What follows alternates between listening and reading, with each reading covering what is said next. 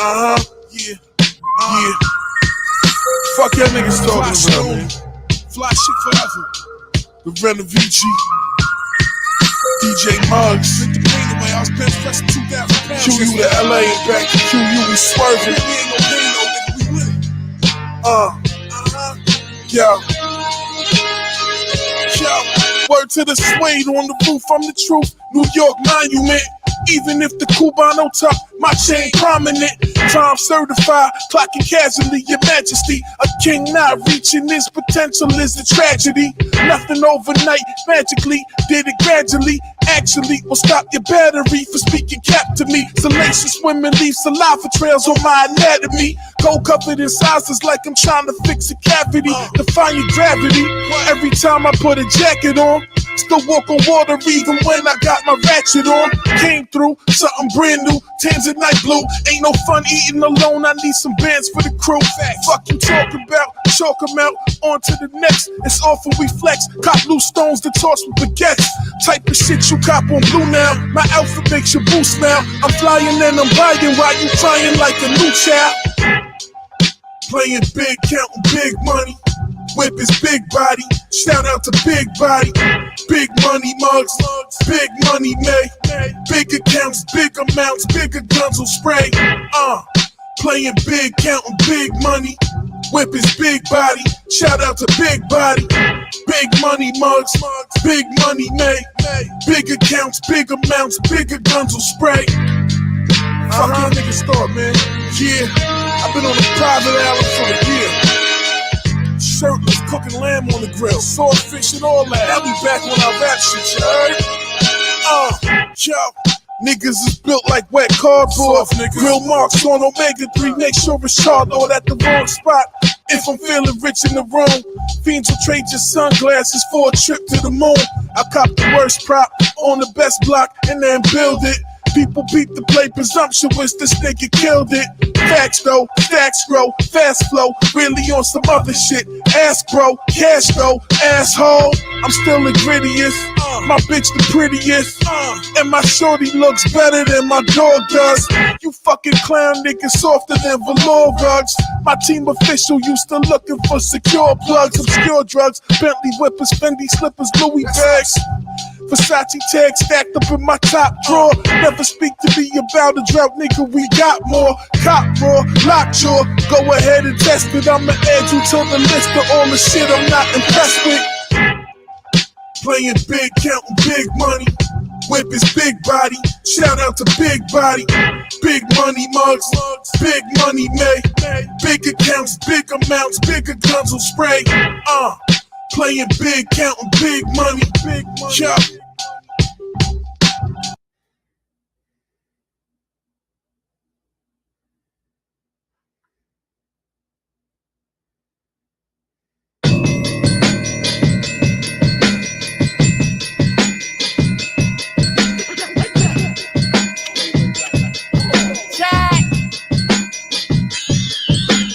You niggas don't even know all that talk they know. So can I tell me nothing? Show me something I ain't seen before. The hoe on my pick a lot, smoking on that mistletoe. Make her kiss all on it while we touch her butt at 24. She look like a centerfold, my ball on my genital, sucking on it like she getting vitamins and minerals. I be on them chemicals, she be on my testicles. Poke her with my tentacle, then put her on my schedule. Rolling up them vegetables, rapping with that special flow. Only for your next to blow if you be strapped with C4. I be fresh from head to toe, every day a fashion show. You stick to that guy like yo, and turn like John like a roll. Cash salad on my show, you spend salad on my blow. That was back when we was copping dumps and trying to roll a phone. Now a nigga living good, I done made it out the hood. Think I'm going back, I wish a motherfucker would. They say I got the city on fire. I ain't moving, that's a goddamn lie. Whoa. Really though, like really though. Really though, like really though.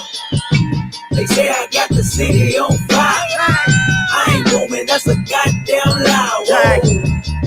Really though, like really though. Hey. Really though, like really though. Still still wicked as Alistair. Crowley niggas know me well. For heaven's sake, I'm the GOAT. You haters could go to hell. When you're getting money, nigga, every day is sunny. I'ma act an ass on that donkey, let her pull my ponytail. Second grade, took my mama wedding ring. Took that bitch to show and tell. Now I'm married to the game to no avail. Rounded me for like a month. Now I'm getting high as fuck. Boy, you're trying to write me up. But now I'm a writer with ambitions of a writer. And half the shit on my writer, I don't even want. The fan is for us, the Henny's for the sluts. Givenchy bikers with the rap rips. Ball main, bodman, bathing Nate by my dick. Paid by the Bloods, raised by the Crips. Solo holder prophecies, atrocities, exhibition. Oh yeah, now a nigga living good, but good could be better. I wish a motherfucker would. They say I got the city on fire. I ain't booming, that's a goddamn lie. Whoa. Really though, like really though. Really though, like really though. They say I got the city on fire. I ain't booming, that's a goddamn lie. Whoa. Really though, like really though. Really though, like really though. Life is like an appetite, a truth and dare. I double dare your life to end in vain before the end is there. See, I can hear you crying silent, sitting in the dark, holding crosses across your heart. Sin is such a work of art. Watch out for the love lost. Bet 1,000, shoot 1,000. Things a nigga do for thousands. Made a million counting sheep. Gave it all to public housing. Taking off the Abu Dhabi. Beaming up the motor Scotty. Talking to promoter Scotty. Everybody knows Scotty. Murder one you heard of him, the resident, the all day madness. Got it off to wipe it off the evidence, the blood on mattress. Big power, big stages. My zoo cannot fit the cages. This booth is not used to faking. My crew just love confrontation. I chewed the face off the laces. I moved away from the waitress. I chef the pot that made poison. I cooked and tipped all the patients. My bitch is way beyond basic. That's life insurance, car insurance, good pussy insurance. Ay, look what I'm doing. Ay, riding in foreigns. Ay, K-Dot. 4 years, I got the same watch, but it's the real watch. And that bitch fire. Speed racer waiting outside. The roof on it like a tank top. Counting money, watch paint dry. When I'm done, it's when the rank stop. They say I got the city on fire.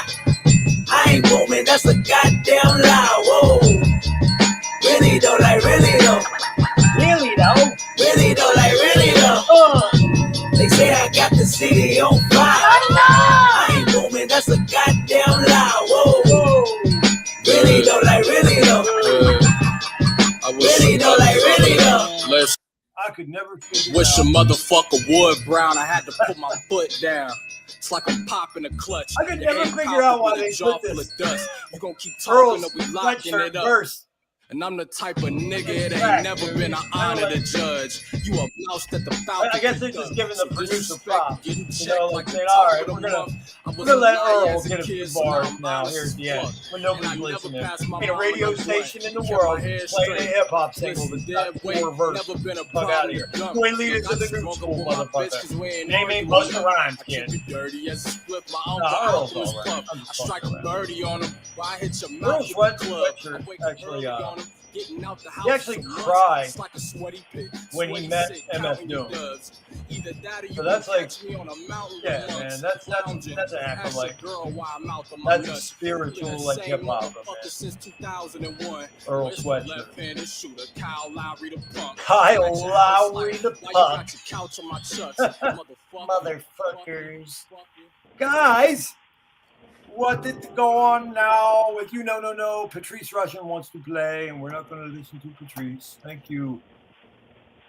Let me see. What is going on? Look at this. Mike Singletary's here. Holy fucking shit. Mr. Singletary. Oh, my God. How are you, sir? He can't even talk. Probably because his larynx is fucking blocked by all that fucking muscle mass, you know? I understand, Mr. Singletary. I hope you get something out of the NFL Players Union for that, man. It's not right they did that to you. No response. I understand, Mr. Singletary. You're probably nervous because you're live on the air with Thothschild in his premiere podcast of the Pro Polymath podcast. I understand, Mr. Singletary. You're only a Pro Football Hall of Famer, sir. I, on the other hand, am a polymath, in addition to being fucking weird, dude. So you catch your breath. We'll be all right. What's that? No, there are some other motherfuckers on stream with me right now. Would you like to hear who they are, Mr. Singletary? Is that a yes? Word? Okay, check this out. I got the Flying Dutchman, right? When he's not busy making wooden shoes or harvesting tulips, he comes up in this motherfucker with me. The one thing he never desists from doing is smoking extremely potent strains of cannabis. But he said he's going to get motivated one of these days to switch it up. Ladies and gentlemen, my good brother Erwin, you know him as Facing Reality. Thank you for having me, brother.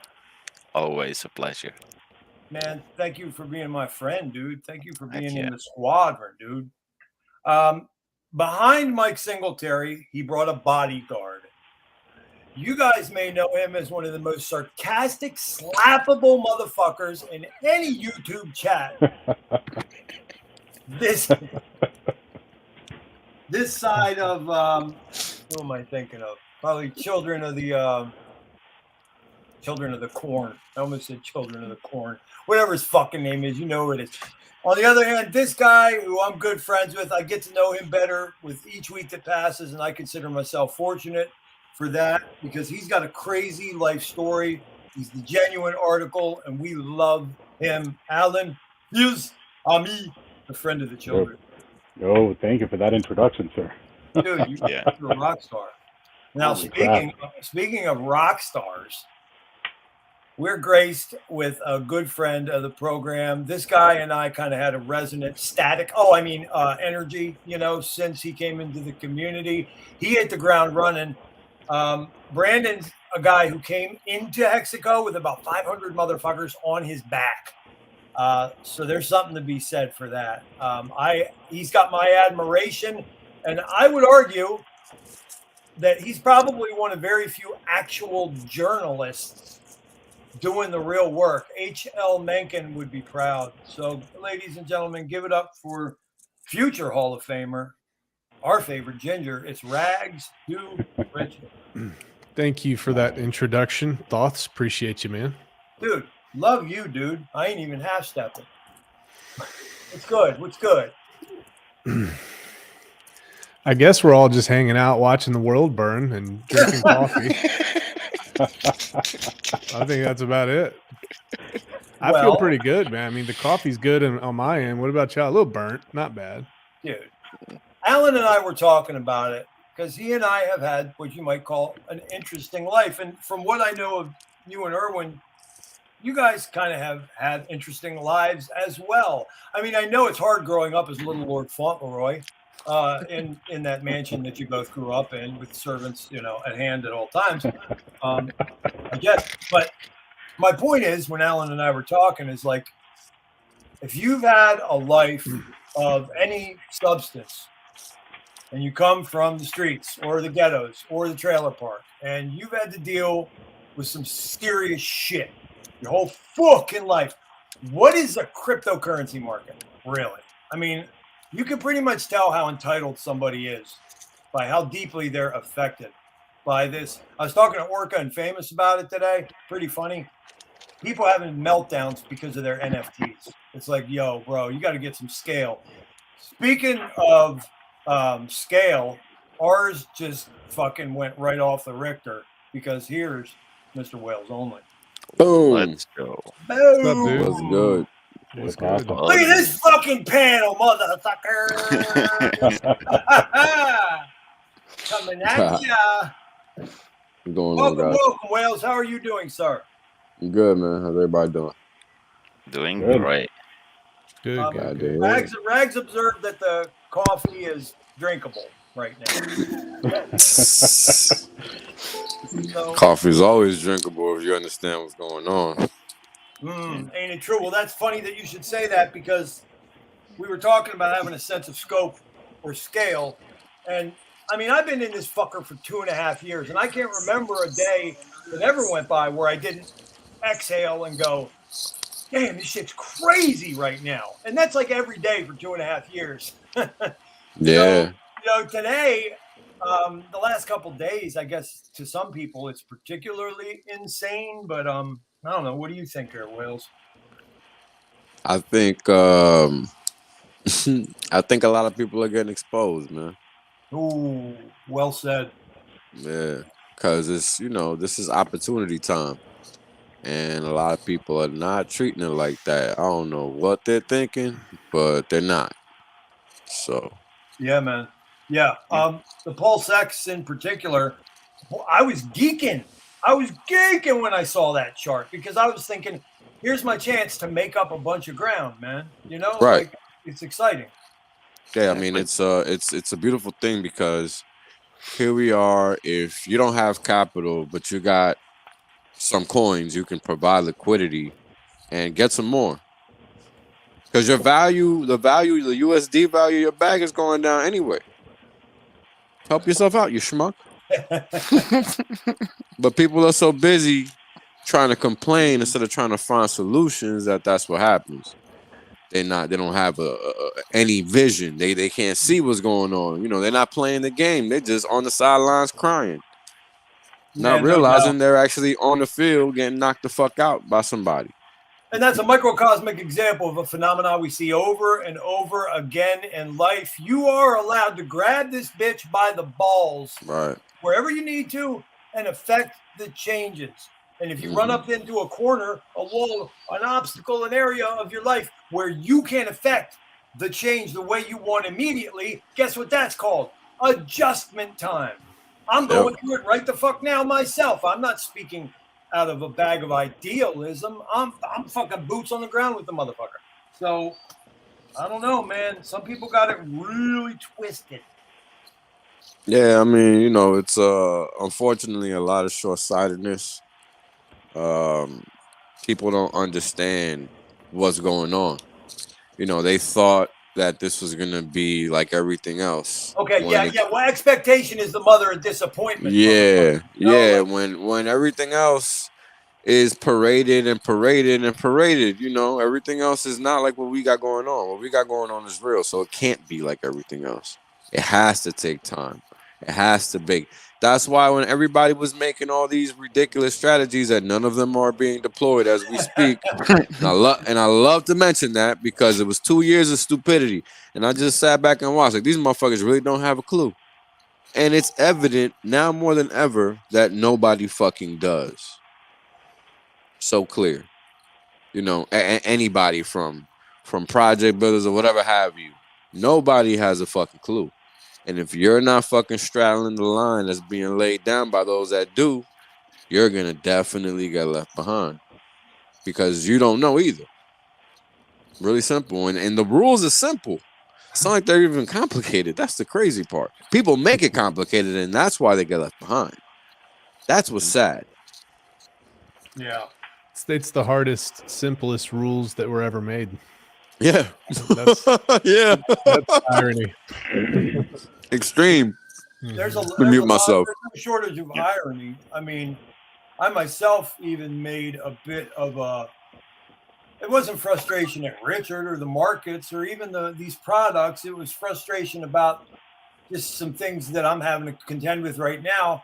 And in the past, I would have chased that dragon by, abusing drugs and alcohol out the yang to make myself probably feel warm and fuzzy in replacement of something, effective and living an actual tangible life. Mom used to say, you got to learn to live life on life's terms, right? Well, nowadays, I felt myself going into that area of my consciousness. So what did I do? I pulled the trigger on a trade that I would never, ever, ever, ever, ever, ever do in my right mind. Now, I didn't threaten my children's future, but it was a little bigger than I probably care to admit. And guess what I did? I went after something that I had this fucking sixth sense about, but nobody in this room, in this panel, or in this chat would say, hey, that's a fucking sure shot right there. Good job, Thoths. Like, it was retarded what I did. But guess what? The sixth sense was fucking right, because in a matter of 11 hours, I pulled an 8X off and went back into pulse and was smiling ear to ear. The reason I bring it up is because it's one of those ironies. The best laid plans, especially in this epoch, where like the code is the code is starting to spin out of control. In reality, your sure shot's not a sure shot, and the long shot, not so long. Yep. 100% facts. Look at this crowd, y'all. We got some beautiful people up in here, man. Holy shit, man. I mean, yeah, but what are the people doing with the information being provided by the panel? Fuck who's up here. Gotcha. We don't matter. No. Shit. I've seen that myself firsthand. You'd be wiped off the face of the earth tomorrow, and unless they made a statue of you, not too many people are gonna call you. Doesn't matter. Pay a visit, right? So nobody's gonna give a fuck you existed.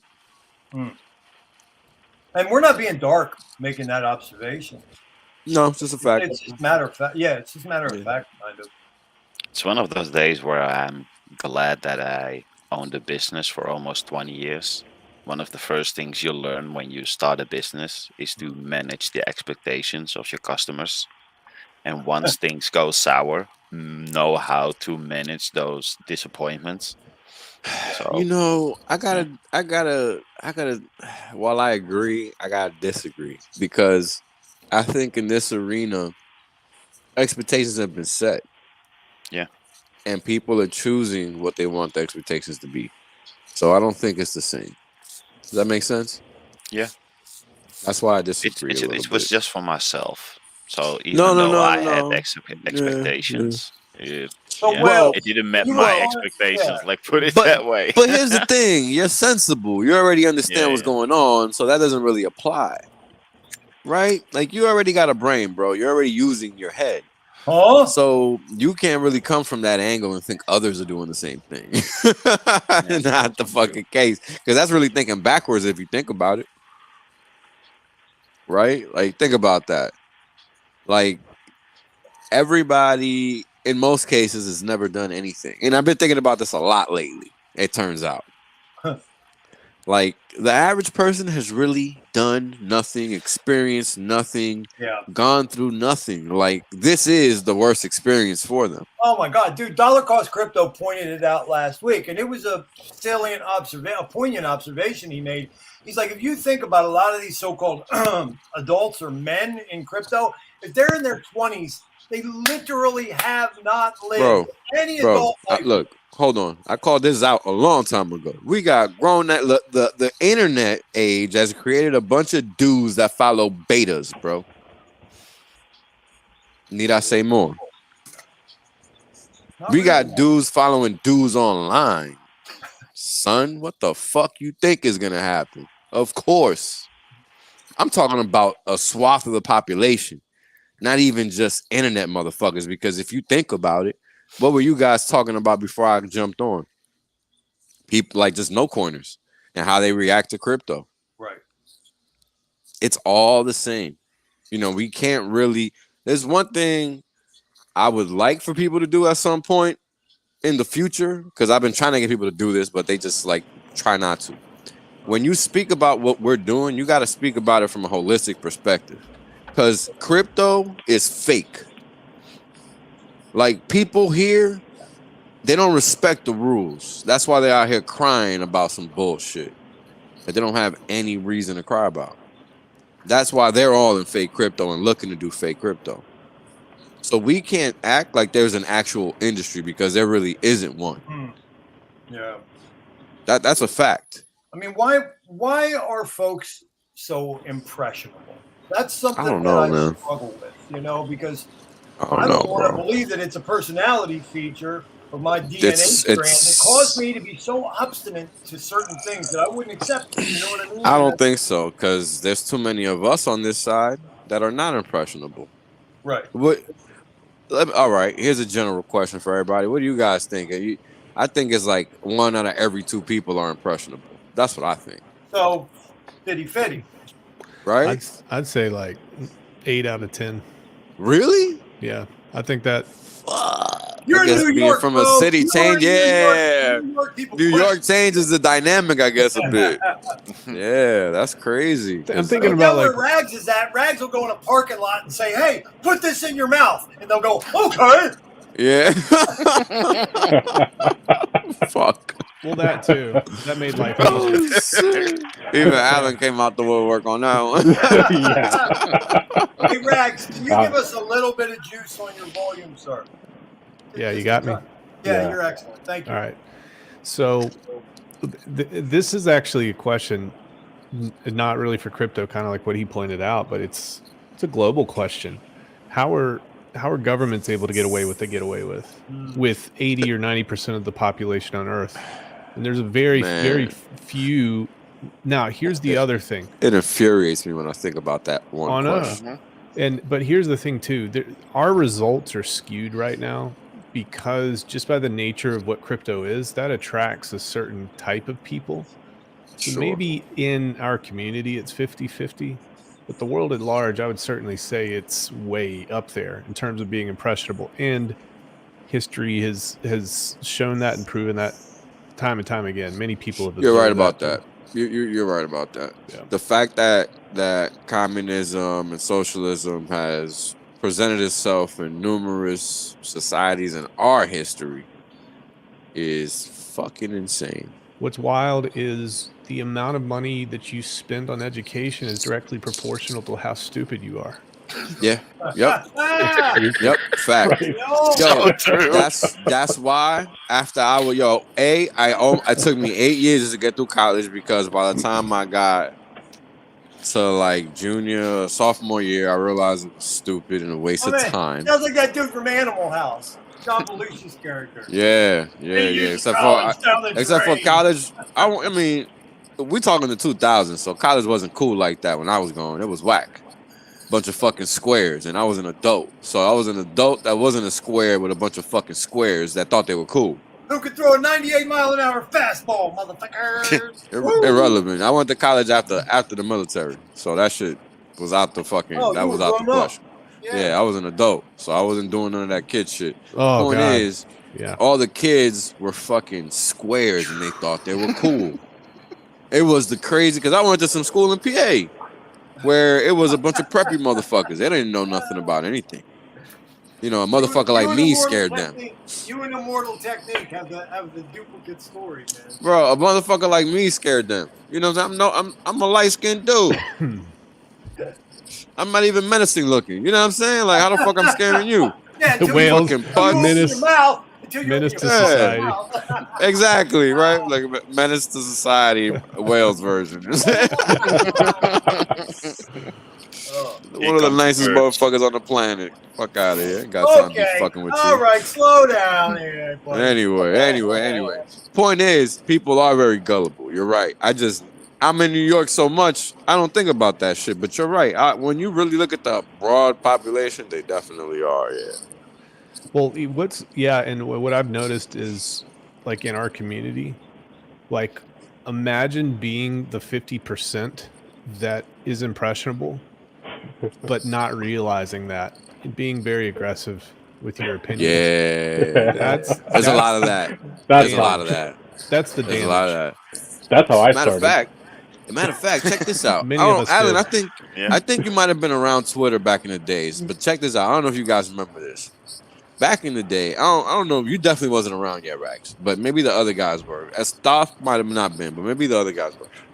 There was this chick that scammed like the whole community out of mad money. Must have been like 4Gs or some shit. Yes. You remember that? Yes. On Twitter, yo. Someone That was made like 2 years ago. some shit. Yeah. Oh, it was like 3 years ago, bro. It was like when I first joined. Hell yeah. shit. I couldn't believe it. It was obvious. And I'm like, I think this happened no twice. way.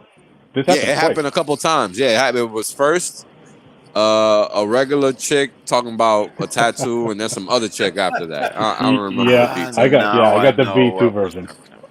There you go. Version, Yeah, so I was just like, yo, this motherfucker's really getting away with that. Like, you know how many times I thought of just making up a random contract address and just fake Twitter profile and just sending that shit, bro. It's so what the fuck? Yeah, call it something like wrecked coin, or just like I'm gonna take fuck a coin. coin. Dog, we talking about motherfuckers with sob stories that were probably just dudes the entire time. 99%, 99% probability that these were dudes. and they scammed mad motherfuckers out of mad money because they soft. Yeah, well, They got no life experience, no nothing. It's crazy. Yeah, I mean that just kind of puts your 50% theory like to the side. Oh, I think Rax, sure. yeah, 100%, 100%. Yeah, so I think Rax is definitely accurate. Oh on yeah, that. yeah. Yeah, because even me, Yeah. I mean, I don't really stream. I'm kind of known like within small circles of the community, and I get like a ton of messages of people like, "Should I be doing this? Should I be doing that?" Oh, This, motherfuckers you don't know, message this. me because they know better. Well, yeah, I know, but they're like, this streamer said this. I'm like, who the hell are you even talking to? It's not even like anyone within the ecosystem. It's like some random guy making a video, and they're like, "What do you think of this?" I'm like, "What are you doing?" Nah, get out of here with that. Well, like, a ton of people. They're not in the chat tonight. But, luckily, because I'd be calling them out. Right. For sure. I understand. I understand the feelings that these people are feeling. I think it's a feeling of they've lost control over the situation, and now they're just grasping at straws, and they probably don't have the experience to know what a crypto bear market is. So part of me does have a lot of empathy for those folks, but I just don't mix the pride into it. If you don't know, man, just be okay with saying, "Hey, I don't know. What's the deal here?" And I'm going to be a whole lot more apt to give you a hand, rather than being prideful. I was telling my guys just this past week, help me farm. You guys know I ain't gonna front. Yeah, I guess I could When in my life kind have I of ever done anything like that? empathize, but if you've been around for 2 years, I can't. I'm not. Yeah. I was literally staking and holding, and that was pretty much what I was doing. I mean, staking is still the way. Okay. I'm sorry. Go ahead. No, please go ahead. You're my guest, sir. I defer to you. Well, here's what happens. Let's take this down the road. Maybe it's 3 months, maybe it's 6 months, maybe it's 12 months. We're going to wake up and we're going to be in a bull market, guys. It happens fast. Sure. And only the people that are participating right now are the massive beneficiaries of what happens. Because by the time retail apes in, they might get a 5x where you've already gotten a 500x by the time retail figures it out. So it happens fast, guys. These bull runs happen 6-month time frames. Okay, devil's advocate, and the conversation was brought up today, Rags. You guys can all chime in, but what about the point, the idea, the postulation that maybe we're seeing the conclusion of the traditional macro cycle as we know it? What about that possibility? What's going to replace it? How about that? A shorter or a longer cycle. So nobody knows what's going to replace it. They're just talking out their ass. Okay. I think the reason we have macro cycles is because the Fed turns inflation back on. Yeah. Like they don't just disappear, bro. Until the economic system collapses and we're not talking about it on the internet, there's nothing to discuss as far as a fucking paradigm change because there isn't going to be one. Interesting. Okay. Well, think about that thoughts. Also, go ahead, Wills. No. I just want to interject with this final thought because I think it's prescient. Think about how simple it is to end the present paradigm. All we have to collectively do is say we're done using fiat. It's that simple. Yeah, man. It's literally that simple. But is it possible? No. The system has to collapse. We want to talk about something that drives a motherfucker crazy. It's what you just said, but apply it to everything. At any given moment, any concerted fucking move made by all of us could end the illusion, man. Made by 10% of us. Yeah, it doesn't take a lot, actually. Probably less than 10%. Yeah, probably way less. Yeah. Probably like 3%, actually, because there's 8 billion people. You know, 1 billion is an eighth. That's a pretty sizable chunk of people already, right? So if we're talking about 14% of the population, 16% of the population, whatever that is, and then we take that down to 1.6%, I mean, that's a lot of bodies. That's a lot of bodies, man. That just say no. I mean, everybody else is going to have to acquiesce because they're lazy. And here's how you know too. It's because the banks have been dumping billions and billions of dollars into DeFi this entire bear market, and they're not even hiding it. They're promoting it. They're promoting it, but this is the game. Here's the bad thing. We don't like those guys, but they're playing. They know how to play the game. Well, they created it. Yeah, they created it, and they're snatching everything up from everybody who's freaking out right now. And you got to mimic that and copy. You got to play the game right. That's step one. But sometimes it takes people 5 years to figure out the game. Yeah, because they haven't gone through a market. Yeah, it's where rough. I got that idea. Last episode, I don't know who saw, but Erwin, Facing Reality was here, and I played the clip of Uncomplication, where he did the overlay of the 1929 run-up to the great stock market crash and the Bitcoin chart, and showed us, right, in crypto, what Wyckoff is. Okay, he showed us what the distribution face fucking looks like. And that's where I kind of gone through it and said this applies to my entire thesis about the dark occult participants. Now they're expanding into these new markets. He said what we're seeing right now in real time is these entities leaving their fucking calling card for everybody to see. Hi, we've arrived. Now, my response was then, like, what do we call this? This is max extract. It's not a standalone idea. They need to have your confidence build up sufficiently that you're putting your fucking equity into the thing so that they may, whoosh, peace, right? Without that fucking false confidence, without the appearance that I'm going to get rich, I'm not dumping my fucking hard-earned money into this thing. But, you give me that little ray of sunshine. Oh boy, and we start going nuts in our heads, thinking all things are possible, all doors are open to us. And just as soon as they open that door to let that little ray of sunshine through to get you to be a participant in the first place, that's a bingo. Yeah, you never stop learning. I left for 2 years after 2017. That was my biggest mistake ever.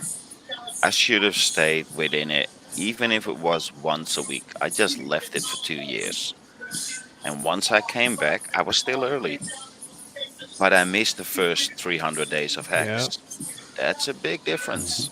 Even though I was early and made a shit ton of money with I was Hex. day 330. Don't feel too bad. Exactly. But you know exactly what I'm talking about. We saw an insane boom run in Hex. But if we would have, or at least if I would have stayed within crypto, I probably would be way sooner in a lot of different cryptos. So even though I got maybe 100, 150x, it could be a 1500x. That's a big difference. Sure. 100%. It's a 10x difference. Yeah. Major difference. This is why you got to keep an eye on the meter, right? Yeah. Is this true? So last bull run from March of 20 to April of 21, from bottom to top, Bitcoin, as big as it is, did a 14x in 12 months. Insane. Out of nowhere. And here's the thing. We were in a bear market at the bottom, we were in the bear market for 786 days. And got and then out of nowhere, COVID crash happens. Everybody thinks crypto is done. It's dead. And then rallies a 14x in 12 months. That's your substantial. face. So that's how quick it turns. Yeah, that's right. Old digital red. Every 4 years. Could you imagine having something that is as certain as what we have right now? While everybody's complaining, even though you could literally set your clock every 4 years, like clockwork. Everybody's stupid, so they don't matter. Figure out the calendar. Step one. Your newsletter. Thanks for doing that, dude. Yeah, I renamed it last night, and I'm getting the website and the DNS stuff squared away, but it's called dollarriot.com. Hey, Dollar, right? Now, what's up with Wales Only, man? You had a Substack, and then you said it might turn into a book. That's the last we talked about it. Yeah, I'm just not fucking with that right now. Yeah. I would have hoped you would have gone for don'treadme.com. Or Yeah, I what was was it thinking again? of Don't that Read was Me, so but good. then the kind of looked like Don't Tread on Me when you first yeah. glance, and I just don't want any more heat from the feds. I'm not trying to. Oh, dude, fucking get in line with that. Get in line. My God. Every discontent, every threat to the establishment, they don't have enough people. Yeah. I'm on some white hot list burning somewhere, that's for sure. I've been saying that for as long as I live. They don't have the people to control us or manage us. It has to be psyop. Yeah, exactly. That's the way out they get the masses. It's the only way. 17 years old when I got on the list. You guys know how I got on the list? I went to the stairs of the Carnegie Mellon Defense Initiative, which just so happens to be a satellite substation of the CI. Wait, I did that wrong. CI. Hey! So, you know, I was speaking about the first incursion into Iraq. Now, I didn't know, you know, my ass from a hole in the ground, but I spoke passionately, and I did so at that location.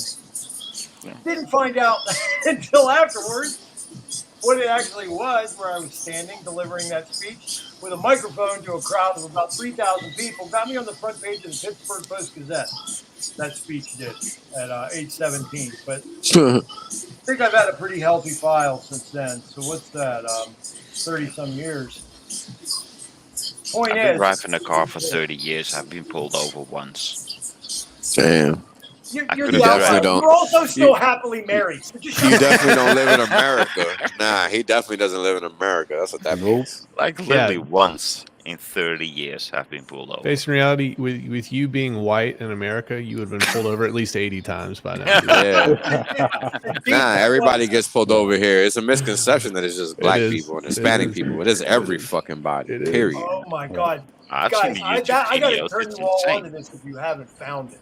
YouTube has some excellent divestment strategies, like personal rights channels that I really hadn't even gotten into that world yet. There's multiple channels that literally have nothing for content except the driver of a vehicle educating highway patrolmen about the fucking law. It is fucking hilarious. It's like I cheer harder for that shit than I do for sports nowadays. Yeah. First Amendment, they do the amendment audits. First Amendment audit, Second Amendment audit, and make whole channels out of it. Dude, this one guy, this old guy in his pickup truck was like, well, we could do it the way you're saying, but if we do that, we're going to have us here a shootout on the side of the road. I was like, oh my God. If I even hinted at something like that to a Philadelphia fucking policeman, he would have just pulled out his gun, shot me right in the third eye, and just fucking walked away. Like, And the funny part about it is that you actually have all those rights. When I watch these YouTube videos, you guys have those rights. We don't. I can do jack shit. They can do whatever the fuck they want with me. Pull me over without any reason. Strip me, do me. Bend over, motherfucker. It's like, man, this country is But that's only possible because everybody else agrees to it. Yeah, you see? exactly. Nobody That's a fights conundrum. That's a conundrum. That's why education is the first thing that has to happen.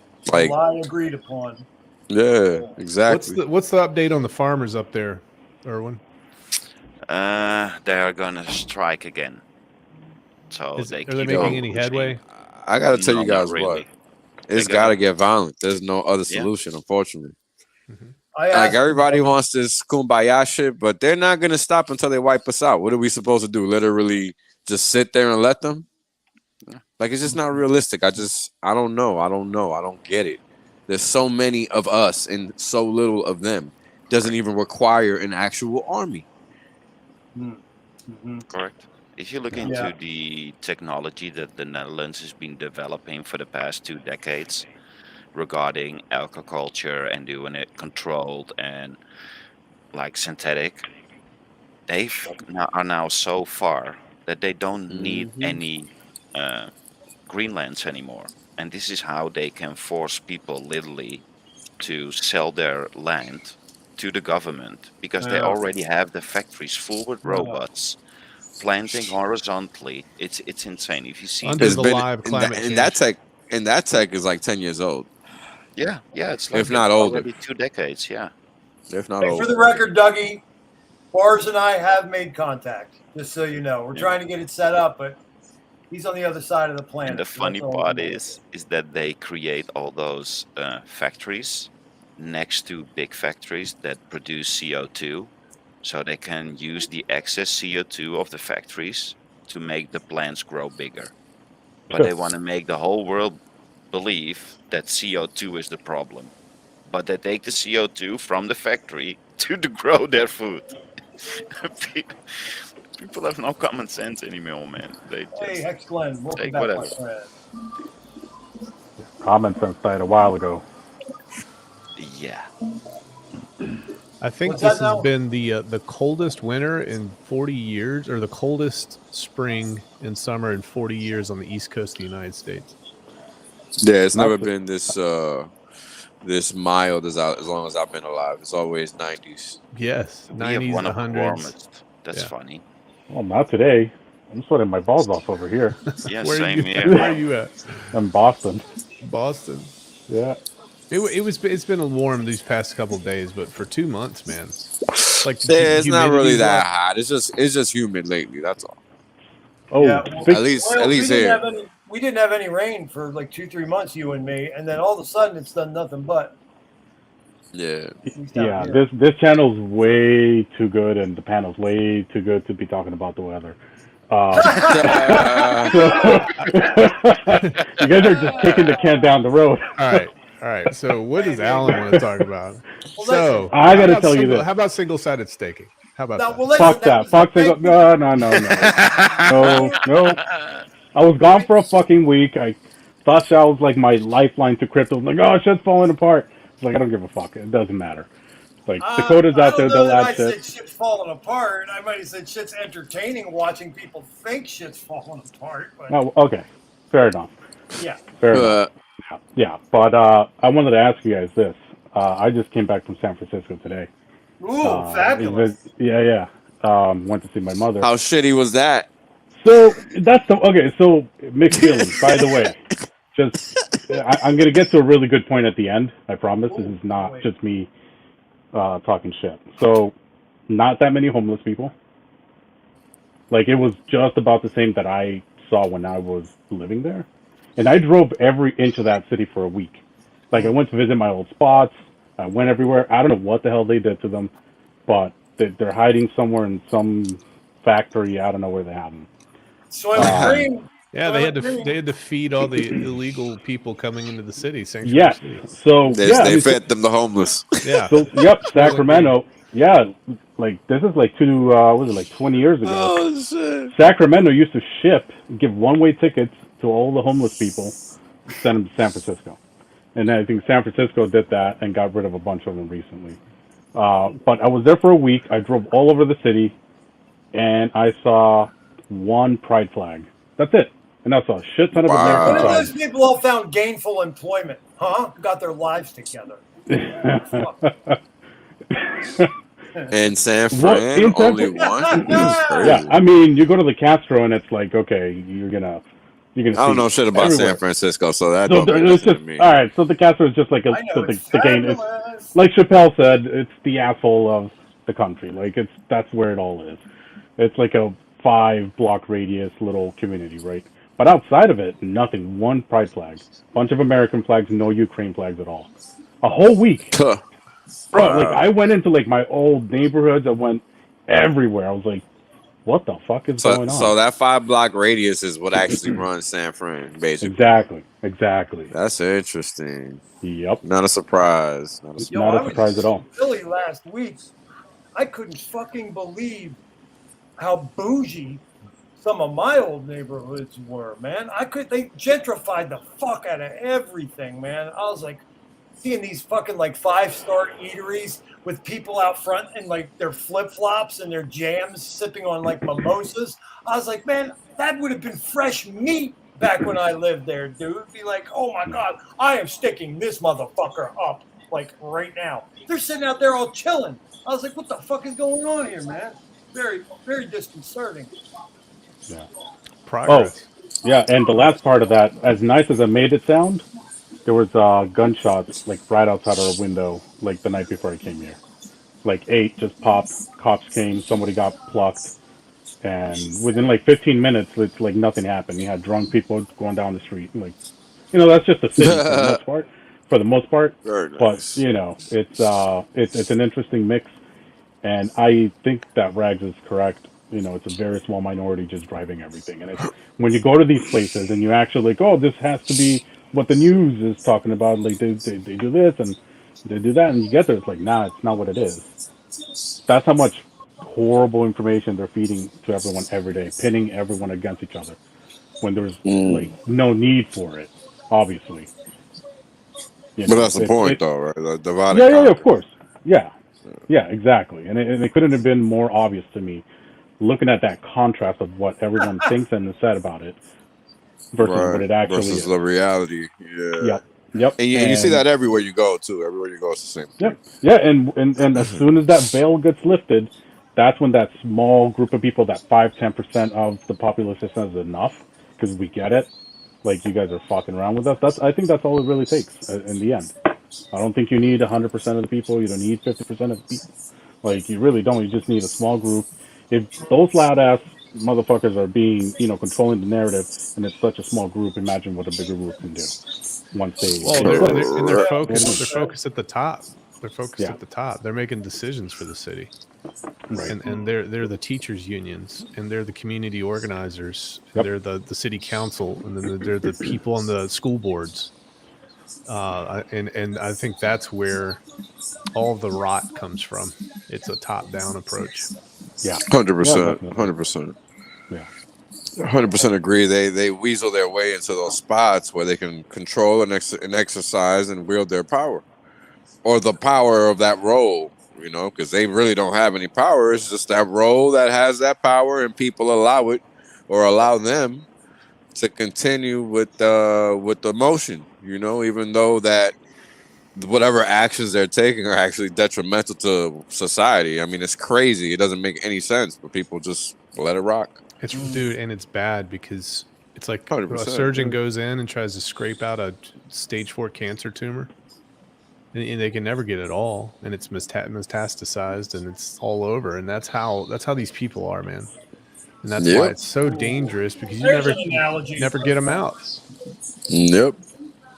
Gotta really just wipe out the entire system and start brand new. It's really nobody's willing to do that. Nah, not yet. They think that fixing what's broken is what the solution is. Listen, guys, in this episode, there were a couple key things that I did want to try and hit on while I have let's not front, pretty talented, pretty experienced, pretty intelligent crew I have here with me. 3 things I wanted to talk about, with a little bit of thrust and intent would be, Rags, you have had a couple distinctly fucking awesome episodes of your program when you really do play the role of the journalist. And I remember distinctly about 1.5 years ago, you doing something on the reality of the back room meetings between, hey, Wales, can you do something with that background noise, man? It is really topping me up, bro. Watching the Novella. That's so much better. So much. Thank you. I couldn't keep my thoughts. I appreciate you. Sure. Continuing, Rags, I remember distinctly an episode you had where you were talking about, the length of time it was taking the process with XRP Ripple in court. And you kind of exposed some angles to that I don't think everybody was thinking about at the time. I thought it was a fantastic episode of your show, talking about Ripple backroom deals with the government. I've noticed a couple times since then, you've had some really good episodes along those lines of almost an investigative kind of journalism. your episode last week on what I've been calling the MECHA CEX. Funny way of saying these high corporate interests and the high houses of corporate finance, the traditional legacy powers like your BJ organs, let's call them, and maybe your TD Ameritrades and such. All these entities coming together to start a, what'd you say now, cryptocurrency exchange? That's one thing I want to hit on. And then also, before we're done, Wales, you don't have to participate. We are going to talk a little bit about the now you see it, now you don't, single side staking, which I thought all along, why the fuck would Richard ever dilute hex staking? But anyway, we'll get to it. And then the third feature of this episode that I'm going to lay on you guys is I'm going to teach those of you who don't know how to complain to your service providers and corporate entities. The most effective way that you could do that. I get more free shit, free month of service and free that just from talking on the phone than almost anybody out here. I have a couple different tactics. There's a nice guy one and there's a psychopath one. You could choose which one is right for you. So once again, episode 102. I am calling this the Professional Polymath Podcast. Hunter S. Thompson once said, when the going gets weird, the weird turn pro. Yours truly, right in my wheelhouse, that is. 102 episodes, guys. Can you fucking believe that? It's a little surreal. But once again, I'm really proud of this panel right here. My good friends, Facing Reality, Alain Fils Ami, Rags to Riches, and Wales Only One. Hex Monkey. Someone in this chat, someone watching this program right now, if they don't know you like we know you, they are actually looking at those charts right now, considering what they should do. It's good to see Hex Monkey, big friend of the program. Welcome back, dude. So, Rags to Riches, Brandon. Yeah. MECHA CEX. So here's my theory, and then we'll kind of get into what I talked about. Okay. I think that institutional money did not see crypto as a viable asset class until the run up from 2016 all the way to 2018. Yeah. I think that during that time frame, they got very, very serious about coming up with a strategy and plan to take over the market space. Now, when you understand who's playing this game, it's the biggest institutions in the world that the only way they've been able to achieve these high levels of success is through the help of the government and working in tandem with the government. Absolutely. So you've got do you want me to say the names of the banks or no? I love it. In this show, we have never, ever once neutered what it is we're going to say, and I would like to continue that. So you've got Charles Schwab, you've got just like you said, TD Ameritrade, and you've got BNY Mellon, and you've got NASDAQ involved. You've got all these players involved, and what they did back in 2019, they came together to fund a not well-known exchange called MEMEX. And MEMEX was really, really odd because all of the biggest banks in the history of mankind came together to back and fund and create infrastructure for this exchange. Now, what was the purpose of this exchange? The purpose of this exchange was to provide trading services for middlemen. Okay, so the middlemen, the trading desks, etc., those were the big banks. And what they did, I think, to be able to skirt regulation is they created this exchange. And then they had a conversation, I believe, with the powers that be and said, listen, we need your help in pushing out all the people that aren't complicit with, big government. And I think that once you saw the pushback by Coinbase, certainly with Brian Armstrong, Brian could be just he could be fronting. He probably is because he is publicly traded. But at the same time, I found it interesting that they got knocked upside the head, and none of these others got knocked upside the head. Okay, so that, just to interject, that would be part of the ruse then, to have an isolated instance where you're going to wrap their knuckles. Yeah, I'm sorry. I think what you said is true. I think they're playing ball completely. And I think to do that out in front of everybody makes people say, "Oh, yeah, no, they couldn't be in on it. Look, they just got punished." You know, it's a perfect tactic. They pick and choose winners. That's what the government does best, and they screw things up in the process. What else did they do? They targeted all the liquidity. They targeted all the banks that were crypto friendly, and that was the first thing that they did. You saw them starting to target Binance 2-3 years ago. Wells notices, basically attacking and suing all of the partners of Binance to be able to figure out where their books were, this and that. Now, is Binance doing shady shit? They've always done shady shit.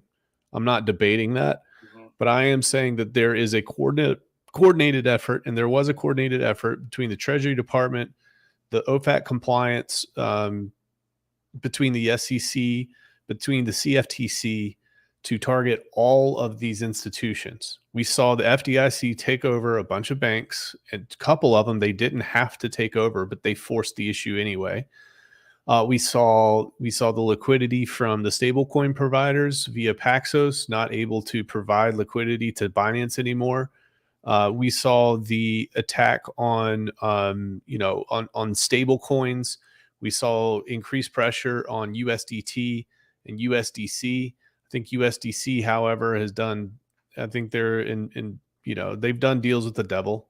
I think they're going to be possibly one of the ones that are standing by. But all of this to push out the players and push out competition to make way for the big boys. And now they're using MEMEX, and they're using a handful of others that, by the way, guys, a lot of these big exchanges were trying to get clearance for years from the SEC. Some of these new folks have been pushed through in the matter of 6 months or less. That's absolute insanity. When you get into the paperwork and the documentation about MEMEX is going to, they're basically going to complete orders for maybe 5 or 6 of the biggest banks in the United States. They're going to provide, if you don't know what they provided, they just came out with this too. The first tokens they're going to be using, this is absolutely mind-boggling to me. First one, Litecoin. Okay, that's going to be traded. Second one, Ethereum. That's going to be traded. Third one, Bitcoin. That's going to be traded. And the fourth one, Bitcoin Cash. Those are the initial ones. Now, the question is, why would those tokens be the ones that are initially traded? And my theory is that back in 2018, when you had most of retail making up the trades and making up all the volume on the Bitcoin network, for example, and you compare that to 2021 when 80% has shifted to institutional trading and institutional hodling, I believe that they're offering those because those have been around the longest, and they have those under lock. They have the ability to move the markets and push the markets with those more so than the new ones that have come out, the DeFi projects. They're using the excuse that we believe that these are the ones that are least likely to be securities. I don't buy it. I think that they feel like they have enough control over theirs to move the market wherever they want, and they can make business products out of things that aren't volatile. So I think that that's what we're seeing here. I think that the big boys have gotten together with the government. They're pushing out the players that don't want to play ball, or they're just creating a smokescreen. And they're pushing in all of these exchanges, maybe at 10 exchanges right now that are approved. And the FedNow token comes out. FedNow is going to get pushed out to these 10 players who have decided to play ball. Right. They've been developing this infrastructure with the Ivy League schools. I've reported on this. It's out there. MIT, in conjunction with Ripple. Ripple's building the infrastructure for parts of the UK.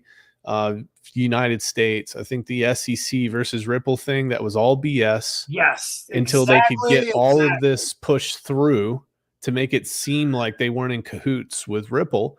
But we see I reported on that last year. I could not believe that Ripple had the audacity to have a page up talking about they're building the CBDC infrastructure for the UK, for example, and building the CBDC infrastructure in conjunction with United States, the Treasury Department, State Department, all the executive branch in general.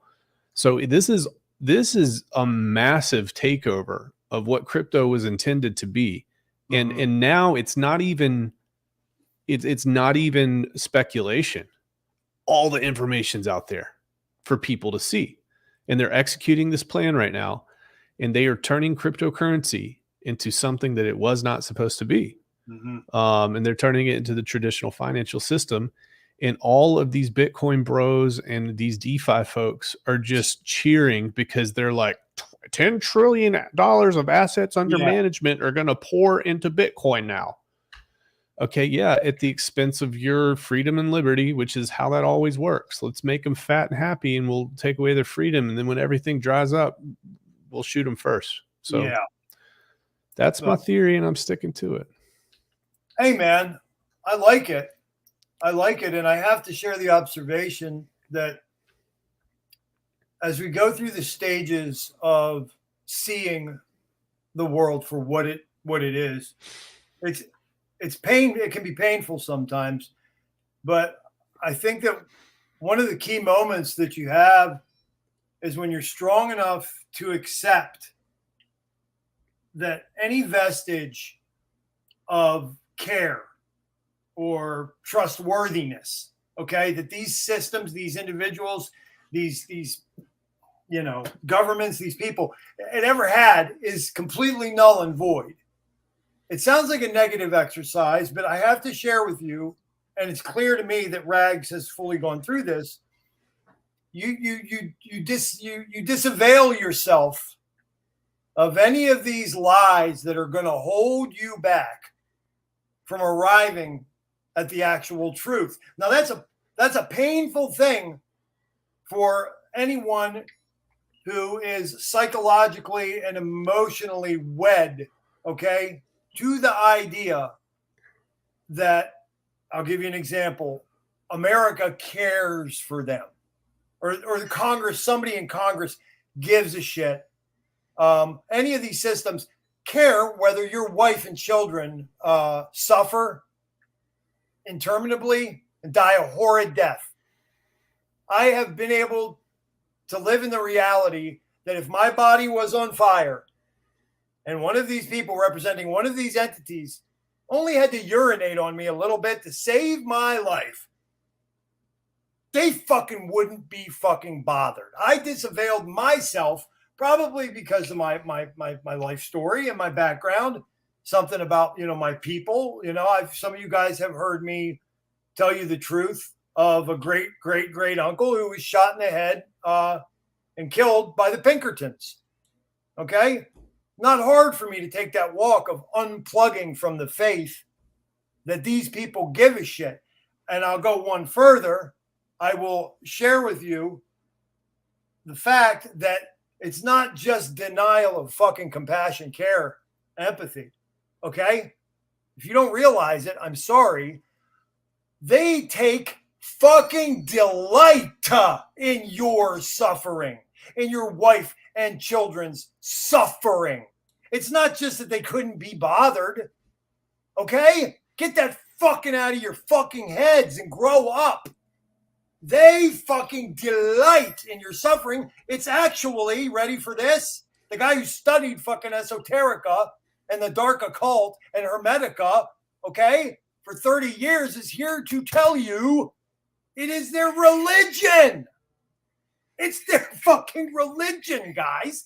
Just because you can't comport with it, my audience, my friends, just because you and your heart can't comport with it, I say to that, thank you. Thank goodness. Thank all that is good that you can't. But you still got to take the long walk of comprehension to understanding what's possible here. Okay? And this is not possible. It's not likely. It is a fact. It is their religion. It is the qualities of man and woman that they worship, okay? That they most respect in one another is the ability to not feel any compassion, to feel delight, and nothing short. Face facts, my friends. You will have a much easier time in the days that are coming if you're willing to take that walk. Take it with me. I am here with you and for you. You guys can DM me anytime. Sorry to go off on the rant, but I had to drive that point home. Yeah, I think it's complex, man. I think that even if you're caught up in that world, I really do think that you view everybody that's not in your world as just a tool to accomplish something. That's exactly true.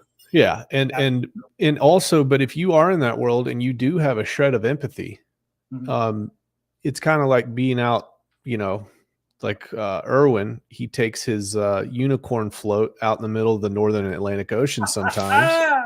And even though he's paddling in one direction, the current that he's on top of will take him ultimately exactly where that current wants to take him.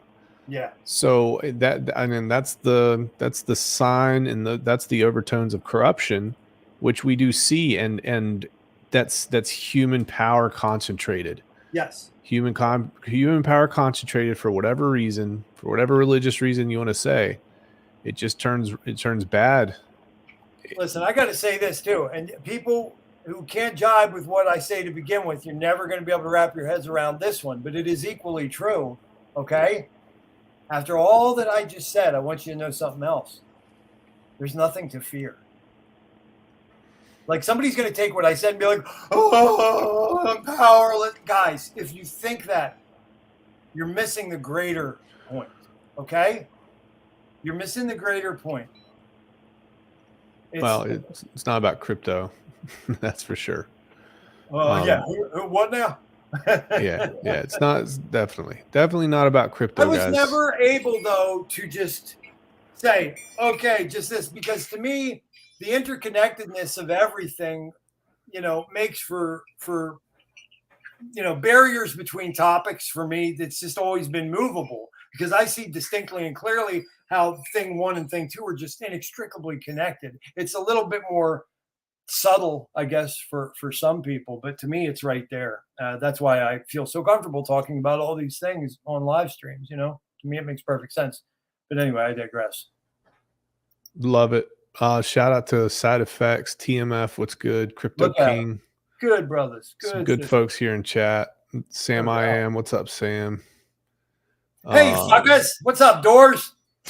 What up, everybody? What up, Doorsy? MT's here.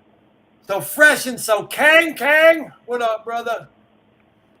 Side Effects. You remember the stories? We talked about this a few episodes ago. You remember the stories of how they got Manuel Noriega to get out of the mansion? Remember that? They put the speakers and they were playing like Van Halen and AC/DC like at Manuel Noriega's house until he lost his mind and ran out. I think we need some fucking heavy bruck side effects like drum and bass mixes. Dude. Rags, you can help me set up the sound system, right? We'll just point it at the bad guys and be like... Yep, that's how that works. Thoughts. Your boy's got to bounce, brother. Your boy's got to bounce. Joshua Haig wants to know if Wales only... who just left? I said I got to go. And he beat me to the punch. Ah. Yeah, there he is. Some funny business there from the Flying Dutchman. Thoughts, I got to go, brother. I got to bounce. Like those my wooden man. shoes aren't going to make themselves. Yeah. Thanks for hopping in. Wales be good. Yeah. Alan be good. Thoughts, thanks for having me on, buddy. Brandon, good to see you, I deeply appreciate you. Yeah, you gave me an hour and 15 minutes. Dude, you rock, dude. Thank you so much. Thanks, dude. You're not supposed to like him. Yeah. Doing it all wrong. Hey, go Texan. Yeah, man. Go Texan. Y'all take it easy now. Take care. All right. All right, guys. Bye. Yeah. Ladies and gentlemen, that was Brandon. Rags to riches. Hey, Wales only. Joshua Haig wants to know if you're going to be a leader or are you just going to give up like you did with your fucking book? Yeah, you pussy. He's probably sleeping. He's probably literally sleeping right now. Oh, he actually fell asleep with Crispy Man on stream. Motherfucker was literally snoring on stream. That's our man. Wouldn't be the first time. Yeah, he ain't even gonna deal with it. Josh, don't know what to tell you, bro. I think the answer is no. I don't think Brother Man can be bothered. He's still working, but only with people that actually willing to work and listen and make a change. There's got to be a little bit of reciprocity there going with the old whales, you know? You get what you give. Exactly. Joshua's a fan of Boston, though. Whoop. Austin just had its highest recorded heat index of 117. Where I'm at here in the northeastern part is we've officially arrived at the armpit season of the year where it's just it's like humid all the time, man. It's insane. Even here, and we are not supposed to have summer right now, and we have had a summer for almost 4 weeks now, and it's still hot as fuck. Oh, my favorite, mosquitoes. Ugh, fuck that. Oh, you're making me jealous, dude.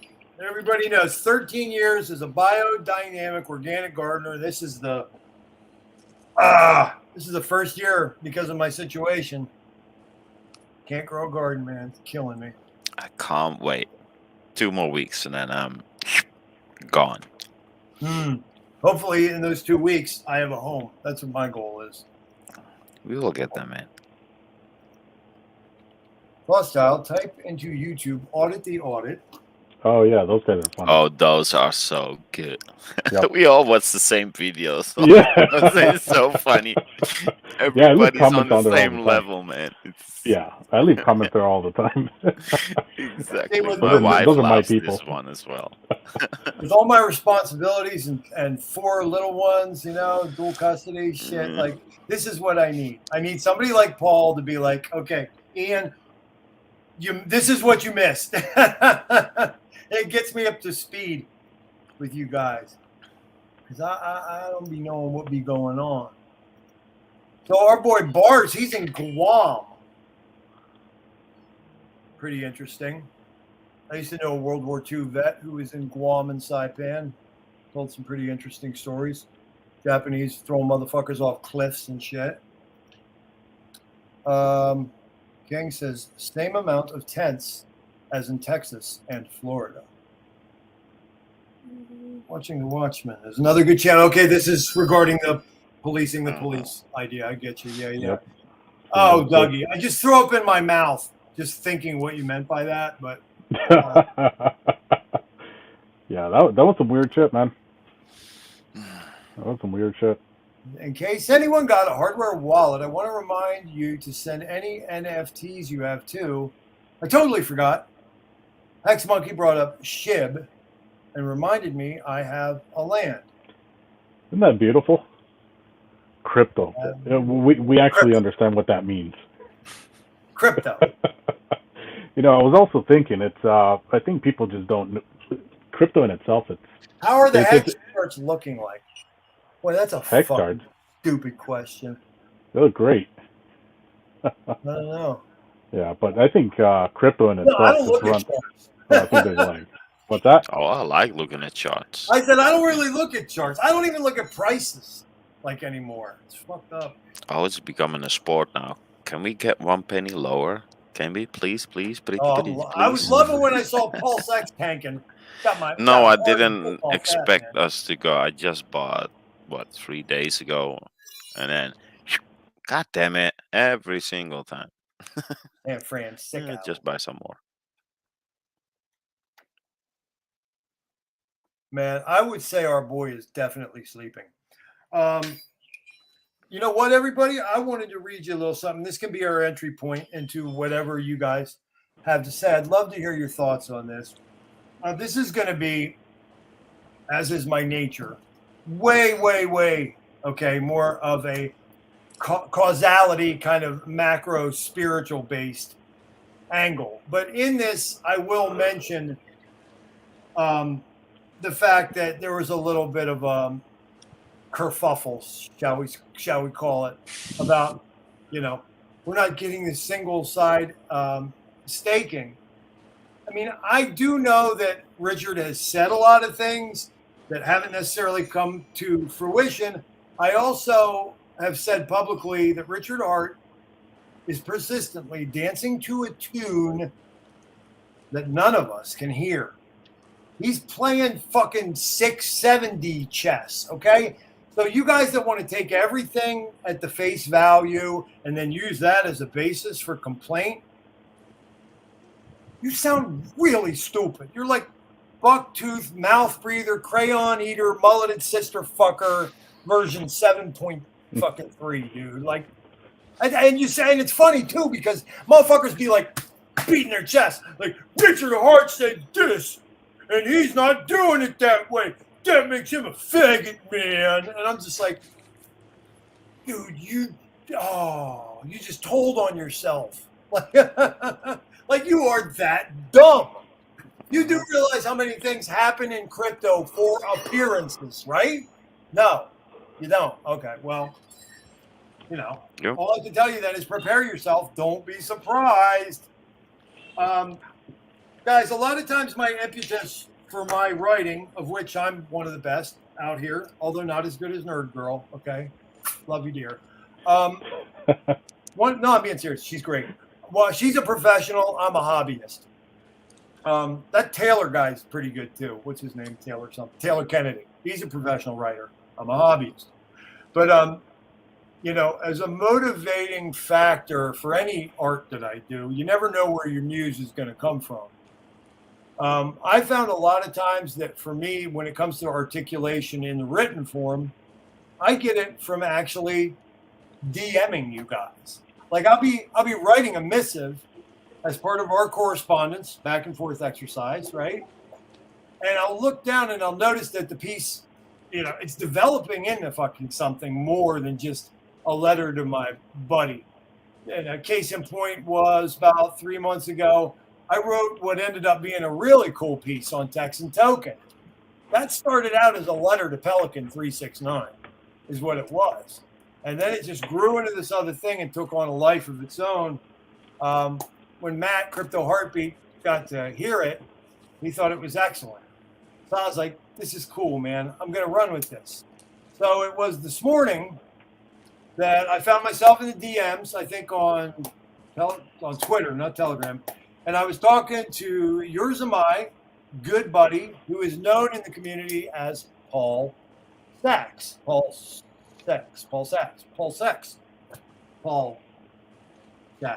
I was writing to that guy and joking about a little maybe trade somebody I know might have made and really kicked ass with it. He had made a comment preceding about meme coins. And I started mine this way. I said, hey, man, maybe Daytona is not such a meme after all. It's going to be one of the very few places where people are going to be able to get this single side staking after RH's announcement, a tweet from Wednesday, June 28th. So many influencers around here were going on these broadcasts. At the conclusion, I remember it clearly. A lot of these people we look up to going, well, it'll be really nice when we get that single side staking. And invariably, with canine-like enthusiasm, one of the panelists would chime in the background and go, oh, yeah, Bubba Hubba Chubba, I'm just waiting for that juicy yield off that single side staking. Go ahead and take those motherfuckers to task tonight. Point out to them. Let's go back in the archives there, Janice. Here, who said what? What do I wish we would do that more often? My God. Now, I'm thinking, what the fuck are they thinking? Have they ever paid attention to this schmuck? What was his name? Oh, yeah, Richard Hart. Would that guy ever kill his baby? In its crib, arguably. Would he ever dilute the value of the primary feature of his greatest creation? Why would Richard Hart offer single-side staking on a DEX when you can stake hex? Bingo. I continue. You know, I'm continually surprised in crypto. It's a constant case of tiers of fact. And if you're in your education curve, I understand it can get fucking confusing. I'll give you an example. A streamer who is respected states a fact. His unified live chat now delivers the appropriate and expected huzzah, huzzah, he speaketh the truth.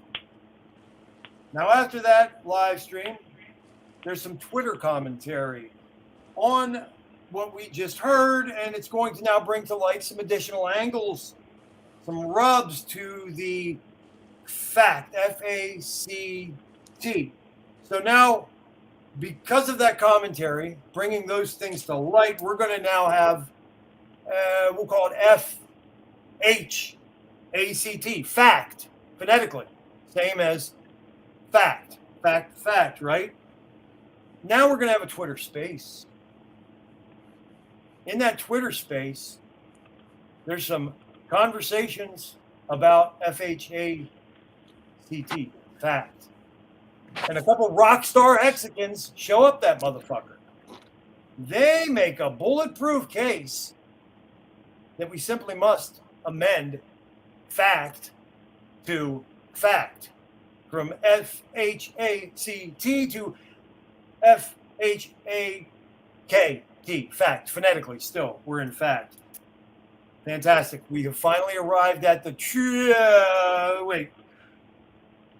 Little Jimmy Ramset and his best friend Bing Ju Tung Yu, they take apart 7 terabytes of code and they inform the community by proxy, of course, using YouTube golden child content creator, Mr. Gone in 60 Seconds, J5J. He's going to tell us now that fact, F-H-A-K-T, right? Which over 200,000 investors have constructed their entire reality on that. An actual point of fact is truthfully fact, P-H-A-A-K-C-H-T, fact, still fact, right? The universe does not fold in on itself just yet, probably by dint of the consistent phonetic outcome. But it's further proof that even with testosterone-laced ROIs, your fucking Uncle Jack, he won't be touching crypto with your Uncle Leroy's dick. Because his willingness to accept confusing technology ran a cease and desist order somewhere between the arc of seashells and ATM machines. I can't accord a negative or positive connotation to this phenomenon. I think that the shaky ground of relativity here is a reflection of the time that we're living in. It's a reflection on a paradigm. It's the zeitgeist as the code of this matrix begins to shake apart, because every combination, every iteration, every permutation of factors in the holography has run its course. And as was foretold in the vernacular of, say, Revelation, the end of days, as it were, the ludicrous shall become mundane. The caricature is now literal. The eccentric is now orthodoxy. I'm not worried. Travelers like myself tend to set up shop and do quite well during these times. I'm content to hang my shingle in the tumult. As my forebear, Dr. Hunter S. Thompson, observed, when the goings get weird, the weird turn Pro.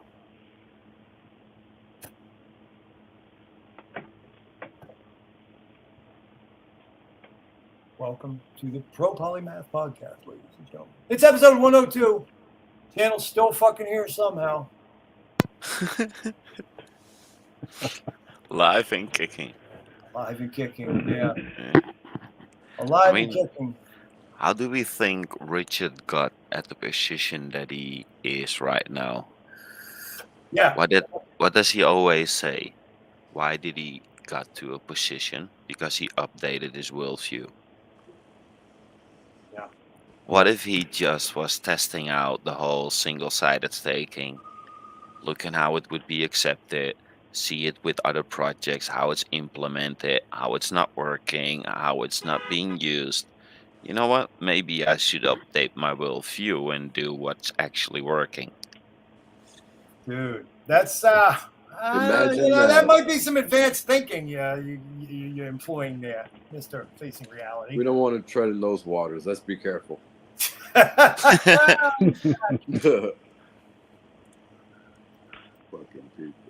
Fucking people. What up, Z? Welcome back. I just don't know why people care so much what he says all the time. Like everything. Like literally everything. The guy can be scratching his nuts and they're all up in that. Yeah. That's what bothers me about people interacting with him, is that that's all they do. They're just sucking on his nuts 24/7. They're like simping on Richard Hart. And and like it leaves so little room for the actual, brainiacs of this community or someone with a really good idea to actually share it and maybe be seen or heard or implemented, whatever it is. Then again, Richard knows way more than the community combined for the most part. So he could just be tested out, like Facing Reality said. I mean, he could just be like, oh, what do these guys think? Because he did that a little while ago. That's what I think the case is quite often. More than people want to admit, Alan. Like he's running a beta test all the time. Guys, imagine, if you will, with me, please stretch your minds. We're in an active hot war. Can you imagine it? Well, sorry, we are actually in a fucking war right now. Right now, guys, sorry to break it to you, we're in a war. It's called less than 1% was of the waiting people on versus you, okay? Yeah. And if you're a general or higher in a time of war, I would argue you're going to be, utilizing something called tactics from time to time. Guys, please apply that to Airmeister fucking Hart, if you would. Please. Like, guys, he is seriously an advanced he's an advanced person, an advanced businessman, shall we say. Yep. Like, he's saying shit just to get a reaction out of you half the time. And you're taking it at face value and using it as a premise to flip your shit. The term "no expectation from the work of others" is really lost on a lot of people. It's fucking worse. Shit, what are you saying? They didn't even pay attention to the fucking name of the thing, guys. In any other world, what's a sacrifice? You should have heard him 2 months before we launched, though. Everybody was all about no expectations. As soon as the shit launched, they're like, give me everything. Where are my gains? It's 2 seconds lower than he said. Where's Richard? What I don't understand is, from what I'm hearing from most within our group and that are close to us, nobody's really bothered about the whole not getting the single-sided staking, even if we might get it in the future. We don't know. Everything can happen. But I wasn't really waiting for it. We have so much other things that we can play with right now. That literally, POLYMATH single-sided staking was the last thing on my mind. How the F is it such a big thing? I think that's because some people are choosing a certain coin, not realizing that it's really all the same. And I'm tired of talking about that. Yeah. People will eventually realize that. Like, you don't gotta pick one. You can pick them all. It doesn't matter. They're all gonna skyrocket eventually. Guys, who's this cutie pie? I've But never I put the heard most of him in the before. lowest. I wonder if this is my cousin's other screen name. J4J33 Everlasting. Don't you people realize that Thothschild is screaming out or any and all kinds of help. Just a total swearing, foolish, sad case mental wreck. You know what? I would be hard-pressed to disagree with any portion of what this fool just said. The last part I disagree with. It isn't sad. I think anybody that has perception and sees things as they are should be screaming out for help. I am a person that swears a lot. Foolish. Could be argued that I'm foolish. I'm definitely the fool. I don't know if you are familiar with the archetype, young Zed. I'll just call you Zed. Sad case. Yeah, I will admit to having been sad a lot in my life. Mental wreck. Pfft, get the fuck out of here. In spades. In spades, Buttercup. Oh, you got me. Oh, you got me. Oh. I support gun saturation zones. Yeah, instead of the 15-minute zones, I think that's a really good plan. Everybody should have at least 15 guns. You're not permitted. Now, that's a good rule. Ma'am, I don't see any hollow points in that. You're going to have to leave. No. Yeah, exactly. What? We didn't say no range 6 max? rounds. Yeah. Hey, this is true. This is very true, King. I'd rather have a dangerous freedom than a peaceful slavery, because that peacefulness is precisely what they're going to argue for all the time. Well, why did you need to kick down my door and go through all my shit? Well, it's for your safety, man. Oh, right.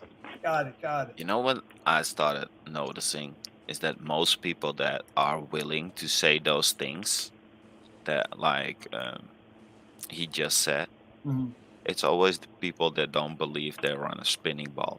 Funny how that works. Oh, are we talking about J4J33 Everlasting? You know, Mac and I did some deep dives on the psychology of this type of person right here. You know, it's not rocket science. I mean, small penis, sure, maybe. I mean, I don't know, but he's got some fundamental issues with himself. And it's so much easier to look out, you know, like the Japanese saying, the nail that sticks out the highest is going to be the first one to get hit, right? I'm just low-hanging fruit for this schmuck. I'm like an easy target. Oh, my God, a well-spoken guy who's passionate? What a freak. All I see is that meme with that face mask with a dildo in it. He's probably wearing that one. Yeah.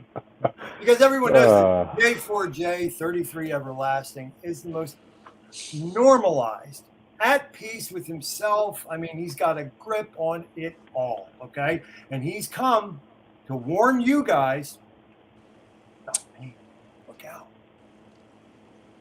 Crushed me, man. Now listen, this is important. Jesus, we got to talk, my friend. There are people in any asset class who are going to publicly say, that fucking shit sucks cocks, get rid of it or it's going to kill you, as they're preparing to see the level that they need to make their move. You know what I'm saying? That happens in crypto too. It happens in Hexaco as well. Let me tell you this. Please, by all means. Is eHex still good? I mean, it's all up to the individual, but I can tell you what I did. I don't know if you're familiar with the Suron electric bikes. These things are freaking amazing. And I sold it for $4.5 grand just to buy eHex.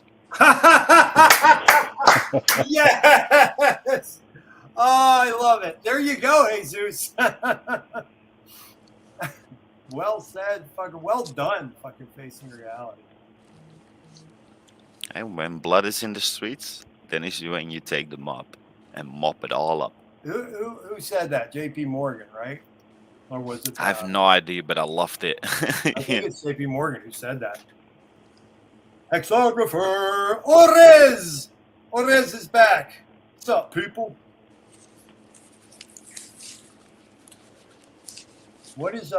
Bernard's saying here? I believe it is all to get me and other baby boomers to dig up our coffee cans and unstuff our mattresses and get it into a system so they can watch it. Correct. When my Uncle Louie died, I mean, we're talking about poor people. This guy had like $500,000 in the floorboards and shit, man. It's always been funny to me. Like, they'll go grocery shopping and get like the cola. Like, Coca-Cola was too bougie, you know, for them. It's like, oh, you got to get the Faygo. That pops 39 cents for the 2-liter bottle, you know. Oh, it was the most awful shit, dude. It was like battery acid.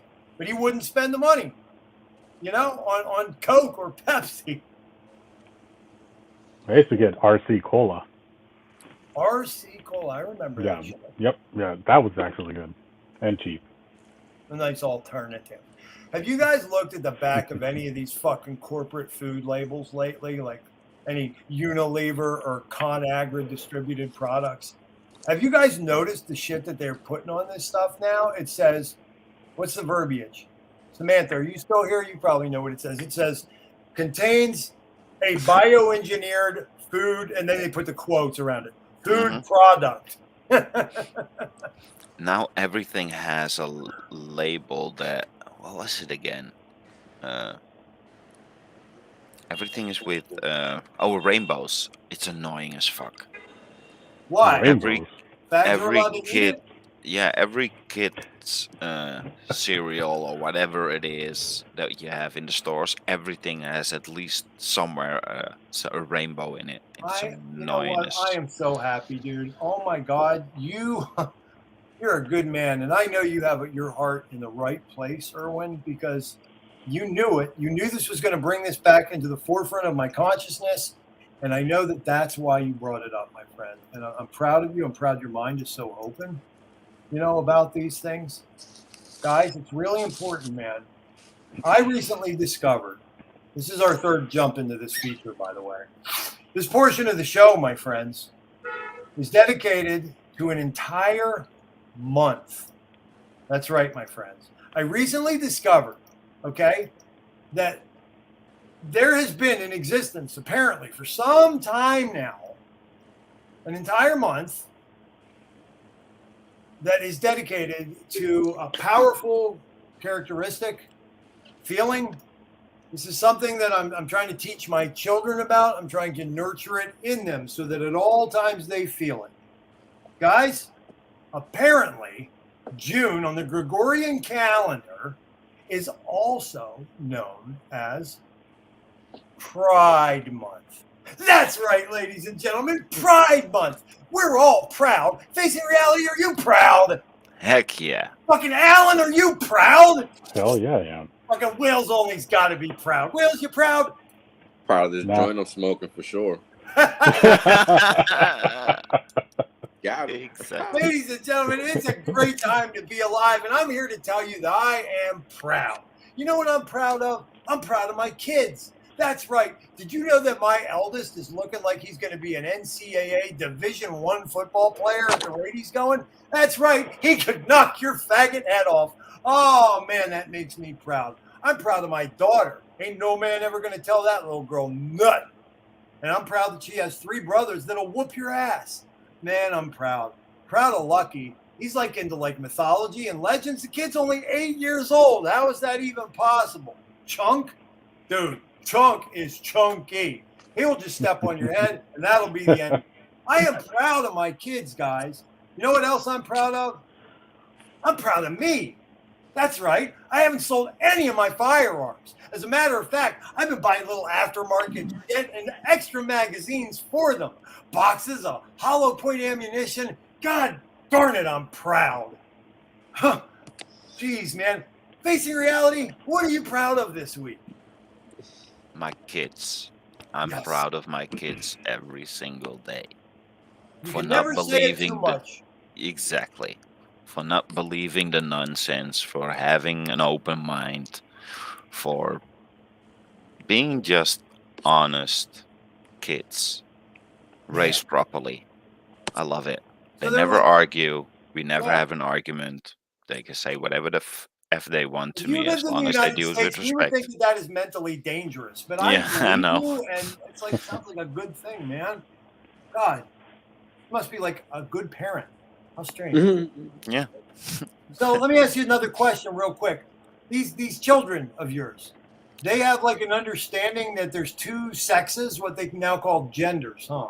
Mm-hmm. You should see my youngest every day. She comes to me, Dad, look at this fucking bullshit they are trying to push on us. It's insane.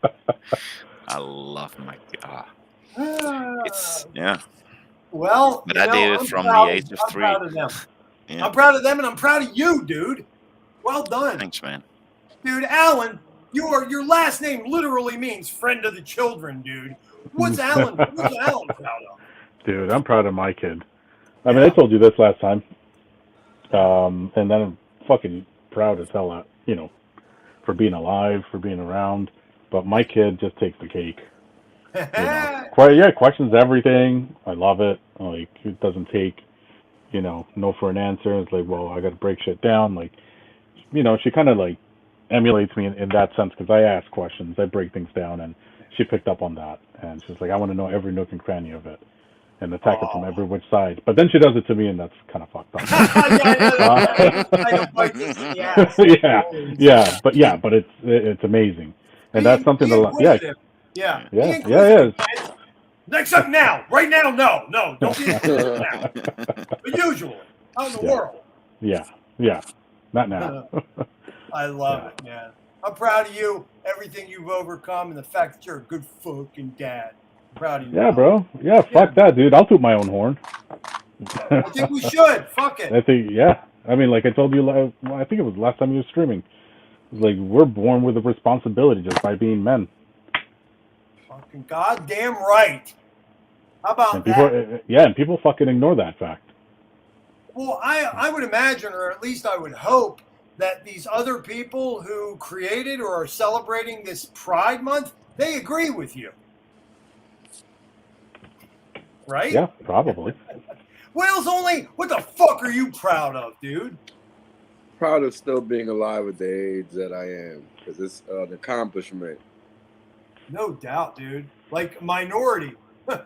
You're in a minority of successful people still alive. Just being alive is an accomplishment for me and people that, it's an odd thing to say, but if you come from where I come from, you understand that.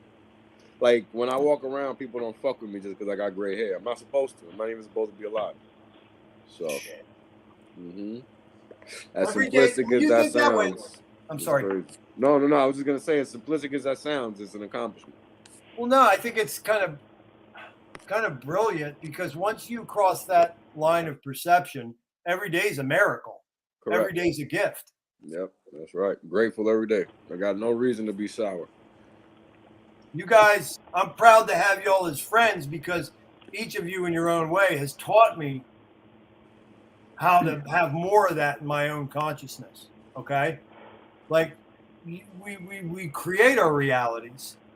And sometimes my comprehension of it, I'm shaking my head. This is inexplicable. But closer examination, I man up and I'm able to own what's happened and where I'm at. Now, the Lord knows I couldn't prevent, mother's cancer from spreading into her lymph nodes. We did what we could, but I was there for her. I was there with her, and she was proud of me, proud that I had overcome so much shit to be a present and active father of my four. So I'm proud of myself because I too. For maybe a different set of factors, but I too am not supposed to still be here. If I was a cat, I'd definitely be on life 11 or so. So I'm thankful not only to still be here, but my God, like to have enough oomph to get up and go, to have enough motivation and impetus to even do a thing like fucking this. Guys, it's not like automatic or easy. There's preparation that goes into it. There's shit you have to do after the episode's over. But I do it, And I do it with a smile on my face because you know why? It was unlikely, and it's a blessing. You guys are a blessing, man. My tribe, my friends, my family, Mexico, ℙℝ𝕆𝕙𝕃𝕐𝕄 motherfuckers, you're a blessing, man. And I'm glad to have found a resonance with as many of you as I have. And that's my word. So everybody in the chat, do us a favor. Throw something in the chat about your pride, man. Men and women of Mexico, I give it up to you. We're a proud bunch, man. You guys get the joke yet? Heck yeah. That's the last one. That's going to conclude Thothschild's, installments rather of Pride Month. I think I made my fucking point, didn't I? Mm-hmm. I'm sorry, folks. You don't have a fucking monopoly on the emotion of pride, you dickbags. Purchase a clue. Buy Hex. Stake Hex. Exactly. Pretty simple. Yeah. Well, I'm sorry. Does that come with a clue when you buy it? Not for a lot of people. Not for a lot of people. Shit. Who can hang out? I have 10:23. I was gonna put on a song quick and just do a quick intermission. Is there anybody got to go? Anybody hanging? I should probably get to sleep. You. And What? now they're both gonna say it too. That's fine. Fucking travel for 24 hours, guys. Dance for everybody.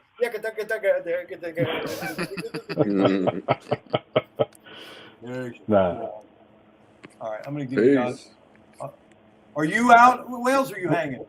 Nah, I'll stick around for a little bit. All right, I'm gonna give you guys one of my songs, and we will be back right after.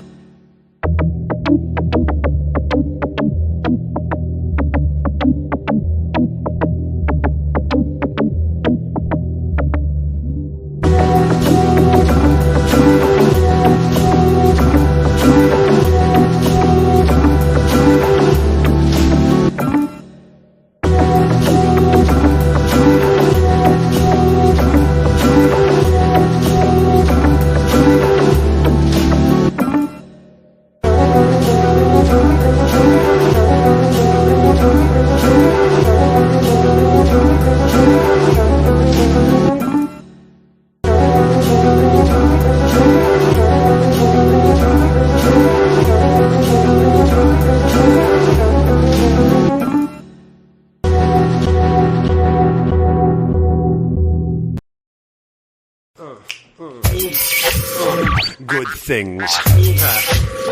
Drop blessings. Check this out, kids. Take a ride.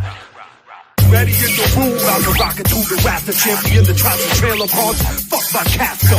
I'm in church with my craft, you know I have to. Induce events coming current like a rap star. Don't treat it like a rubber crap show. Can't respect the rappers when they pimp the pop pool. You better study, buddy, and swim begin. Don't be acting as you going and begin. You wanna be without, son? Look within. The shit is muscle bound, the script's a little thin. Concocted images are hard when you're scared. When you was a little man, no one cared. I seen this one rap fool with these whack tattoos, dressed like a lady but for fat Adam's apple. Listen up, you better not act. You may magnetize what you don't want to attract. Most of you hotheads should pop the Laden or Oxycontin instead of hitting rock stems. It's funny when the cycles go out trifle, like grabbable rifles after smoking a pipe full. Yo, you know what I'm saying? I'm feeling good tonight, so I'll take two of those. Give me two of these and two of those over there. Word, check it out, yo. Perennial, swallowed the Seminoles chemicals. Now it's vivid to them. Too much beer to have to chew on. Ric Flair jeans, North Face vest, British Columbian. Tapped out, huffing on a tank, my mind blank. My total tolerance is null and void. Heaven's the Megatroid. The glow sticks got me annoyed. From Pink Floyd to Frank Zappa. Catch ride with the toe tapper. Hung over on the day after. The wrinkle party clothes, a runny nose, but I'm groovy though. Popping no doors up in the studio.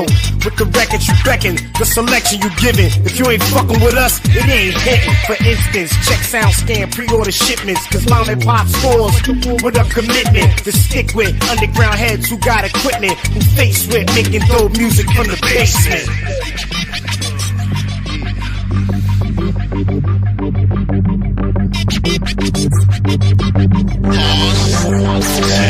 I don't speak the cruise English sometimes. Stick with my penis, I blend. Sings with the greenest, I lock onto the meanest. I pop the top of boomies, call that betray your stories. They thought they were so Galician in the Philly alley. You see, I am the truest. My thoughts come through you feel with some kids. Aspire to thoughts, some aspire to be a Buddhist. Really rather Sufi master, Baba Muhayyadeen. Stepping like Lewis, looked into my life and through it. I grew up with lots of crackers who acted like fucking actors, stacking chips and eating stacker. Now they're not even a factor. I am really always cocoon, but through the wicker. That's why my rhymes are sicker. Sentiments with style will stick ya. In a country filled with zombies, Georgie got the flam. Johnny's calling neighbor chickas commies. Over soups and noodle kanji. Julie wears roll the rulers, creep like kitties up the stoops. I wonder why they sweat the coolers. A block is sweating bullets. The park got four sections. One side is for Mexicans, other side Campbell Town, Laos. Gangsters are reppin'. The blacks say fuck the moldy. The whites unsavory poultry. Drive past them all like I'm Emerson Fittipaldi. Guess to see the truth, sometimes gotta be some races. The kicks fit tight, even when they got no laces. The hippest, deafest, freshest, leftist reppin' in the tempest. The city circus incursions make me nervous, thirst and worthless. Our love is like a flock of doves flying up to heaven above. They attack the rapper, crap for prisoners' heads and burlap sacks with stacks of max and cracks like heads with tax and taxes. Freak of whack, cities are whacked away of tracks. So why the fuck we interact, son? I'm Mr. Magic, Melee Sparks, PC Dream, the one man yo-yo pop, Joe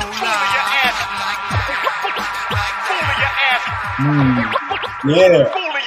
Schooling your ass. Schooling your ass. That was myself. One of my tracks, my production, mastered and engineered at the end by Roganov.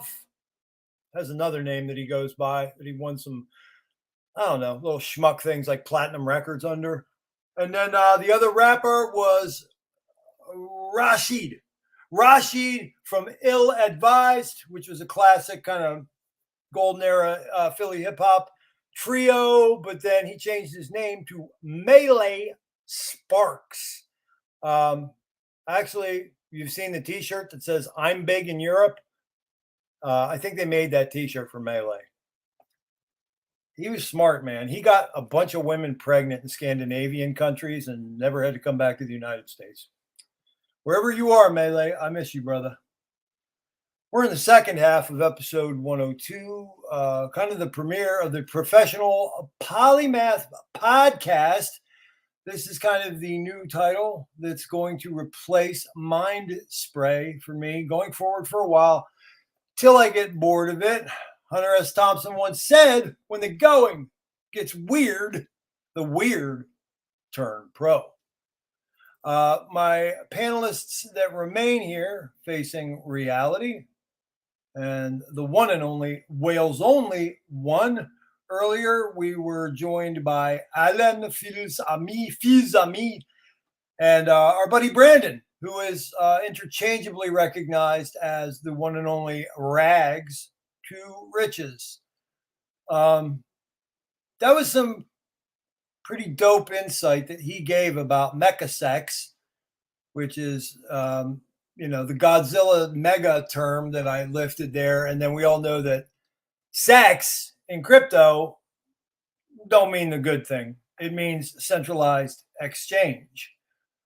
You guys, if you've kept up with the news at all, if you've had even a modicum of awareness about what the machinations of those little creeps are over on that side, it's like unlikely bedfellows that are coming together to make a centralized crypto exchange.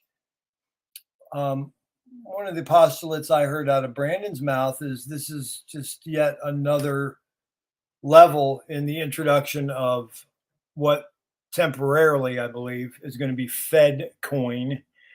And then it's going to be something else. Those of you who know anything about this stuff know that, first off, FedCoin has nothing to do with the blockchain whatsoever.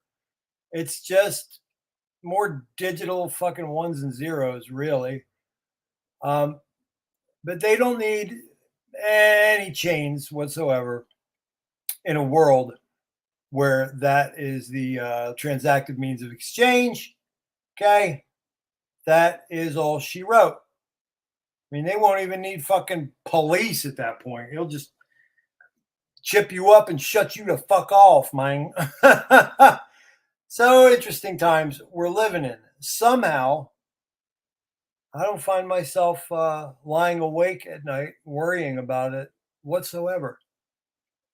What do you guys think, my panelists? Facing reality and Wales Only.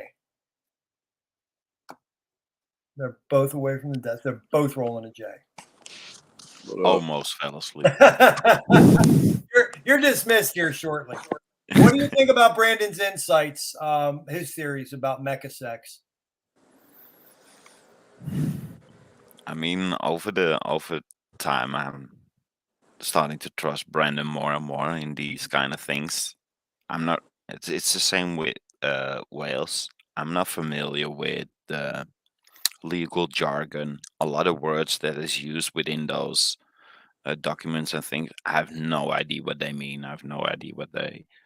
So that's what I like about Wales and Brandon. They can interpret it, so I can understand it.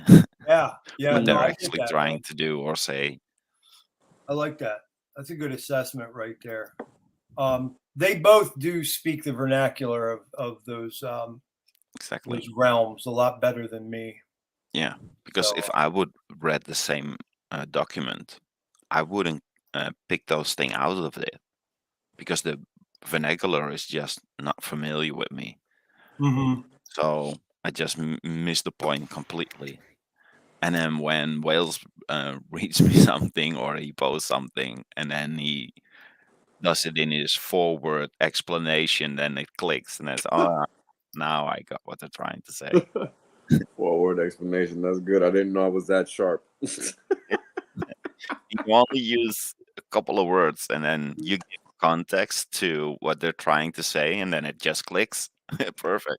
Side effects. If I didn't miss you, have a good night, man. Once again, Joshua Haid focusing in on Wales only, I guess, maybe, with your current market forecast. I'll just let Wales, yeah. What's your market forecast there, Wales? Yes. Yes. More market. And more forecast. Like a fucking laser forecast. beam, like a sniper, baby. He got it. Yes. Optimal's here. What up, Optimal Timeline? Good to see you, dude. Good to see you. Hey, look at this guy. Hey, Schmucko. What's going on? What's up, bro? You should come in here. Hey, guys, we're going to call it open season now. But here's the thing. If you're a fucktard, I'll probably bring you in first so I can dissect you verbally, cut you off at the knees, emasculate you, hang you out to dry, soak you in some gasoline, light you on fire, and then send you on your way. But friends of the program, I won't do that. How's that sound? I don't know. There's the link, my friends. Lit, grab that link and come in here and say hello. Come on, buddy. I know you didn't do your curling iron or whatever it is you got to do. Like your handlebar mustache, you probably have to wax that. Listen, and here we don't care. We do not care. We don't judge. If you got your jams on, you come up in here and your jams. We'll say, hey, niggas getting ready for bed. What are you gonna do? Okay, we don't judge. So just come on, bring it, guys. Whoever wants to take advantage of that link, do it. Do it. The opposite of fear is gains. No, love. I have no fear. I like that. I like that a lot. I am 97% of the way there, getting a little stronger every day, man. Social credit score and digital money equals game over. And no, money's already digital in a lot of ways. I think people not accepting this notion of a score is important. Because if that's accepted, people are not going to know what's going to come behind it. That's the only way it's going to be accepted. Peace. Oh, Lit's coming. Nice. Love this, guys. Wow, Exco, you don't know what you're getting. Sorry to interrupt you, Wales. No, you're good, bro. Yeah, that was me spitting bars.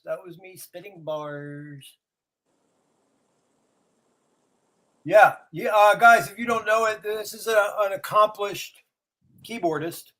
Lit is.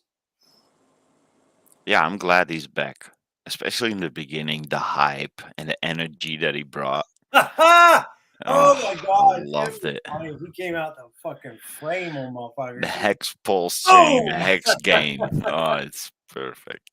Yes. Yeah, that's a good tagline. I've always liked that.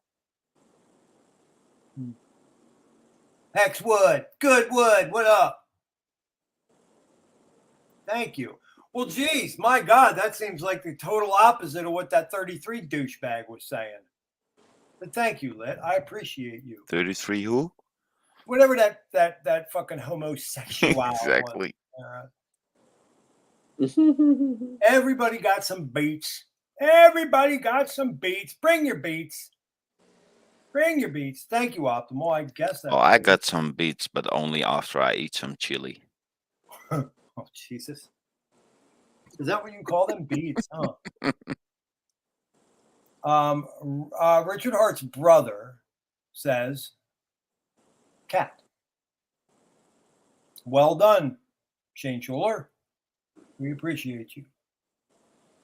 Oh, man, you, dude, are you kidding? Alan, you're the bomb, bro. You are the bomb, man. It's funny how in this community, oh, look at this one. He has never been on this show before. I don't know that I've ever even seen him on a Hex stream.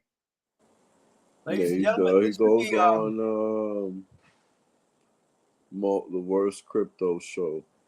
Okay. Optimal Timeline. I don't know what's going on with your signal, fam. Facilitator of a good time. And he's got a trademark on that. Well done. I heard that Wales Only owns the licensing to the Happy Birthday song now. Anytime you sing that motherfucker, you got to pay 18 cents to ASCAP or BMI so that they can pay Wales Only. Balling like a motherfucker. Can you imagine? Woo. I've seen those checks before. I can't say who, but there was a top 20 artist who had a song like charting for a very long time. It's a song you've all heard. He showed me one of his checks before. Now, alternatively, I've seen the checks of like a friend like my keyboardist, Mark Boyce, or I don't know, who is the guy from the Goats, Max. Like I've seen like checks from guys like that. The one check is 5 or 6 figures quarterly. Is it 5 figures? 5-figure. I can't remember whether it was monthly or quarterly. It was more money than I would make in like 4 or 5 years of swinging a hammer. And the other check is like $1.18. So there's a gulf in how that shit works. I don't know what this means.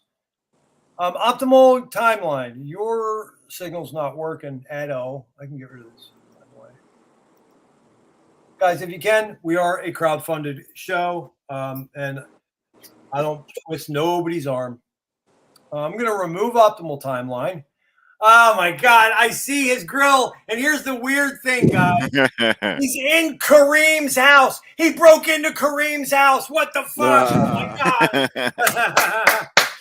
What up? Finally, it's been a long time. He has been on my show before, but it's been a long time. Ladies and gentlemen, my life is awesome. It's lit. What up, dog? Hey, I don't hear you. Are you talking? Yeah, you on mute, bro. I think you're on mute. What up, fam? What's happening? Hey! What up? What up? Hey, this is excellent, man. I love this shit. We're spontaneous. Yo, can y'all hear me? Sure can, yeah. Okay, cool. You're good. You're good. You sound like you're sick. Are you stuffed up or something? Or oh, bro, I'm cleansing. I'm doing the maple syrup baking soda cleanse, and it kicked my ass. I'm on day 3. Whoa! Nice.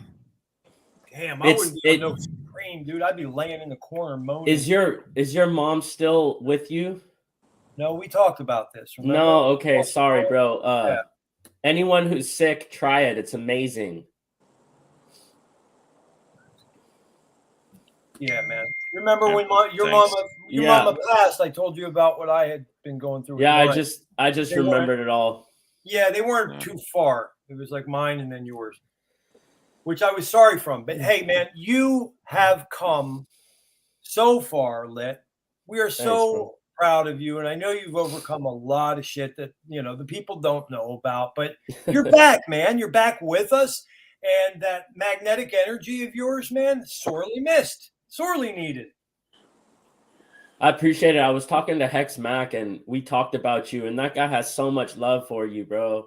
I appreciate he's literally, I think he's my favorite Hexican, and he's just so spiritual and it's from his heart, and yes, his accent and his laugh is so genuine. I really appreciate that laugh it. is pretty classic, man. Mech is amazing. And much love to Wales. We streamed, and honestly, like I love learning from Wales. He's fucking so knowledgeable.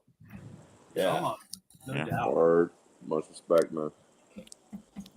Hey. Respect to you for always spreading the good energy and just straight up no bullshit, giving it raw and uncut. Yeah, to exactly. people, like he's gonna 100%. give you what you need. He ain't gonna handle you with like the kid gloves because he's not gonna nurture an unhealthy part of your fucking ego.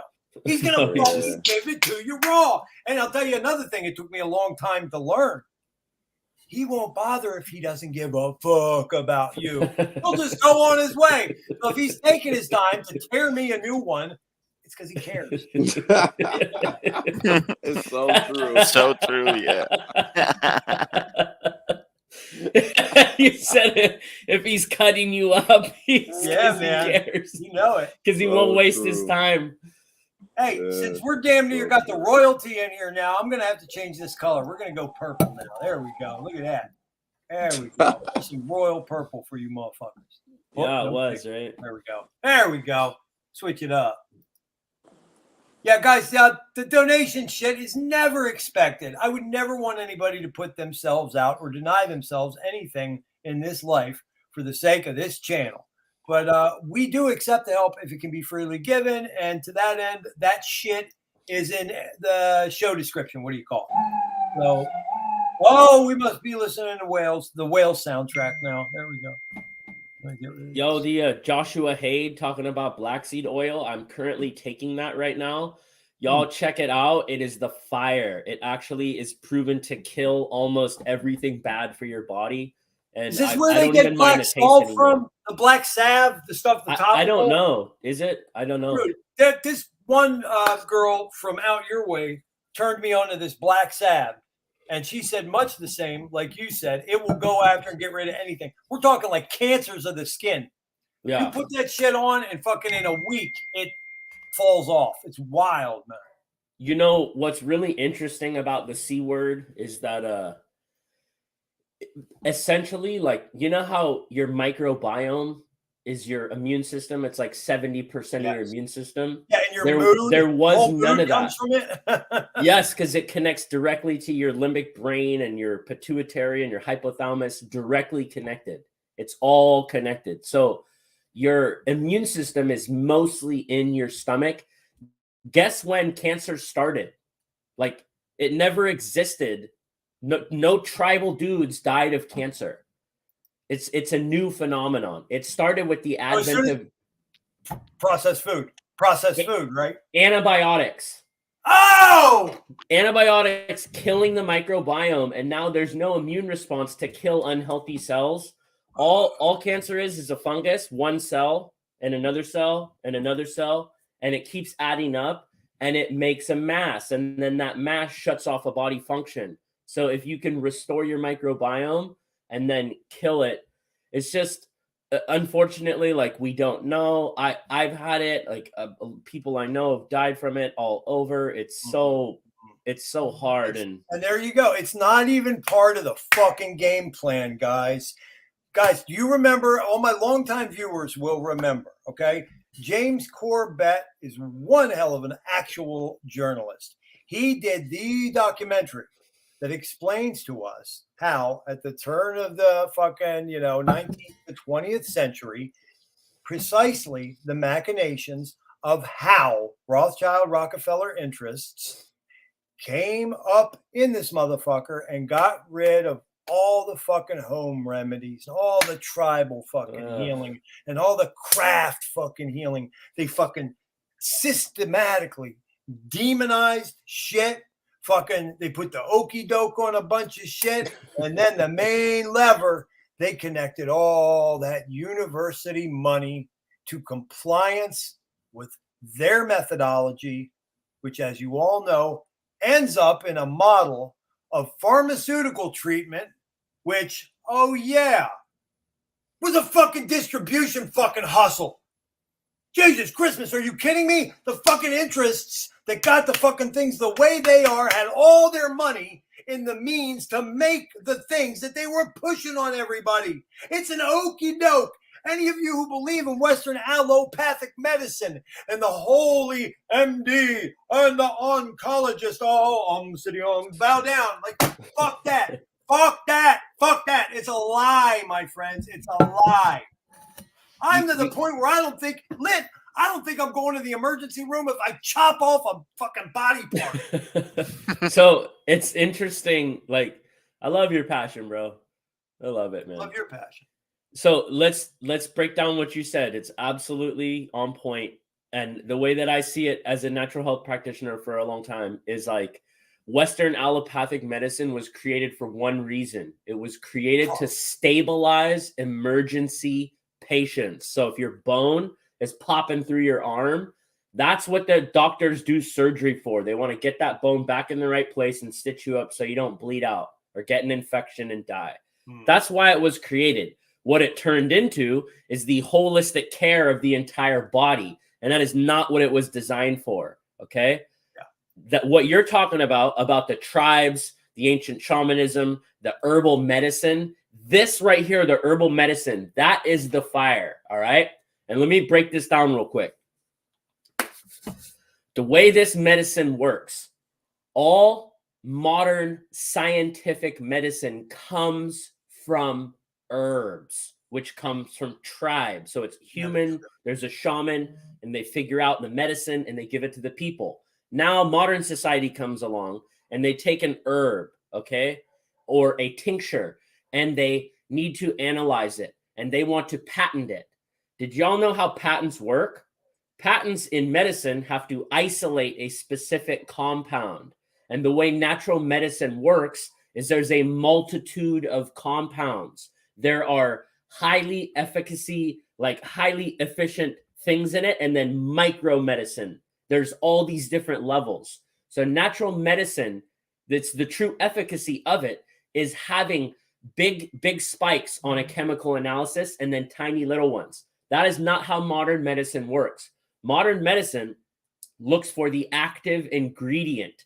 And what they do is they'll find the active ingredient, which is the biggest spike in a chemical profile, and they will synthesize it in a lab, and they will make a fake version of it. Right. Then they will patent that. Only here's the issue, y'all. Here's the issue, okay? Your body is not synthesized in a lab. It's a natural, whatever, simulation, freaking holographic universe we're living in, whatever reality actually is, right? I say that all the time. I'm an avatar and a hologram. Go ahead. Exactly. Like we're from the earth, okay? We're beings of the earth. And when you have this earthly body, this spirit inside the earthly body, the synthesized medicine can work on one level. It doesn't work holistically. Yes. So natural medicine has all these micro levels, medium levels, and active ingredients, but they all work together. It's called whole plant medicine, okay? Mm-hmm. Whole plant medicine is the fire. That is what your body needs. These everything Thoth is talking about, it's these institutions that find the active ingredient, they synthesize it, and they sell it as a drug. And guess what? That form of medicine, it doesn't cure stuff, y'all. The last thing they cured was polio. Yeah, it goes after. Look how much money they lost on polio. Yeah, it goes after symptoms. I want to interject real quick. They're not mutually exclusive. I believe I am an avatar who living in a hologram of the Earth program. So I'm down with lit on that front. Have y'all learned about that? Yes. Whales facing reality. Have y'all looked into that holographic simulation stuff? Yeah. You're talking to archaics people here. I don't know if you're familiar with Jason. I just learned about him a couple months back, and I saw on Whale's Twitter someone said something. I was like, "Oh my god, archaics!" Yeah, and, yeah. I've been in communication with him. I've been trying to. I was talking about getting Waters Above on here because I talked to him and I talked to Jason as well. But the thing about the Jason thing is that was like 5 months ago before he cracked through this new tier of like popularity. And I don't know if I might be able to talk to Matt, his assistant. But yeah, I'm like down with that guy. And I don't know if you know, but he was in maximum security prison for 30 fucking years. That's what I was just going to ask you. Like basically his story is he went to prison and he found some old ass books that were not blacklisted yet. And he found the real info. That's really what happened, right? Oh my God. Yep. It's so cool. He speculates, we don't have it proven yet. He speculates he's the most well-read incarnate mortal on planet Earth. Argument being, he didn't get to go through dating. He didn't get to go through, this, that, and the next, basketball after school. He didn't go through all that because he basically was in jail. So look, you talk about silver linings, man. Like, wow, beautiful story. What I like about Archaics is that he managed to pinpoint all the significant points in all text and make them show you that they're pretty much all the same. They're all describing the same thing. They're all, because he was capable of literally reading everything, pretty much. He found the connection between all of them. You know what else is crazy? Pretty rare. Erwin, you know what else is crazy, man? How he has been able to distill. Now, I don't want anybody to get mad at this. I want you all to know that the last female I legitimately was in love with, okay, was a Jewish girl. So that has nothing to do with what's about to come out of my mouth. But Jason Breshears was able to distill down where in the lineage of any text there was a rabbinical fucking insert and altering of the truth. That is fucking nuts shit. My remaining hair stands on end. He found the points as a chronologist now, not an historian, because historians are beholden to the academic departments, which say, yes, you're allowed to say that. No, you're not allowed to say that. This motherfucker's a chronologist. And he found the points in history where, okay, these cadres of these fucking, and it's not even the entire faith of Judaism. It was just a certain sect, okay? Maybe we'd call them something like, oh, I don't know, Zionists. You know, they were able to go, because of the financial condition of the geographic area, were able to go where the books were, because the books weren't everywhere back in the 1500s, guys. 1500s, more accurately. The books weren't everywhere. They're concentrated. And now he's able to see where, in a financial downturn, these interests were able to go in and get their hands on all the books. If you got all the books, your scribes can take the books and rewrite the books. That's where we get a lot of our shit from, my friend. It's such a good point. I want to ask you all the question too. Like, I have this like theory, and it's obviously a conspiracy theory. It's not popular, and maybe it's an intuition, y'all.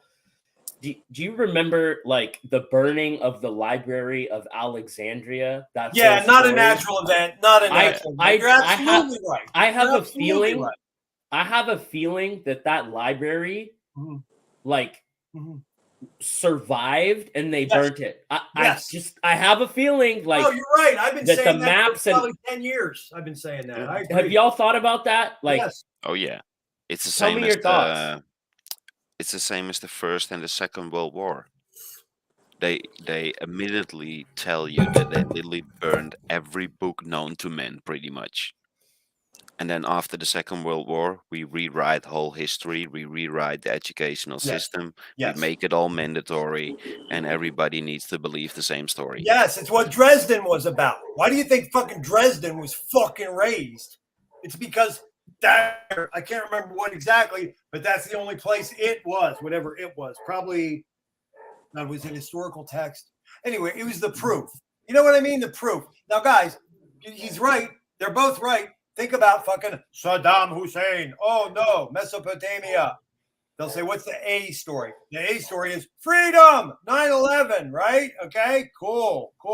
Now, the second story, for you really crafty, edgy thinkers. Oh, it's oil. It's oil. Great. Let's go to a third level now. Come on, right? Like in Afghanistan, we'd say, well, it was for the poppies. They're just doing the drug trade. Guys, all those things are true. But the real reason, the end game reason, is control of ancient texts and technologies, proofs. Yeah. Okay. Just go to the Vatican. You will find it all. Yeah. Optimal Timeline said Secrets of the Roman. My theory is that those books are under the Vatican. Like, still there. I think there's even people who've said they've seen them, but I don't have any like evidence on it. But yeah, supposedly those files are miles long. That's like second long. level, Louis. Second level truth there with Dresden. Second level truth. Okay, just keep going. Yes, your point on Hussein. I remember it was years ago. You guys are gonna have to help me on this. It's not fully clear, but what I remember is he found ancient tablets. Like, those Sumerian clay tablets, and his family bloodline, like they found him in certain temples and he traced it back. And he was saying, hey, I'm a part of this bloodline. And it's like in the tablets of my family. I'm a Rabbi, you're right. Yeah. And then they murked him and his entire family and all his brothers and all his sisters and they bunker buster bombed him and just destroyed his whole genetics. I was like, whoa, it kind of gives credence to something like that. You know? Lit. I was going to start a band back in the day and call it DJ Daisy Cutter and the Bunker Busters. I never did that shit. Yeah, those bunker buster bombs in that region are so horrific, you guys, because if you think about the pre-Diluvian world, like before the flood came and put all that sediment over everything, all the evidence is under the ground there. Wow. And have y'all ever heard of Mud Fossil University? Yeah, the mud flood stuff. I've heard some of that. Yeah, so essentially like ancient giant beings are preserved and the bones deteriorated, but the soft tissue, minerals seeped into them and made stone out of them. So you can find, I've actually found in my area giant beings. And I'm like, oh my God, right there. I'm not lying 100%. And those bunker buster bombs, they bum me out because they go like hundreds of feet down. I think, do they go 2,000 feet or 200 feet? It's something crazy. Kind of evil. It's like a huge crater. Singular kind of evil, man. And it destroys the actual evidence buried. And if y'all, one of the first reasons I connected with Thothschild is I asked him, do you know about Kemet? And he was like, look at my name. Like, come on.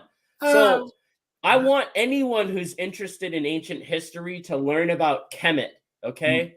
Kemet is one of the most powerful races of people ever to exist. It's where a lot of this ancient technology comes from. It was an incredibly dark-skinned, powerful race. And all this technology that the Egyptians have, Egypt is just the name British archaeologists gave it. All right? Know your facts. Know your history. The name Egypt came from British archaeologists who came to that land. And interesting fact, why all over the world are there archaeologists? Okay? Anywhere in the world, there's archaeologists. But in Kemet, there's Egyptologists. It's the only place. You ever thought about that? Yeah, they're preserving a narrative. Exactly. So if you look into Kemet, go type in Kemet and watch some videos. You will see some powerful dudes if you find the right channel. And what they speak is, I love learning about it. It's fascinating to me. I do as well. And I got to tell you, I've had a lot of very fundamental beliefs of mine turned on their ear in the past 2 years. The gentleman right above you, okay, is he's responsible. Kemet. He's responsible for cracking my dome on the entire globe versus flat thing. Basically, Facing Reality enabled me to come to the fore with my now getting, popularized theory closer and closer to a law that our Earth is shaped like a butt plug, in actual point of fact. That's the one. Toth, you have a way with words, bro. The other thing I want to tell you is I never thought I would disavow myself of this one. I no longer believe in that dark-skinned Egyptian, and I no longer believe that as a species we're all out of Africa. Those were hard ones to pry me loose of, because I've been worshiping black culture since my testicles dropped. You know what I'm saying? So I always had that in my mind, but it was precisely the findings of the chronologist Jason Breshears that helped me understand that. I'll tell you another one he keyed me in on that's related to it. Those outlier, statues of the broad-nosed gentleman that would be Olmec. Was it Olmec? Or I believe it was Olmec. Culture. People want to take that and project a Genesis status to that. He says, no, the record shows that was a 200-year occupation is what that was down there. People tend to take these things and then they make wishes and they project their wishes of how things are onto the situation. I'm not accusing you of that, Lit. I know you're well informed. No, teach me. I love learning. If I need to learn something, teach me. I've never heard what you're talking about before. Yeah. I thought Kemet was the foundation society. Well, I'm not going to disagree with that. I agree with you there. As a matter of fact, I believe that that's where Enlil's brother, the trickster, only called so because he loved humanity. Enlil's brother Enki, who's also Enoch, constructed the Great Pyramid, which is basically the cipher of the whole Shamil Shamatzal. It's all in that structure, right? But these are the reason I bring it up is because what do we say? The more I learn, the less I know. You know what I mean? And God damn it, man, fuck! I'm really. The more answers you seek, the more question arises. 100%. You can watch me on Ashley Ash's show, from a year and a half ago. And if I watch that back, I will literally disagree with about 40% of the shit coming out of my mouth.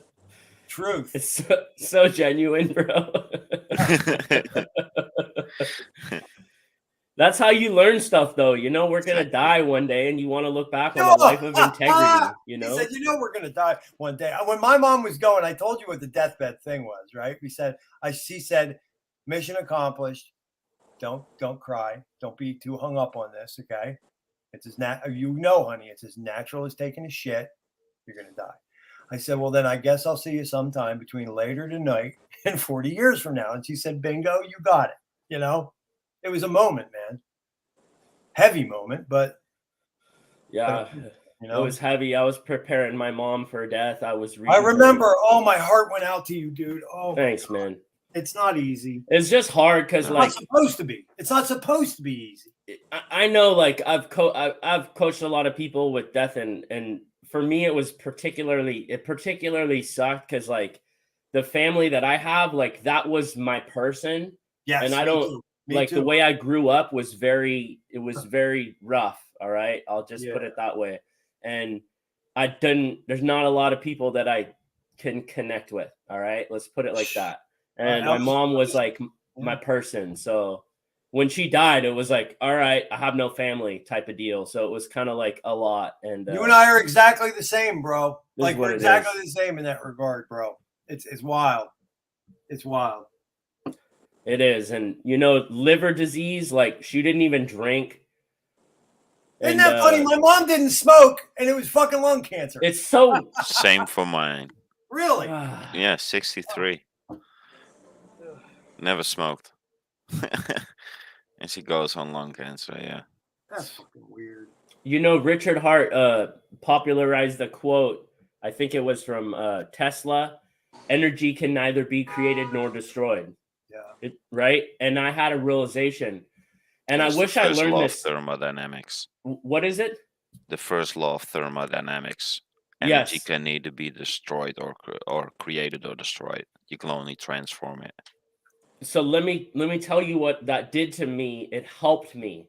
The first law of thermodynamics, because I had this realization, like, unfortunately, it had been like a year or something. You know, my mom had been gone a while, but I was just suffering in a lawsuit, just deathly energy, barely sleeping.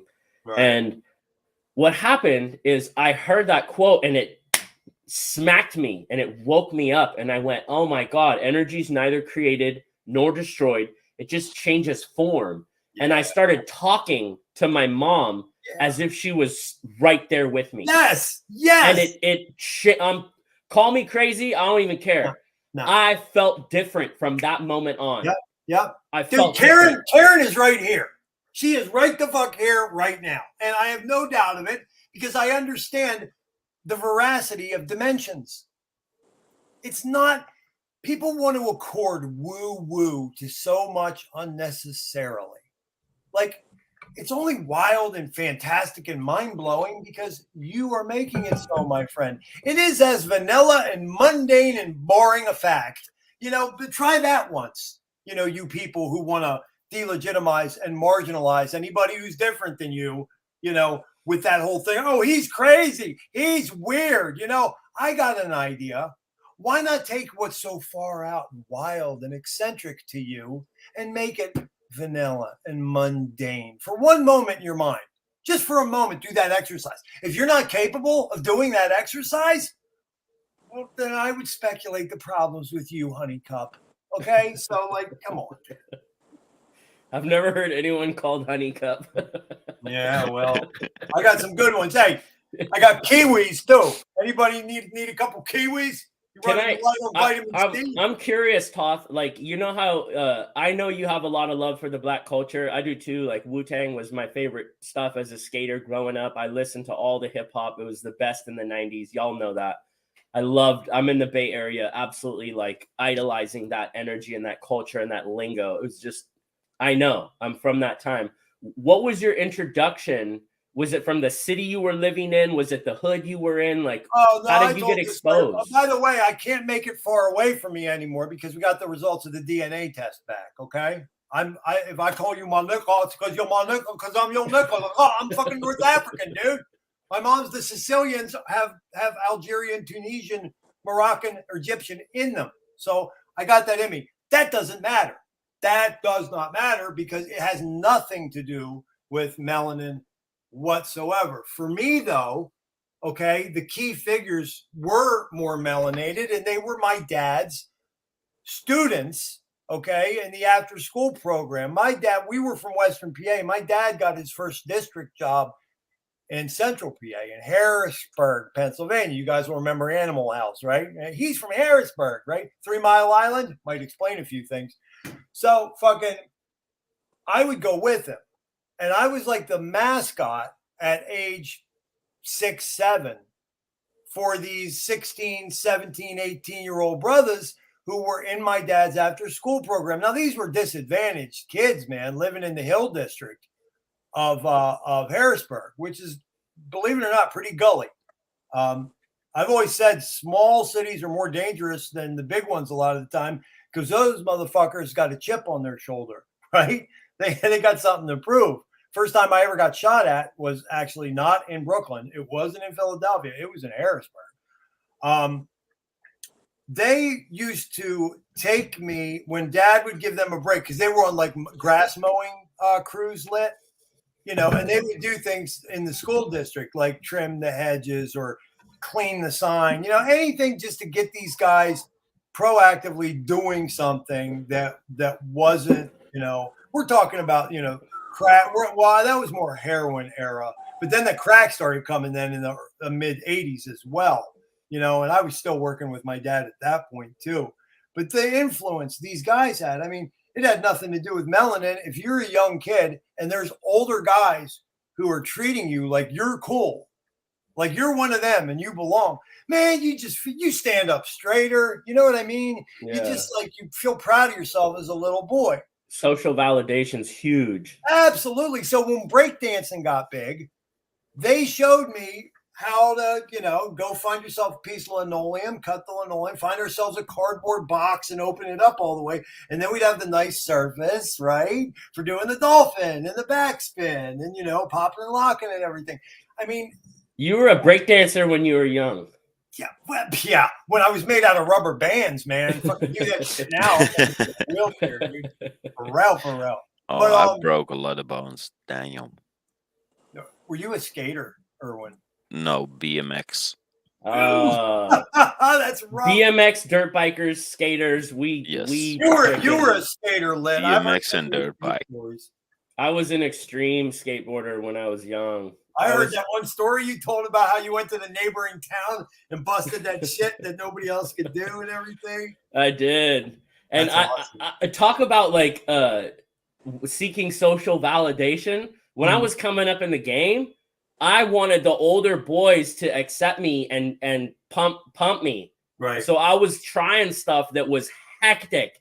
Like, talk about King Kong nuts. I'm ollieing off roofs of buildings, and the older boys show up, and I freaking kickflipped it. Like, dude, nowadays it's a little, the skating nowadays is insanity. But when I was coming up, like, if you could 360 flip, you were good. Damn, you're good. Like, that's just how it was. If you could tray flip, you were good. Now, if you can't do it, switch down an 8 set. It's like you suck. Wow, isn't that funny, man? It's all normalized. Like the killer shit's become normalized. I'm trying to find this video for you guys. Yeah, I grew up skating though, and BMXing is gnarly. Dirt biking, those are some hectic, extreme sports, and depending on who you hung out with and how hard you pushed yourself, you're taking your life into your own hands doing that stuff. You feel free and alive. That's for sure. I broke my wrists like 3 or 4 times just by wanting to ride my front wheel on my brake and then overdoing it, rolling over, catching yourself, break your wrist. You couldn't roll? Yeah, exactly. Jesus. Then go to the hospital, one hand still in, what is it, plaster, or what's it called in English? Cast. And then just enough fingers to still be able to ride a bike and then break the other one. So now I have 2. It's just funny. Yeah. Hey, Lit, what's the name of the most famous skateboard magazine? I can't remember. Thrasher. Okay, that's what I was trying to think of. One of my best friends in my Philly years is Kevin Taylor. who's like Street Hall of Fame, and he was featured in a documentary that Thrasher did called 42. 42 being Kevin's age when he was still ripping, right? So I'm just trying to find this. It might be Trans World Skateboarding as well. That was a big magazine back in the day. But Thrasher is the one I grew up with. Evidently Thrasher. I remember when the issue came out. But you guys who are into skate culture and all that, you may know who Kevin Taylor is already. One of my best bros. We were both Pittsburgh Steelers fans in Philly, oddly enough. But Kevin is a fucking beast. And I can actually show you guys. I can't find 42. It must be exclusive to Thrasher, and they didn't put it on. But you might even recognize Bro Lit. Look up Trans World 42. That was another really popular magazine back in the day. It might be that one as well. Steezy. Nice. This is Kevin. That's my homeboy.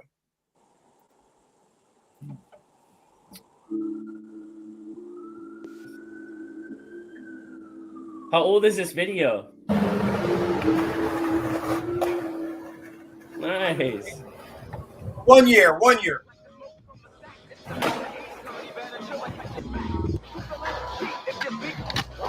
He has the Wu-Tang hat on. Wait, hold on. Jesus Christ. Dude, he had the Wu-Tang hat on. If he has a yellow brimmed hat, black hat, it's a Wu-Tang hat that I gave him. Oh my fucking God. Yeah, 36 Chambers. That's my jam. That was my high school jam.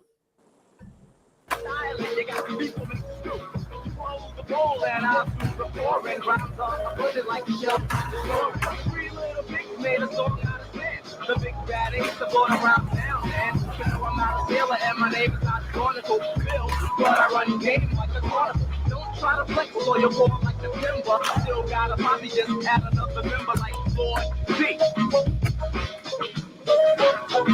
Slow down, money, better check the speed limit. Get too much light and I'm a tip.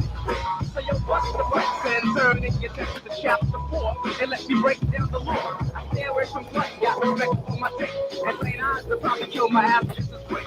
Original the stylist, rhymes and a pilot. How many brothers do I know of Rocket Island? 1, 2, 3, 4, 5, I'm losing count. But no matter what the sum, it's too big of an amount. I love how happy he was after that cricket grind.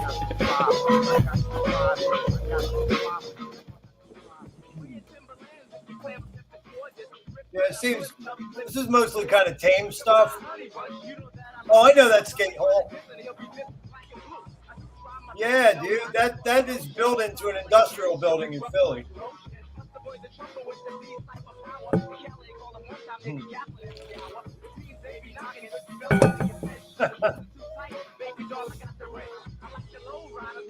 KT.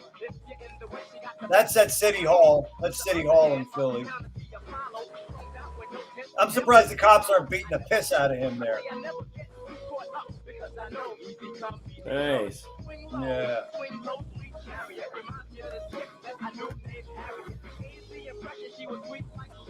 Yes, it was, Joshua. What did I say? Shamil Shamazel. I don't know why I say that.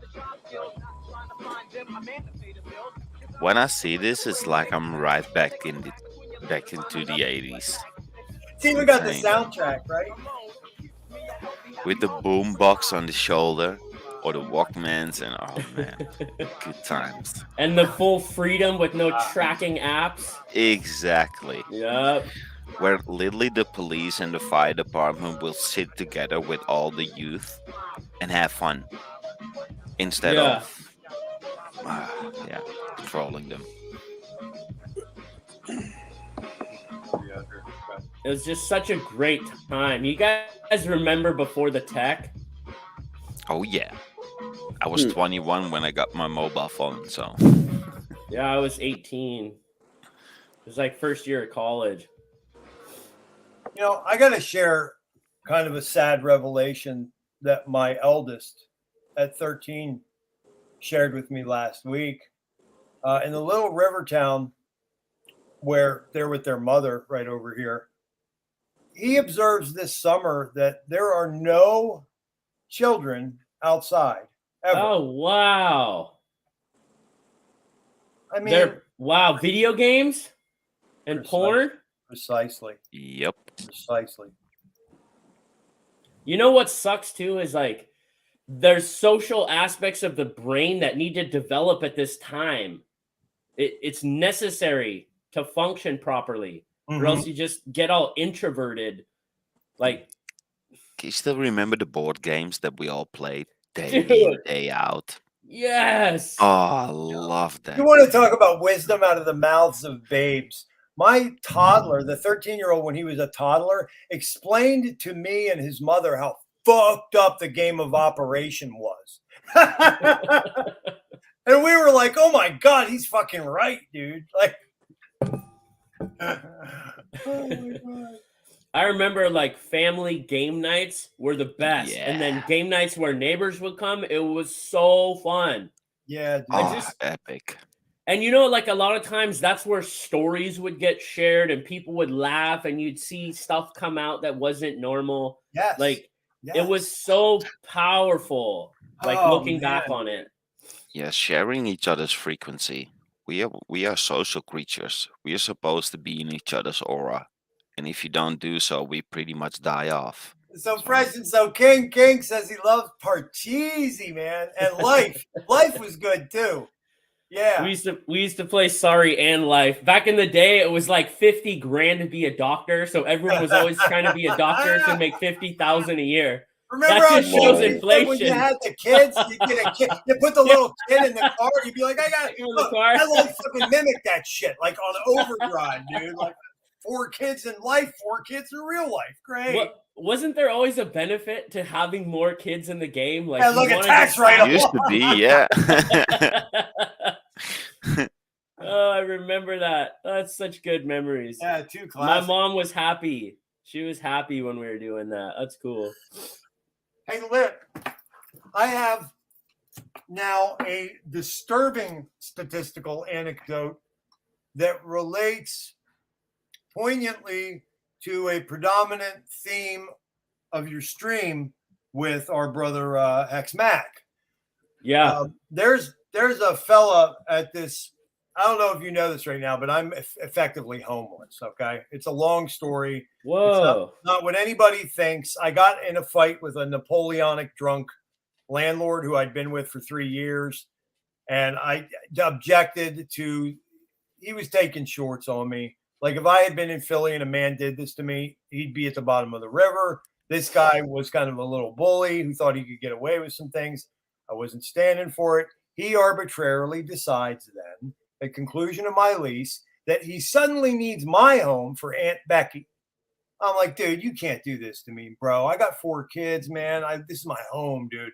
So we ended up going to court, and the judge had to rule in his favor, and he was apologizing to me, the judge was, but he said in Pennsylvania, the landlord is allowed to do what he did.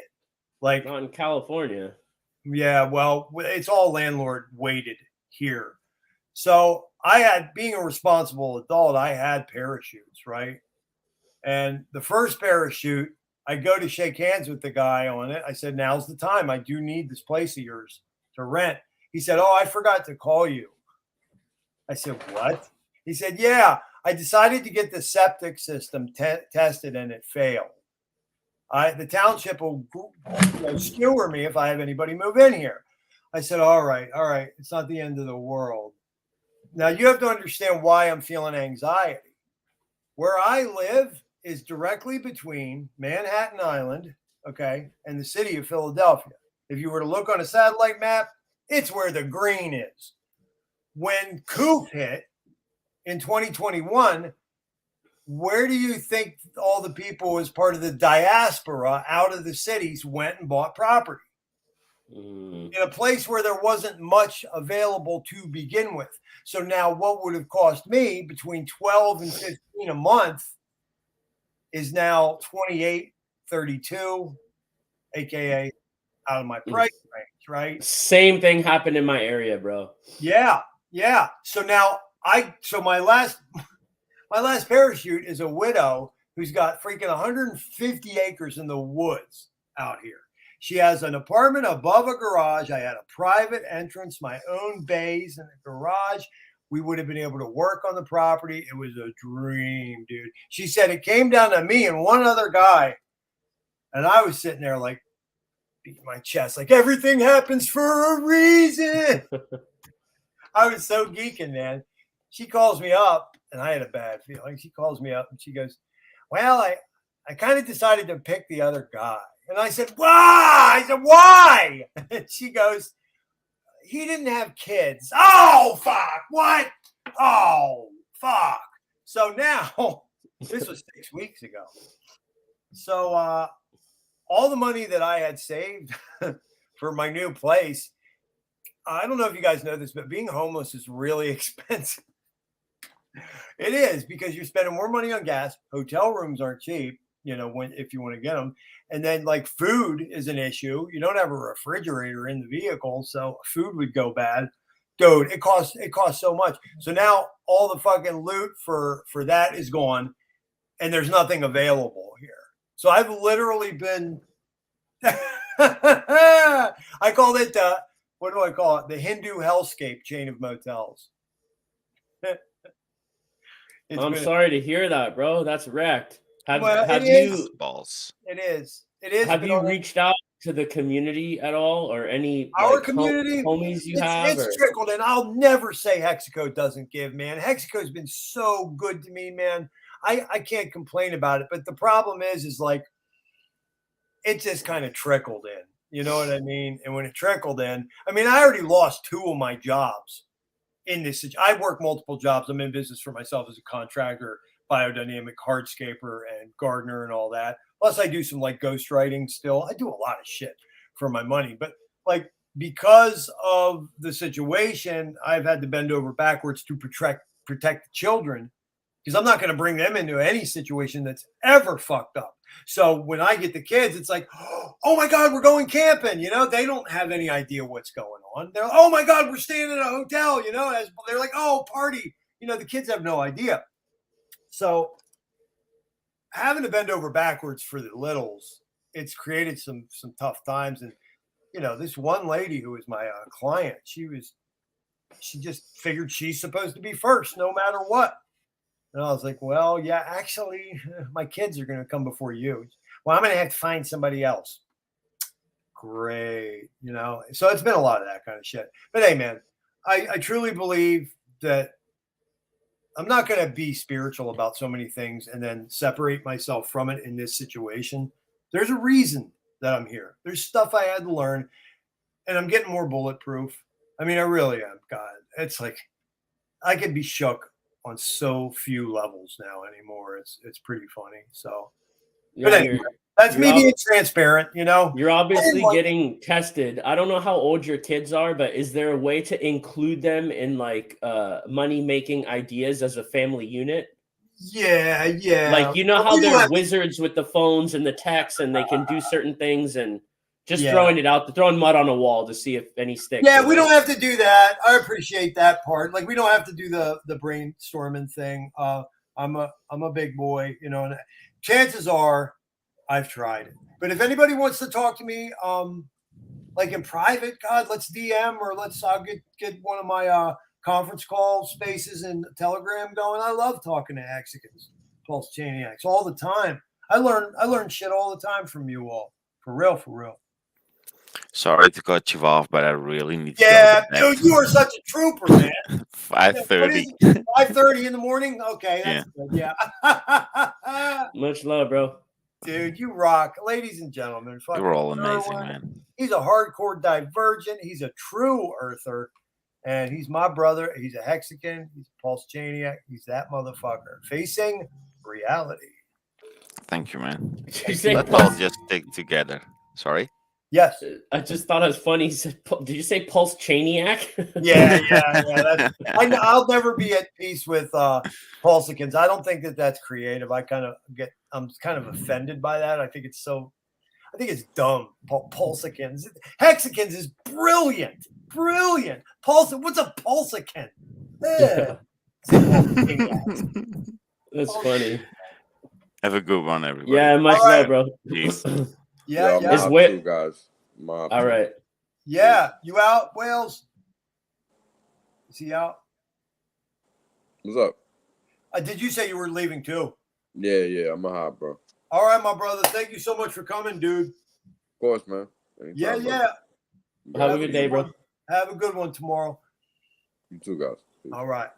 Episode 102, the first edition of Professional Polymath Podcast, following up the 99 episodes I did of Mind Spray. So we're starting a new epoch here, winding down a little bit, and what's been a really well-attended fucking stream. We talked about the MECHA CEX, CEX, and how pretty much humorous it is that JP Morgan is going to team up with Schwab and Ameritrade and fucking Coca-Cola and Pepsi and fucking, who fucking knows? Everybody under the sun. And they're going to start a centralized cryptocurrency exchange. Yeah. Featured product isn't even on the blockchain, right? It's called FedCoin. Get the fuck out of here, you schmucks. So silly, man. All the people who don't know will go right into it. Yes. Yeah, you're absolutely right. Especially like these, these VCs. Like a lot of the people I talk to in the Bay who have big money, when I tell them I'm in crypto and they're like, oh, come on, kid, you're in that scam. That's all a scam. But if you have a BlackRock ETF, an exchange traded fund, that's their green light, That's when a lot of people, including these VCs and these account firms, they're gonna get in with the institutions, and it just okay. It is you what have it a is. lot But more education than me. You have a lot more working education about legacy side kind of Wall Street shit. The king was just here, but next to him, you have a lot. Wales knows you have a lot. So I like listening to your thoughts on this kind of stuff. And real quick, ladies and gentlemen, I was just going to say, if you don't know the face, you should know the face, but that is the infectious energy, okay, who came into Hexaco, 2 years ago, year and a half ago, on a bullet and blew all our minds. He blew all our minds with this infectious energy and enthusiasm that he has had. He's a warrior. He's been overcoming shit. He persists, and he's with me tonight. I'm really proud to say it's my life is awesome. Lit. Thank you, bro. Yeah, man. One of these days, I'll tell my whole story, and y'all understand why my life is awesome, and it truly is. I'm blessed to be here. Wales touched my heart when you asked him, what are you proud of? And he said, man, I got gray hair, and I'm not supposed to. And I know exactly what he's talking about. He's talking about the study of those black dudes that have a very short life expectancy, and he made it through wherever he came from. Yeah, and that touched my he's heart. Actually he's not Nubian, though, at all. He doesn't have melanin, Wales. He's a Dominican brother. Yeah, my point is he comes from that hood era where they don't have a high life expectancy. Yes, and that touched my heart because it's the bottom line. I've talked to people. One of my best friends went to war, and I asked them years after he came back. I was like, "How's your day, bro? I haven't seen you in a minute. How's your day?" And he said, "There's no bombs going off around me. I'm alive. Today is a beautiful day." Wow. And I was like, there's something about trauma that makes every day better. And there's something about struggling and really having your face just grinded into the concrete that makes you a better person. And that simple bowl of cereal where you take a bite or a freaking bite of steak or just a fresh glass of water. When you really struggle in this world, that little stuff and that little time with your family, the stupidest stuff means so much. I remember my mom was not doing well. Mm-hmm. And I picked her up when she could still walk. Mm-hmm. And I went and I said, we're going for a drive. And she's like, well, what are we going to do? And I said, it doesn't matter. We're hanging out. And I went to our favorite Chinese restaurant and I got 3 dishes and I drove to the ocean. And I sat there with an ocean view and ate Chinese with her in silence for like 20 minutes. And she looked over. Sorry. Nah, it's beautiful, man. God. And she said, "This is really good food." Yeah. And just the simplest, like the stupidest, simplest things means so much when you've truly struggled. And that's why I honor all struggle. I honor all of it. And it's not easy to, it's the master's path. But when you're on the master's path, it's desolate, it's destructive, it's isolating. You will get tested to your core. You have a chance to throw your integrity away at every chance. And if you don't, it gets harder. But there is a point where you flip the script and you actually get to live a life where your heart is pure and you're proud of yourself. And that pride of looking back on your life and being proud of yourself, like these moments you're making where you don't let life break you and you show your kids what a real man does. You flip the script and you say, "We're going camping, y'all." I respect that more than any Ivy League degree, any rich dude, anyone who flaunts an ego, and anyone who acts like there's something they're not. I respect you so much more for having that mindset and that attitude, because that is a real man. I'm telling you, I've coached a lot of people. That is King Kong nuts right there. I don't take that lightly, man. Thank you so much, because you know what? It was, and God, by the way, Lit, like, bless you for your vulnerability, dude. That is a sign of a real man as well. There's a lot of motherfuckers fronting out here in this world, even in Hexaco, sadly. And the exchange that you and I are having, I'm sorry, I don't give a fuck what anybody thinks. That's indicative of real manhood. And you're a powerful guy to be able to even honestly recollect and recount this stuff and share it with us. So I applaud you for that. Now, what you said about a real man, it's kind of like in my darker moments, I would kick myself, because here it is 100.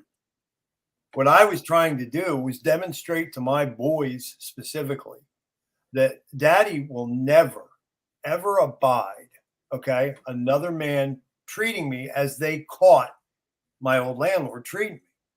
I said, no, these boys aren't going to get to see this. Now, look what I did. Like, I took a stand as best I knew how. And now shit's really fucked up. You know what I mean? I and do. It's like, oh, fuck. Like, oh, you talk about backfire. And I mean, it's cool, but the best laid plans is my point. Like, we say, tell God your plans, you know, so he can get a chuckle. It's kind of like that idea. I've never been, I'm an applicative kind of person. And you guys have, you know, you said passionate even, right? My mom even would observe at age 3, you know, your mom made observations about you at a similar age. Yes, she did. He'd say, he's never going to be able to take orders. And he's never going to be able to do anything that his heart isn't into. I'm 51. Truer words were never spoke about me. She knew what she saw at age 3, right? But I know that it's a twin feeling, you know, because you're feeling both things at the same time. I mean, I am earnestly sticking to the principles, but shit's fucked up. You know what I mean? And you kick yourself, but it's really an exercise in futility. I would argue that the entire practice of self-pity and woe is me and I'm not good enough is every bit as egotistical an exercise as the person who can do no wrong and whose shit don't stink. You know what I mean, man? I 100% know what you mean. Yeah, it's indulgent. It's indulgent to feel sorry for myself. And you know what I mean? I think that's really an indulgent thing. I don't know. You have more experience as a life coach with. I do. I want to get into a little bit of it right now. Just spontaneous off the fly. I'm listening. I just got to grab something. I'll be right back. I'm listening. Yeah, go grab. So someone was asking back in the chat a minute ago, they were asking to explain quantum mechanics, like to a 5-year-old, I think was the question. So if I were to explain it to the 5-year-old, I would say there is a waveform and a particle. And a particle is solid. It's like the chair you're sitting in is particles pressed together that make it solid. Quantum mechanics is if you zoom into those particles like you have a super telescope, those particles are mostly hollow by nature. They're mostly vacuum, and they're spinning and shaking and moving at such a high rate of speed. There's only a tiny amount of matter in them spinning and moving and vibrating, and they appear solid. But in reality, your butt never hits the chair. It actually hovers over it with electromagnetic energy, pressing you to magnetic forces. So that's how you have to understand quantum mechanics. And the reason I bring up quantum mechanics is to get into what I want to tell y'all. And I want to make sure Toth can hear me. Speak it. I hear you. Okay, good. Basically, when you understand quantum mechanics, you have to believe in the realm of the unseen. Okay? And science is catching up now more than ever. So there's the reality that your eyes see. And then there's the reality that your eyes cannot see. And there's new studies that are mind-blowing. All right? They're going to blow your mind. If y'all look up the Hubble Space Telescope, like I used to study this stuff for a long time. Hubble Space Telescope went to the farthest part of space that humans had ever seen. Then they took this picture, and it's packed full of galaxies. Like, it's incredible, this old photo. What they did is they went to the darkest part of that space, and they zoomed in as far as they could possibly go. Guess what they found at the fabric of our space in the darkest part where no existence of life forms were? They found, get this, zeros and ones coming back into Hubble Space Telescope. Okay? Zeros and ones. There's a new study on the human genome. Dude's up for a Nobel. He went to the base pairs at the very, very foundation of our genetic code, our DNA, and he retrieved the data, and it was zeros and ones. Okay? That freaked me out. I got chills learning about it. I don't have them now because I've talked about it so much in my circle. It's like kind of old news to me, but that's reality. So what do we know operates on zeros and ones? Computer code. Okay? So there is code, there's computer code hidden in the fabric of the deepest part of space and within our DNA, in our genome. So if you look at quantum mechanics and you look at these zero ones and you look at the space we're living in, the reality we're living in, there is now new science. I don't know if you know this or not, Toth.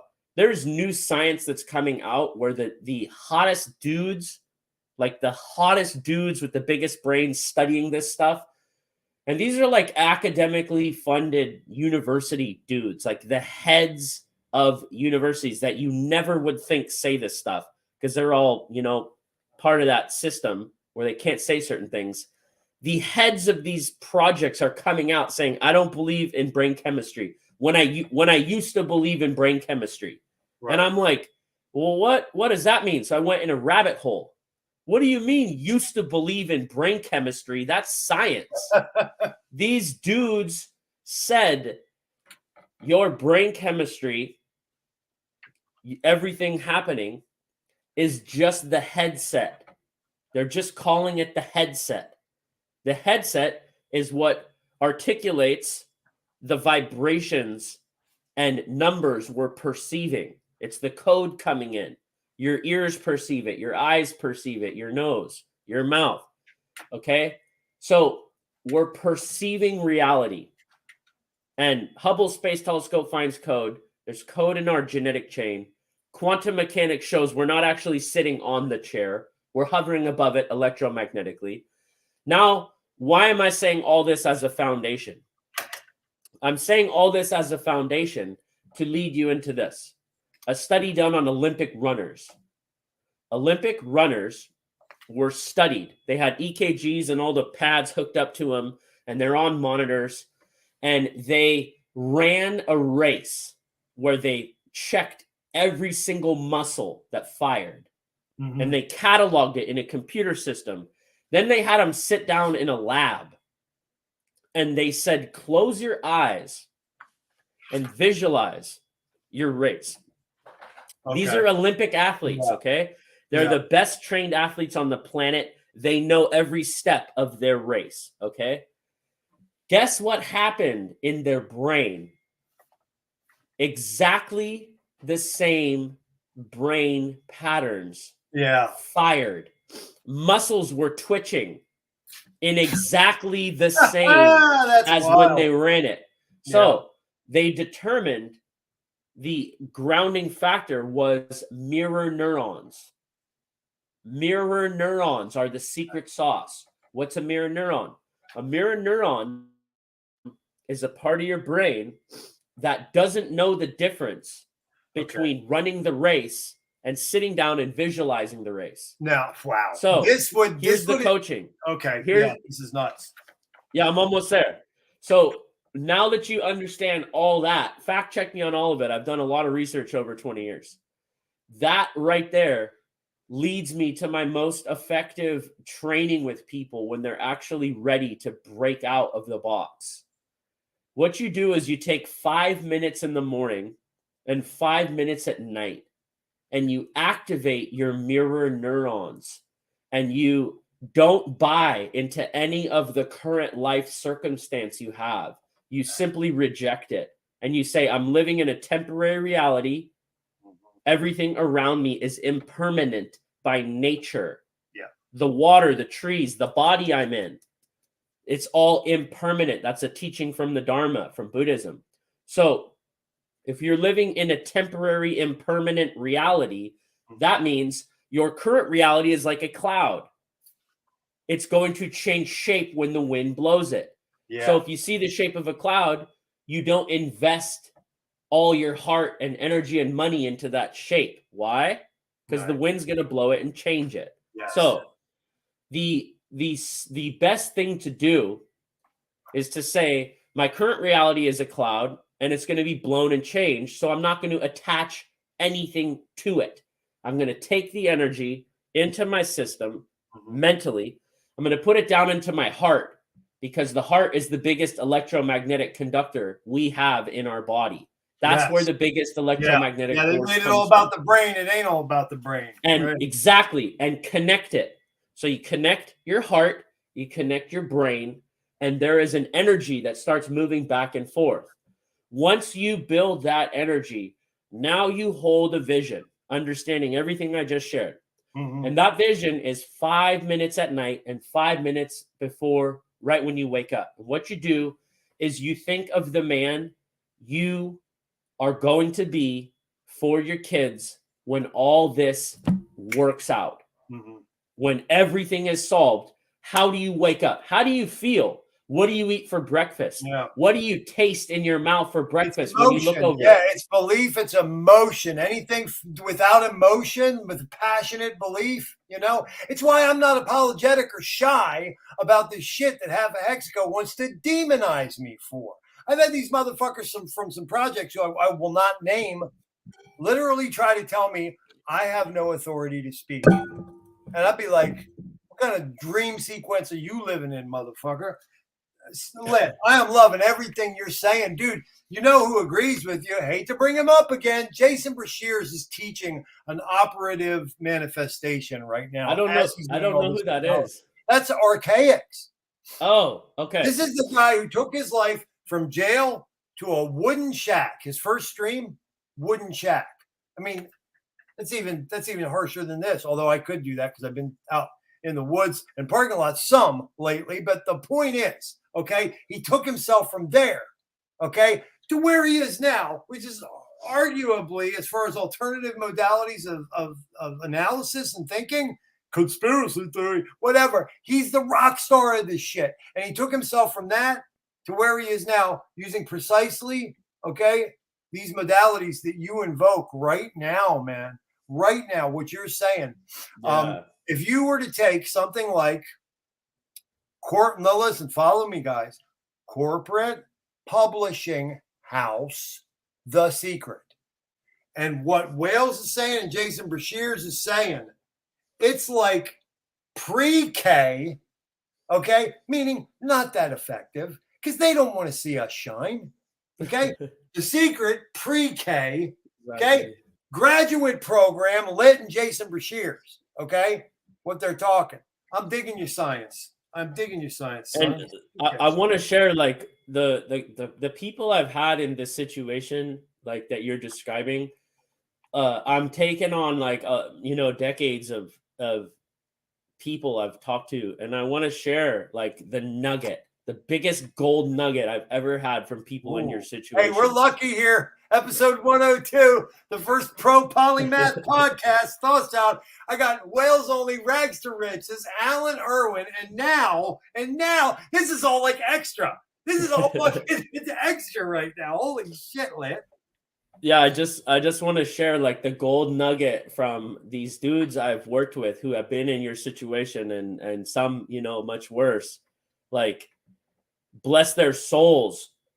Bless their souls. These are people I truly care about and respect. And like, I get a little emotional thinking about these guys because the struggle they went through was so heavy, man. Yeah. And I got to coach them and actually hear the stuff that's behind the scenes. Yeah. And it'll break your freaking heart, man. It'll either harden you up and turn you into an asshole, or it'll break your heart. And you got to do a lot of soul searching and then reconnect. And I'm from a Tibetan background where compassion is valued. So I chose to not harden up into an asshole and go to my heart. And I want to share what these guys told me. All right. Okay. They told me at the peak of their struggle, when they were like in the cars and their stuff was stolen out the car and they had, so many things I can get into that were going wrong. They had one thing no one could take. And that was their attitude on life. Yeah. And their view of who they are and what their life is. And they told me something that I take with me the rest of my life. And I want to share it with you. All the people who broke out of awful situations in their life, they told me, this is going to be an incredible story. This is going to be an incredible story when I'm rich and safe and my kids are good and I'm an old man dying in my bed and there's a legacy of wealth set up. And I'm going to get emotional. That attitude, you guys, it's so simple, but it's so powerful to be struggling with the weight of the world smashing you and your bones are about to pop. And they say, this is going to be a good story when I'm at the castle. And that attitude, it changes the energy. And all of a sudden you start attracting new things. And then that new woman walks into your life. And then your kid gets a killer job and career. And you're so proud of him. How did you do that? Of course you did that. You're this name, their last name. You be proud of that name. That's who you are. Yeah. And there's something about activating the brain, not letting the world break you, flipping the script. That's what it was. They said, this is going to be an incredible story when I've made it. And yeah. I feel that. It's listen, in the capacity that I believe I did ask to come here and I did have a powwow with whatever creates, sustains, and will destroy me ultimately. And I took on the mandate, okay? It was understood clearly at the time that I signed that contract, okay, that this was going to be heart attack real down here. If it wasn't heart attack real, then you wouldn't believe any of it. we have to believe it. You know I what get I'm what saying? you're saying when you incarnated into this form. Yes.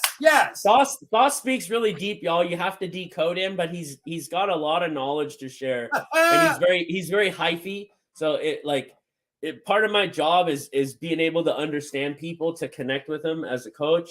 I get Thoth.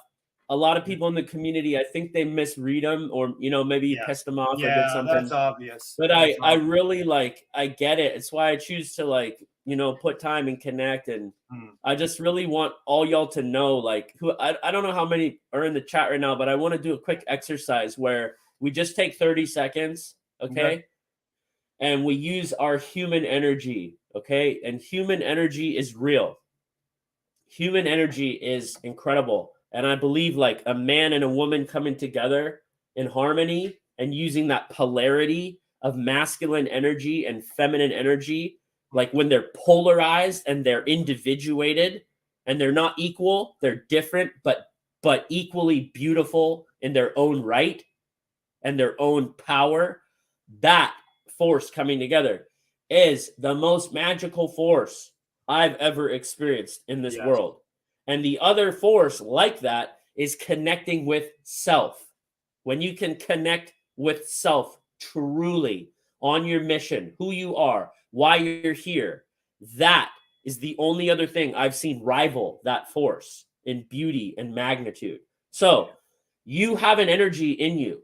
You can connect with yourself in a powerful way and explode your power around you. You can connect with other beings and change their whole existence, okay?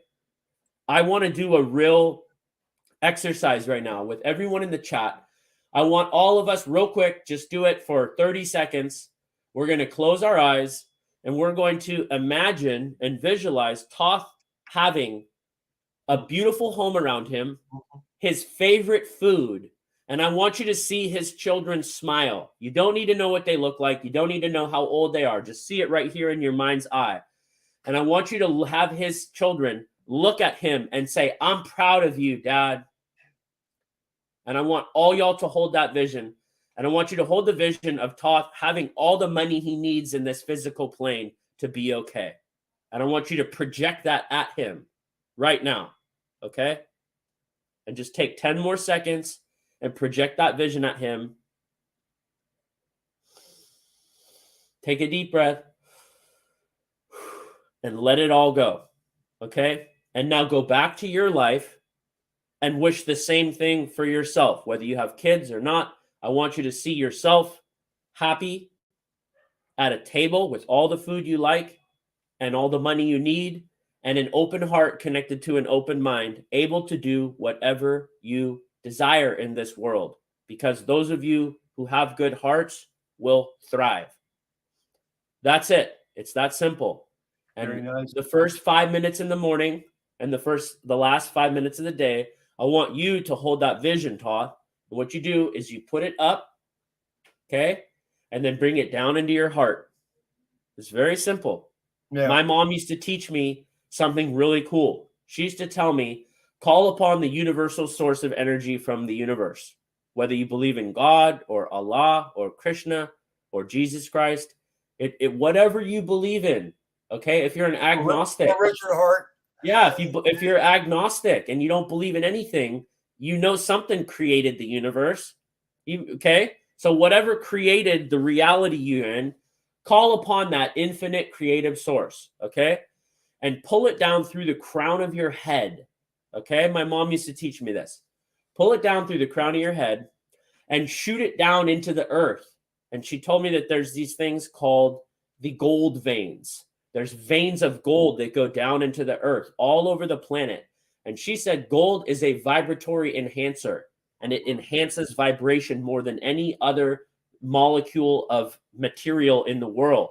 Yeah. So you call in the infinite source, you shoot it down through the gold veins, and it's going to hit the center of the earth, and it's going to ping it back. And when it pings it back, I want it to meet the center of your body. So this force comes down, shoots into the gold vein, amplifies 100,000-fold, comes back into your body, meets halfway, and it forms a yin and yang of energy flowing in all directions through you. And in this moment, you are whole, perfect, and complete in your imperfect nature. You guys hear that? You're whole, perfect, and complete in your imperfect nature, in your temporary body, in your temporary reality. We're all going to get old. We're all going to die. But in this moment, you are free and nothing can stop you. And what this does is it builds your vibration. And from this powerful vibration, I want you to think about every other sentient being who may be struggling like you. Okay? Yeah. Sentience is a being who feels. Any being who feels. So think of another person who is having your specific problems, and close your eyes right now and wish them the power, the beauty, the materials they need to make their life awesome. Imagine all their hopes and dreams being fulfilled right now. Not your hopes and dreams, their hopes and dreams. But these people have a common bond. You're both struggling through the same stuff, okay? But you're going to hold a vision of them having all their dreams realized. There is something that I cannot explain, but it's a powerful force. I don't know if it's a law of the universe. I don't know what it is, but there is something powerful when we break down the bonds of race and gender, when we break down the tribe we're a part of, when we break down all existence to its most simple form of sentience. I have feeling. Animals have feeling.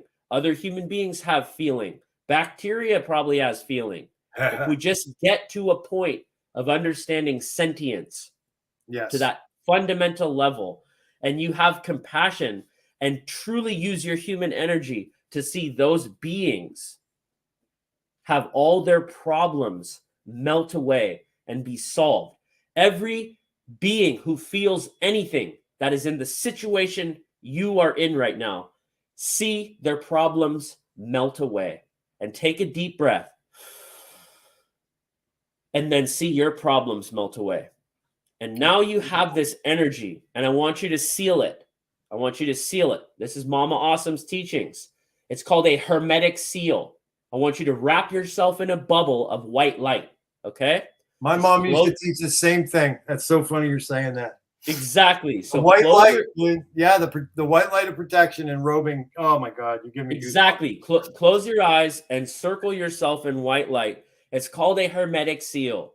A hermetic seal means only energy you allow in gets in. Nothing gets in but what you allow.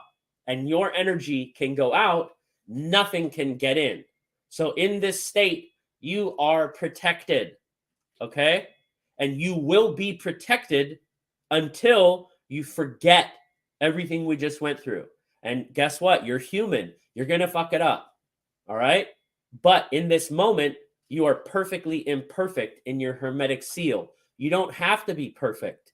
You just have to remember how to use your energy, how to use your body.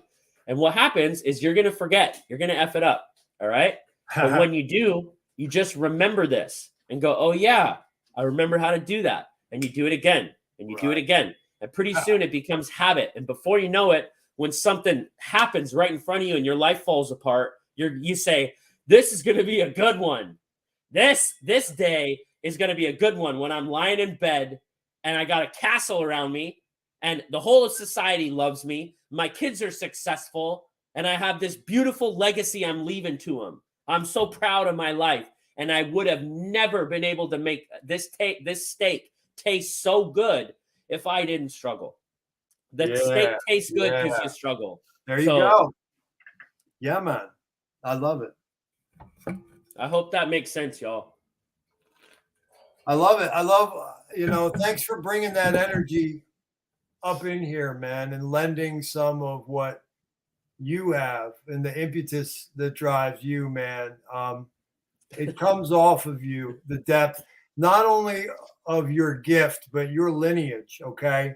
I could see the teachers. I could see your mama. I could feel all that energy. Other incarnate beings, other incarnate mortals, sentient beings who came before you, lended into your energy, and now you're here taking the steps, and you're kind enough to share it with us tonight. It's really beautiful, man.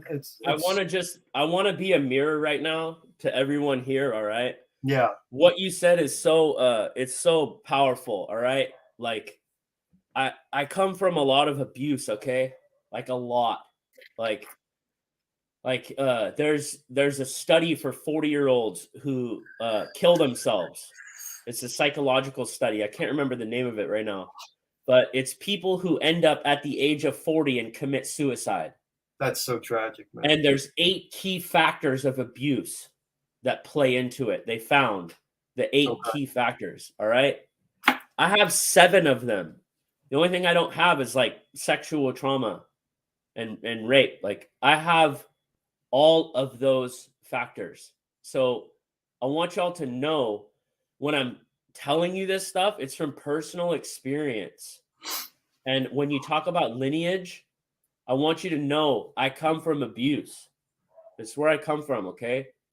It's the reason that I chose to do the work I do, okay? It's because I know what it feels like to have your soul broken, okay? I know what it feels like to have your dreams smashed. I know what it feels like to have everything you believe in taken from you. I know what it feels like to experience the person you love destroy your life and you trusted them and they take your heart and they rip it out and they show you ain't shit. I know what it's like to want your father's approval more than life itself. Yeah. And never get it. All right? Oh, yeah. I know what that's like. And I know what it's like to take that pain and transmute it into fire. And that is what I want to give back to you. Why? Why do you do that? Why? It's because you have a lineage. You have a lineage of family that existed before you, and they struggled through conditions we could never imagine living through in our modern times. They fought and gritted through it just to have kids. And if y'all have any kids, you know you'd do anything to protect them, even if it meant dying for them. It's a natural human instinct if you're a healthy person, okay? So that has passed through genetic karma, and that genetic karma is with you. You see your nose and your eyes, your eyebrows? That stood on your grandparents' face. The same features. They're passed down. So is the energy. So is the lack of belief. So is the anger. So is that energy of abuse or thievery, whatever's in your family. Okay? That passes down with you. And if you make a choice that I want to flip the script, the chain ends here. That's the alchemy, man. That's the transmutation. That's the alchemy, man. That is the point I want to convey to you, that if you can take that and you can turn it into fire, okay, you are unbreakable. Nothing can break you. Even if you die, your legacy will live on forever. And that right there is when you truly embody, this is a good one. This is a good day. This is a good story. And I'm going to remember this when I'm older. And every time I eat a good meal and I see my kids smile, or I know that my lady's taken care of, or that my mom died peaceful, like whatever it is, whatever energy you put out into the world, you're going to know you could have gone to the dark side and you didn't. Yeah. And that right there is the power that makes you unbreakable. That is what makes your life awesome. And no one can take that away from you. So all the trauma I've experienced, it fuels me, okay? It makes me a better person every day. It makes every piece of pain that I've been through worth it. It makes me honor the pain. You have to actually honor the struggle and have compassion for yourself. That compassion for yourself goes deep inside the bubble of white light. Why? Because you're a human being and you screw up. That's what life is. Life is a series of challenges. Okay? I'm going to break it down simple for y'all. Life is a series of challenges. You win some, you lose some. Use that framework. Look at everyone in your life. Life is a series of challenges, and everyone's selling something. So ask people, what are they selling? And what do they want from me? Okay? And then say, life's a series of challenge. And if you understand that, ask yourself the same thing. You want to get deep? Ask yourself, what am I selling? Who am I selling it to? What am I truly after in this world? Right. And it's the quickest way to your heart, okay? If you truly do this exercise, it's the quickest way to truly cut all the BS around you and go, whoa, look at this stuff I think I want. Look at this material things I think I want. Materialism doesn't actually make you happy.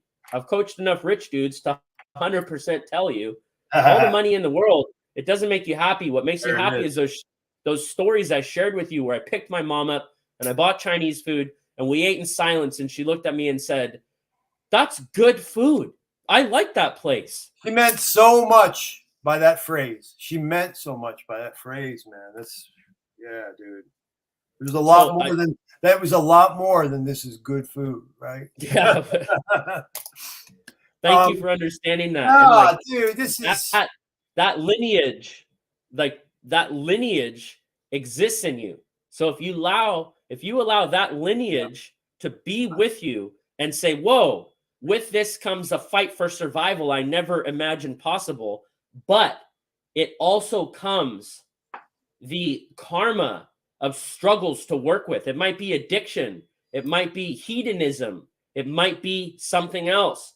But if you accept that, there's light and dark, dark and light. That's duality. What is the only solution to duality? It's the razor's edge. So we're all trying to find the razor's edge. The razor's edge is a term from Dharma, from Buddhism. And it's also what the it means, topological metaphor of the medium. The topological metaphor of the medium is this is the field. If you cleave the field, you have A and B, C, the shared space, the razor's edge that he speaks of. That's the topological metaphor of the medium right there. It's the basis of every esoteric thought ever.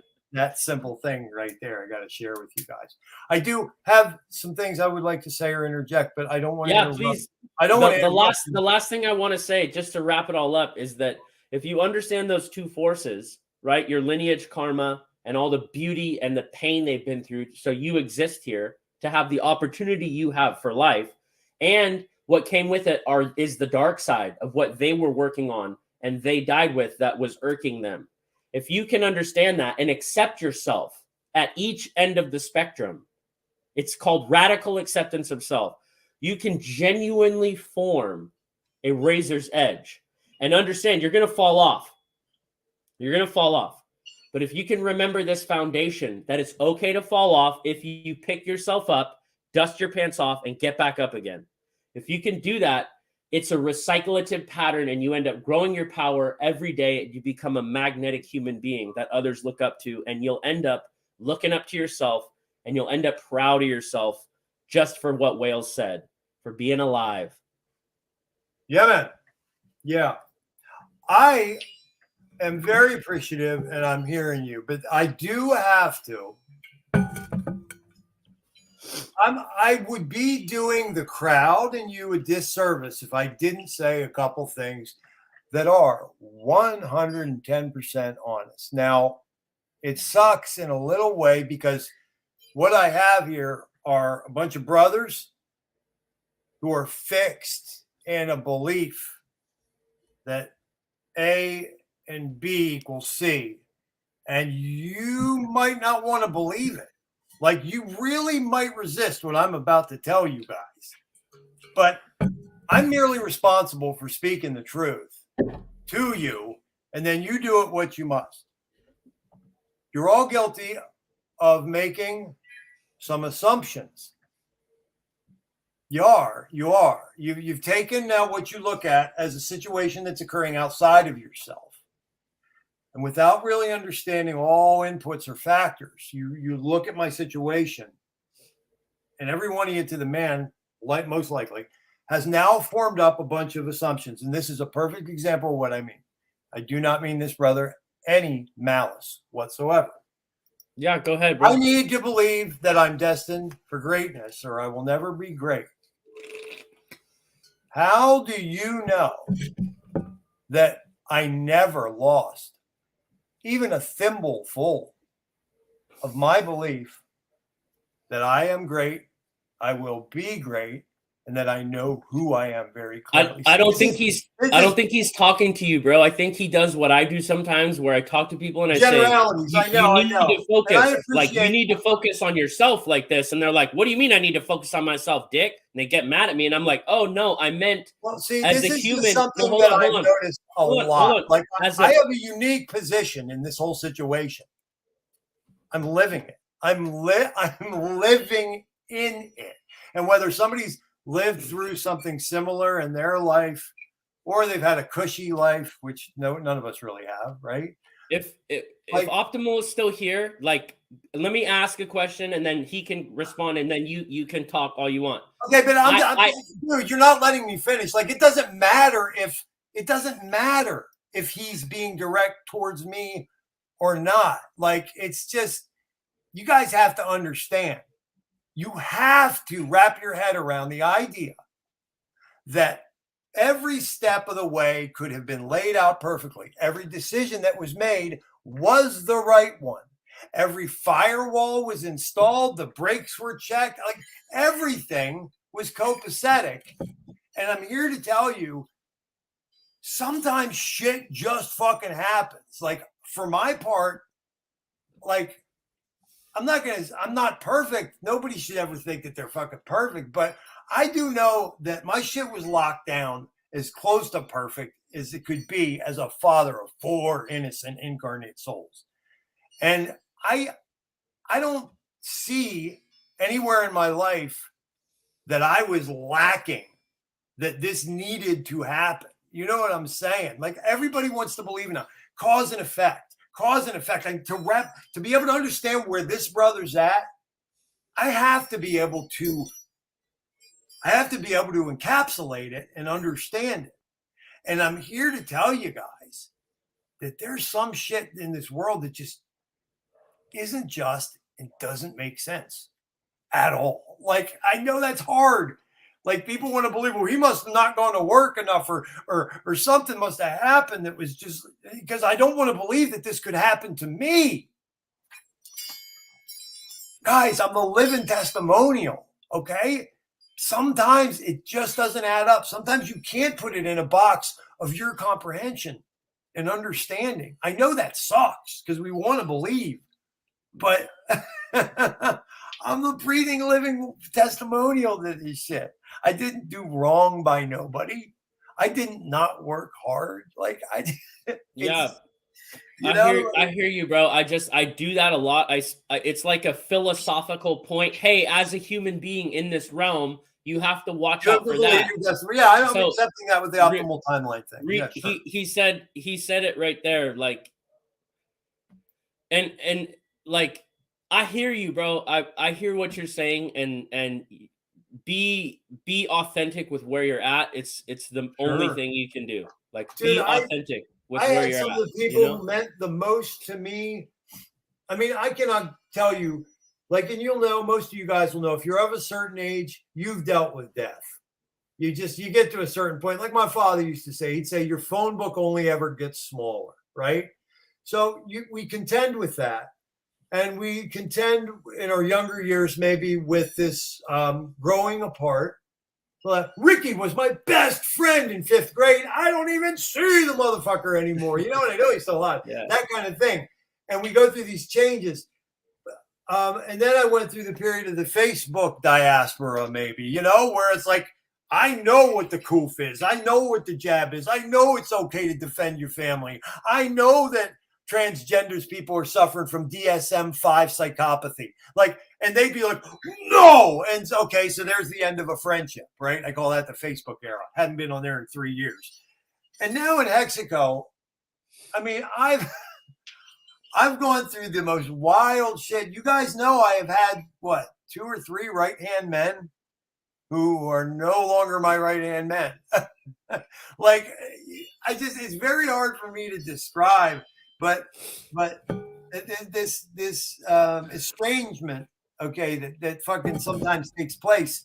I find that people tend to get really married to their ideas of what you should be. You know, it's wild, man. It's why I play that clip by Mos Def all the time. I'll show it to you guys to remind you before the show's over. But in not fitting in the box of comprehension, a lot of times, it's brought me like no small amount of flack. And I don't know what to like say. Like, I can't even really be sorry. You know, I didn't fit in your comprehension. I made you uncomfortable. Tough shit. You know what I mean? Like, yeah, I want to lay something at your feet. Okay. Sure, please do. Yeah. I've dealt with this a lot, and I'm going to be very direct with you because I'm a good coach and I care about people. The people who I've worked with, not you, never worked with you. You know, I don't know half. No, this is the first time you ever gave this kind of shit to us, and I'm digging it. You know. I'm starting to feel more comfortable, like opening up about who I really am. I hope you know that too. I hope about crypto. Yeah, I hope you know that any points that I'm making about my observations or my experience, it is in no way taken away from the potency. I get that of this moment. Okay, good. I get that, and I just lay this at your feet. Okay. Sure. The people here right now on the chat with you, and me with you, like, I'm a human life force. And even if this is a simulation, I have power. And so does everyone here. Sure. And that human energy that we were sending in visualization, in like prayer form and power, like that is a potent energy coming at you. You, as a spirit soul inhabiting a temporary body, have the ability to block it or let it in. And if you block it, you can. It's your choice. You have free will. But if you let your walls down and you let it in and you humble yourself and you say, wow, thank you from the bottom of my heart. Whatever struggle you've had, I know is real. And I honor your good energy. And what it does is it honors your own good energy. Are you speaking to me or are you speaking generally? I don't want to get that confused. I'm okay. Because I can tell you, I know how in general, this is true for everyone. See, I did the same thing that he did. I took a general statement and I said, you. I do it all the time. Well, that's okay. Hey, you guys know every time Wales and I argue on stream, it's for that exact. Can I tell y'all that my family has been so offended by me doing that? They've been so offended. And I try to tell them, no, I wasn't coming at you. I was saying in general, like philosophically, and they're like, well, you didn't say that. And it's just, I'm trying to speak that when a human being connects to other human beings, that person can block it or let it in. And when there's a letting of it in, it's fearful because that energy can take them over, get them insecure, make them think something they didn't want to before. And if a lot of people have struggled in life, they might be like, nope, I'm chopping that away. And but there's a point where it's genuine and real and you actually let it in. So what I coach people to do is you put the ego 10 feet ahead of you, and the ego 10 feet ahead of you is not right on you, because everyone teaches you to get rid of the ego in this society. And I don't teach that. I used to believe that. Good for you. I used to believe that. I don't think that's healthy, man. It's not healthy. What is healthy is to put the ego 10 feet ahead of you and allow that ego to remove any narcissist, manipulator, abuser, codependent who's pulling your life force, and allow it to put them in check and not let them in your space. Woo. When the ego's 10 feet ahead of you, your heart can remain open. Oh my God, Lit, other than waters above, you might be the only motherfucker other than myself who I've said that like ego is like has a healthy aspect and needs to be there, and we're not supposed to stomp it out of existence, you know, or act like it's the devil itself. Like that is some advanced thinking, bro. That's some advanced spirituality. I commend you, bro. I commend you for that. I'll tell you something I never tell people. This is the funniest thing too. Since I gave him a hard time, can I just say I flex my hermetic seal on a motherfucker. I love that. Episode, dude. That's fucking great. When I read that, I felt like a joy inside that I cannot imagine. Go watch all my videos on my channel when I first came to like the pulse chain ecosystem and Hex all the way until now. Like that, I love. That's my whole energy from Mama Austin. Hey, Optimal, I'm starting a t-shirt company eventually, and I have about 20 of the designs ready to go. We might have to talk about this one, man. That's a good one. That's a really good one. Power level over 9,000. Oh god. Yeah, much love, bros. We're carrying some heavy energy here, but this is what life's all about at the end of the day. Hey, and you know we all what? have to sleep at night, you know. So be happy with yourself when you hit the pillow, and you'll wake up just so much lighter. Do you remember an hour ago, I was getting ready to share a statistical observation, and how did we get off? We got off of that. I never ended up making the point. That's really wild too, because do you remember when I said this, what I'm about to say relates to when you and Mac did your stream? Do you remember when I said that? I never got to the point. What were you gonna say? That was a deep stream. Yeah, this is great. Well, yeah, and tonight's incredible too. It was kind of a bummer what I'm going to tell you, but I know a German guy local who's really observant, okay? And he works at a store where he literally has 1,000 customers pass through his purview every day, okay? Perhaps it's a German characteristic as well that he's just so functionally observant, scientific in his analysis of things, right? I love the guy. He's a gem. He said, I am troubled by a phenomena that I'm sad to report, he said, wasn't an outlier. It wasn't a single day or a single week. It's been persistent for the amount of time I've been at this business. He said, in my region, he's counted 1 out of 5 adolescent age teenage, boys are doing the thing where they're wearing a blouse and makeup and colored hair. And he said to the child, this is going to make you guys a little angry. To the child, guess who they're accompanied by? Mom. Mm-hmm. Yeah. Need we say more? I mean, who was it recently? I can't remember. It was one of my inner circle guys. It was Alan or Torrin or Mac or Facing Reality or what. I can't remember which of them said it. Fuck. But it was the mother getting interviewed, lit, and she goes, "Can you believe it? Both of my boys, like it's a victory, and like she didn't have nothing to do with it. Both of my boys are in the middle of the process. And don't you know that my daughter is going to have a penis installed?" And she's telling the story like she's the luckiest woman on the planet who hit the lottery.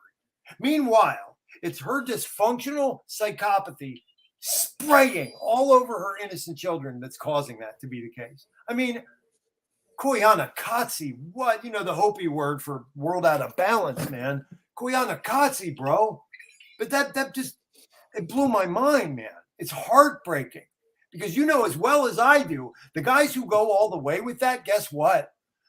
They occasionally get buyer's remorse. I just want to send love to all those beings who are good, man. Just send love. Like, have you ever been to summer camp and then had new friends and hot chicks around you and you're eating 3 meals a day and there's other campers, and like I was a camp counselor for some time, and I was just such fire chicks around. They all liked me.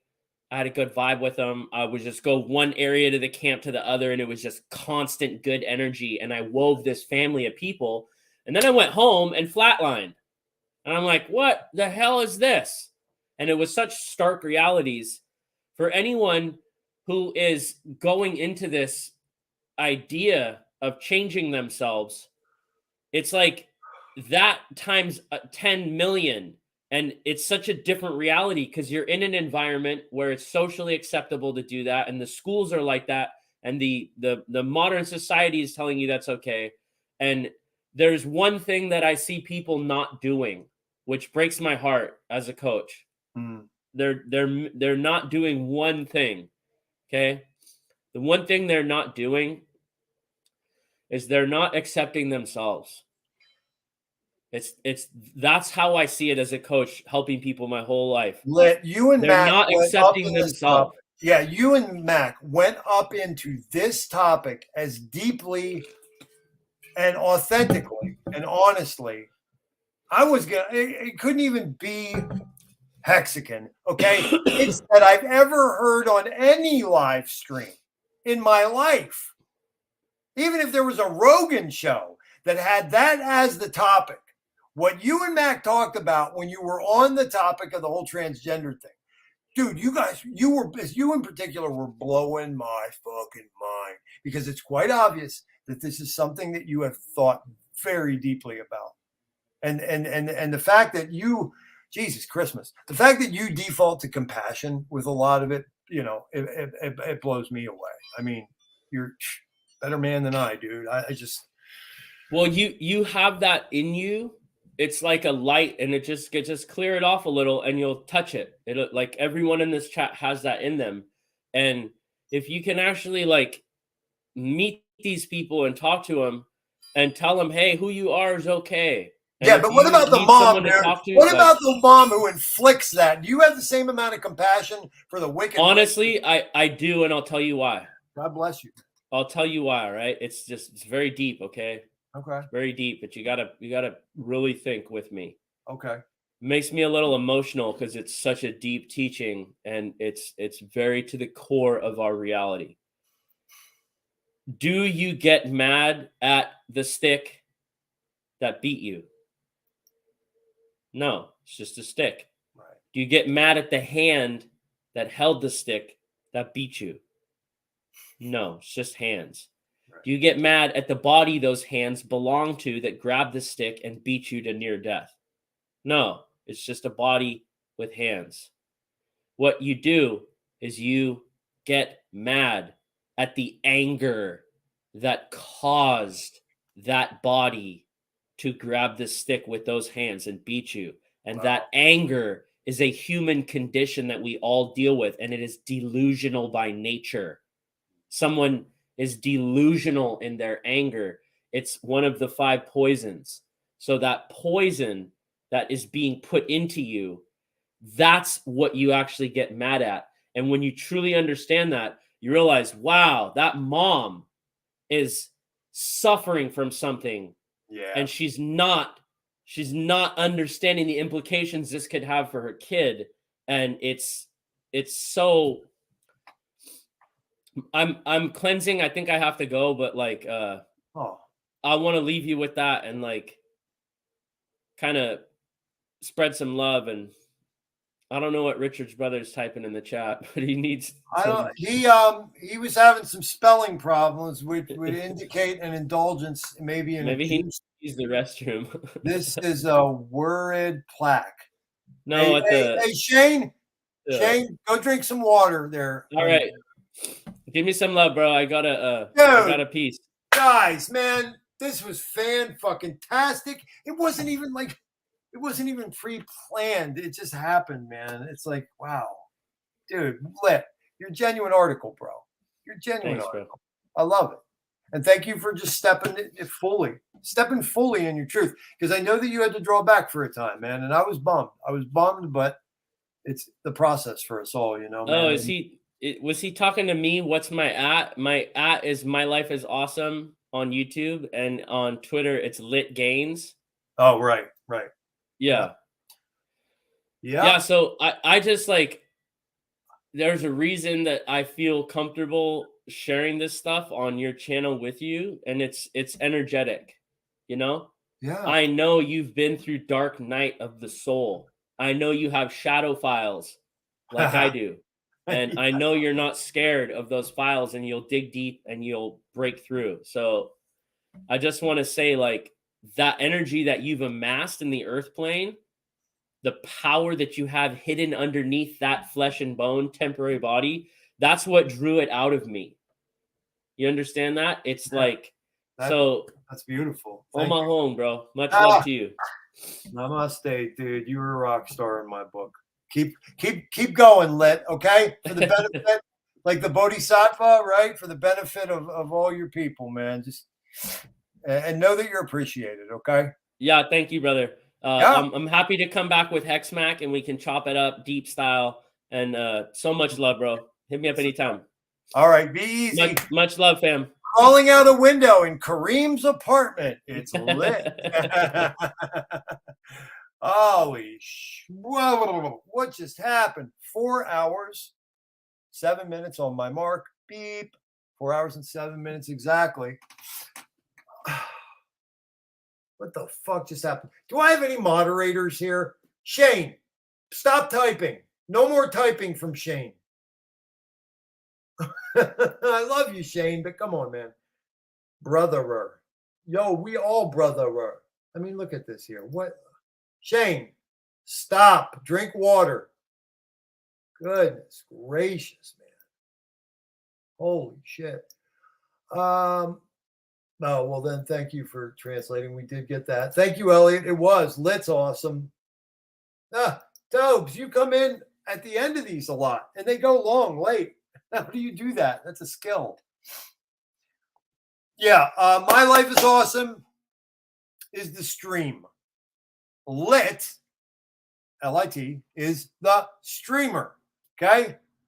If you guys want to watch some powerfully infectious moon math, go watch his old stuff. But I mean, I'll tell you, irregardless of how much overshot there might have been, and hey, listen, he's not guilty of nothing that even Wales only wasn't guilty of, okay? Because I remember when Wales was talking about decorrelation and we were going like this, and we were thinking, there's never going to be another bear market. I mean, shit, guys. We get swept up, even the best of us. But if you go past that little bit, which is that much of the old Lit streams, this much is just some of the most fucking cool, powerful, infectious energy ever. And it's clear that the man is doing, what the fuck he was called to do. If I had a life coach, I would want it to be lit. That motherfucker gets you out of bed in the morning doing sit-ups. Okay, so you guys did get that. I thought he finally spells my name right. Using it. Oh, forget it. I love you, Shane. Yeah, dude. Yeah, no doubt. Oh, peep this, fellas. I'm going to let you get out of here with something special in the background. This beat's so fucking banging. And this is where I got hung up. I literally had 7 or 8 tracks with Roganoff ready for the album. We were going from 12 to 16. I was going to go down to Tampa. And then, I was even thinking about going to the Bitcoin Hex conference. On the bounce back, I was going to hit Tampa and record, lay down guitar scratches and vocals. The best laid plans, right? But anyway, I'm going to play you guys a couple of these. I just have to talk over them mostly because believe it or not, there are uncreative people who will record these straight off a live stream, not even care about the lack of mastering or resonance in the EQing. They'll just take them and then they'll freestyle over them and tell people that their cousin made the track or whatever. So it's pretty stupid. So forgive me if I speak it in opportune times. Come with me. Come along.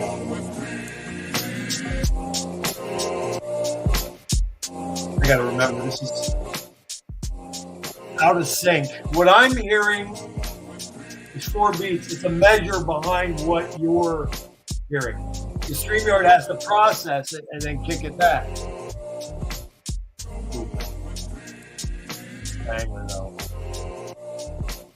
Yeah, this is Roganoff on the chops, man. I appreciate you guys seeing the value in this, man. Up in the timeline, explain. It's okay, Rich, brother. Shane Fuller, we love you.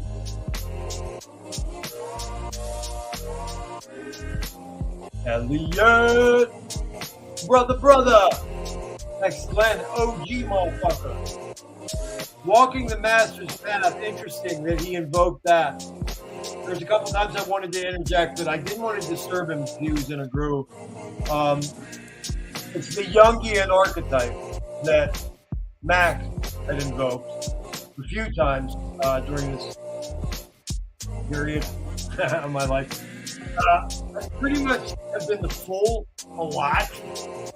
Sometimes like the warrior, but definitely walking the hero's archetype path in this latest, round of challenges. I guess in the same way that I repudiate, I wasn't ready to accept the mantle of uncle thoughts until recently. I guess it's the same spirit that I have an issue with walking the Master's Path, but maybe it's high time to embrace such things,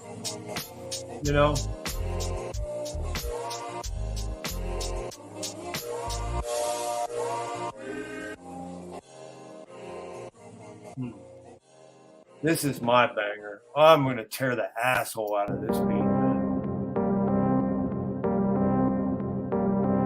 Whoa.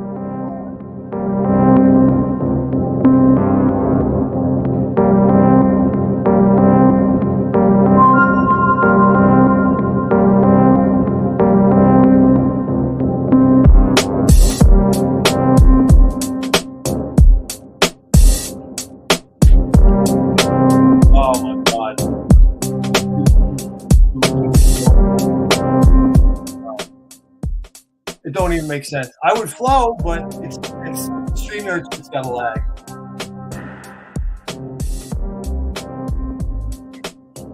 You can tell lit. You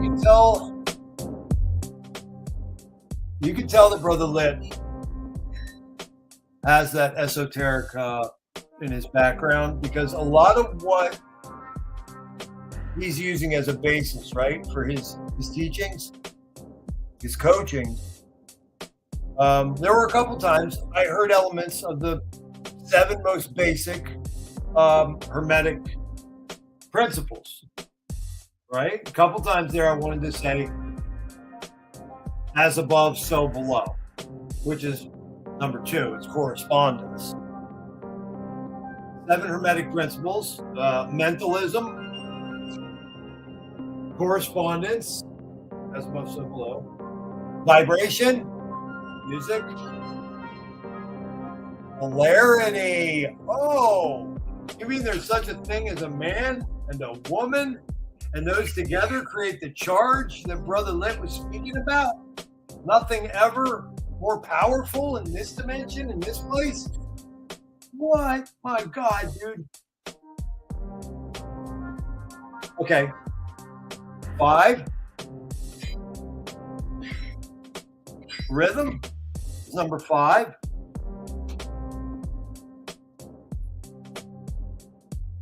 Oh, 6 is easy because we had a song named this, right? Cause and effect. Cause and effect. 7 is, I said in polarity, but gender led. Those are the 7 Hermetic principles. A lot of what Lit is teaching is coming right out of that bag.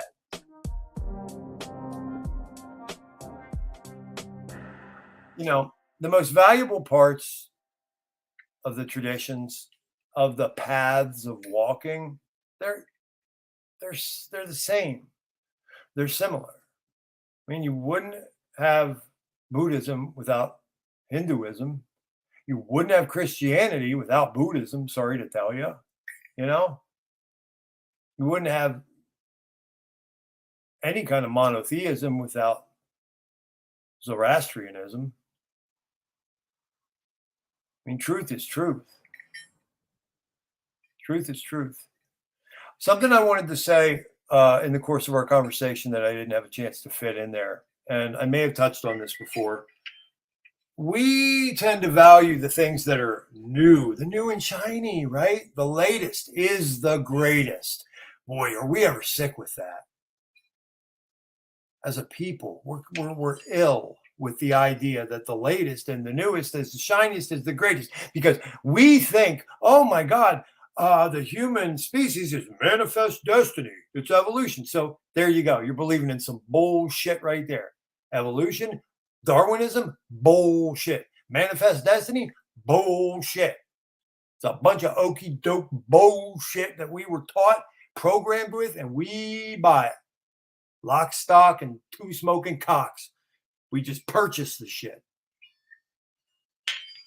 I'm here to tell you, as far as the written word goes and the books, before the corporate publishing houses got involved, the information's better back there. If you can find you a book from 1890, get that bitch and read that bitch. You're going to have more honesty and truth in a book from 1890 or 1910 than you're ever going to get a book after, 1956. Somewhere around there is when it got really bad. And like anything else, it was the consolidation leading to the monopolization of the entire space. Can you say MECHA CEX? Mega centralized exchange, anyone? Right? We're talking about the same thing here now. And that's what the fuck I've been bringing. That holistic macro way of looking at all this shit. The lines get blurred. The barriers are fuzzy between the disciplines, between the emphases. It's nothing for some of us to take that walk in between those worlds and see the correlation.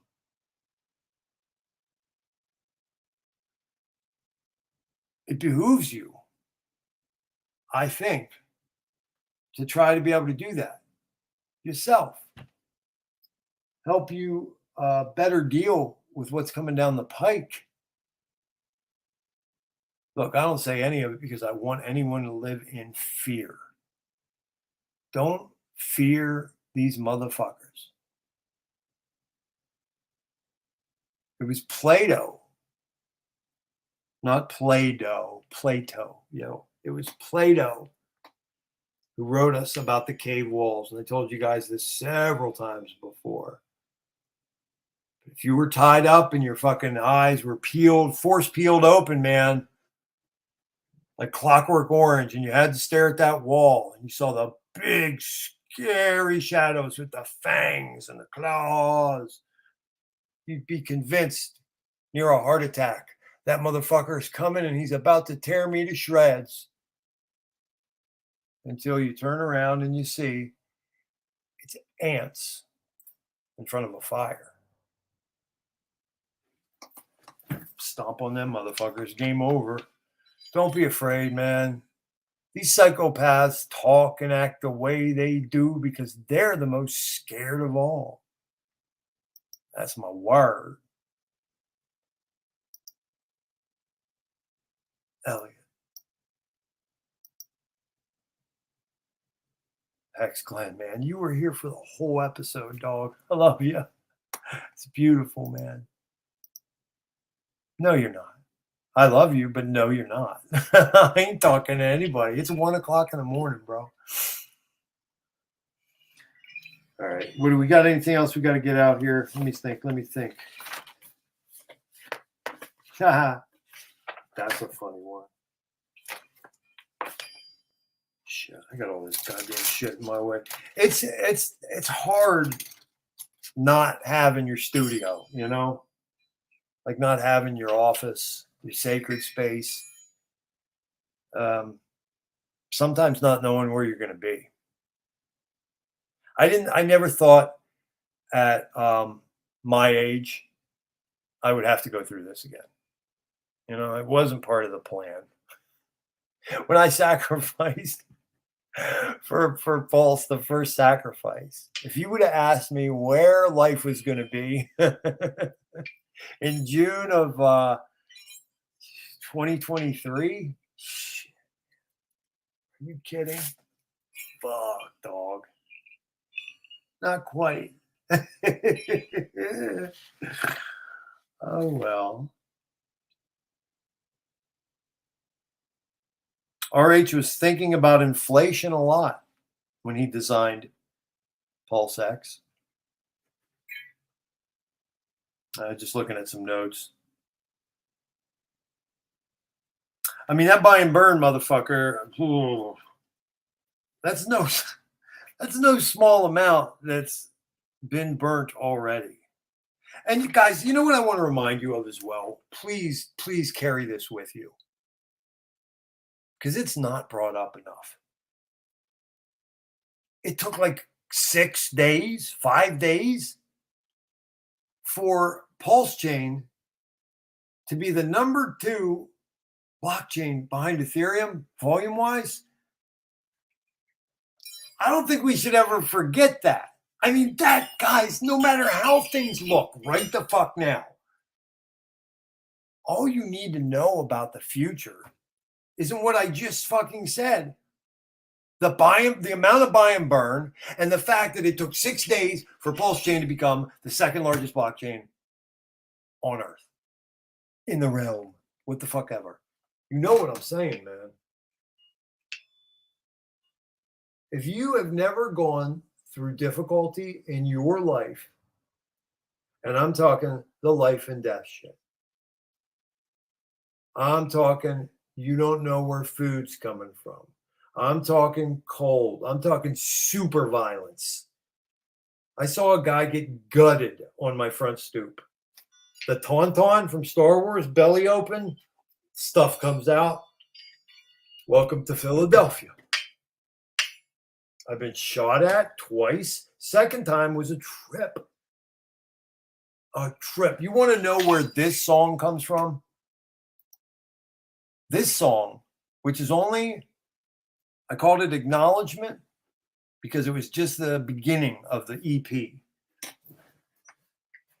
Where is the fucking EP? Ah, this one. I'm going to give these away on my Patreon probably. This was the Yo-Yo Pa EP. Okay? This was 5 songs. This one. And there it is. Track 1. Right? Track 1 was Acknowledgement. Acknowledgement was my recollection of walking to a pizza shop on Tasker in South Philly. Okay, not just pizza is what it was called. It was snowy at the time, and I was with my bro Gio. And when we were just about 2 blocks from the pizza shop, 2 guys, I don't know if it was 2 guys, and I couldn't tell you if they were Cambodian or Thai or black or fucking Irish or what the fucking Bariqua. I don't fucking know. All I saw was muzzle flash and then, you know, the sound. Being who I am, the way that I am. Okay? Take a walk with me right now. Listen to the what I'm trying to mimic here. This is like sonics. This is like ricochets. This is the sound barrier. This is stuff going past my head and ricocheting off the sidewalk. See if you can hear it with me. All right.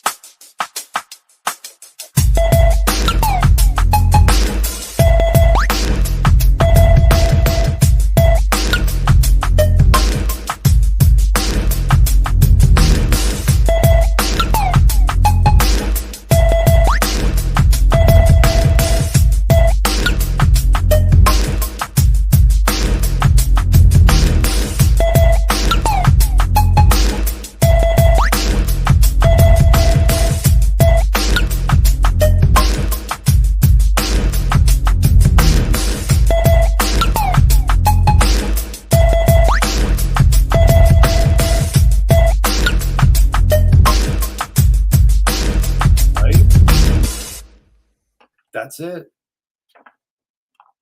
That is what I was trying to do. I was trying to let you guys know, like, this bullet went, and then another bullet went ka-chang right off the sidewalk, man. You know, glad I didn't get shot. I'm glad G didn't get shot. I don't think that motherfuckers hit each other either, to be honest with you, but we didn't hang around to find out. Wild shit, man. Absolutely. Oh, I will. False 6 like Raw the Rugged Man battled a moral technique. Raw the Rugged Man is not a handsome individual. So, dude, drink some water, please. Louis, are you still out on the road? Guys, Louis is a resident metalhead along with DMT in my circle. And Louis' band is called Throne, and they were on a tour recently. Don't know if they're still out. Bitman 360, fellas. What's up, dude? Thank you for coming, my man. Yeah, we had about 35 people at the peak about 4 hours ago. We're winding down now. Thank you very much to Lit Gaines, My Life is Awesome, who joined us in the last third of the show, right? Fucking dopeness. Thank you, Facing Reality. Erwin. Thank you, Wales Only. Thank you, Alan. These fucking guys are beasts. Whoa, where did my thing go? I just lost my... Oh, shit. Hold on. Sorry, guys. My machine's like bugging out right now. And I wanted to get up this other graphic that I didn't show everybody. You stupid bastard. I hate when it does that. Check it.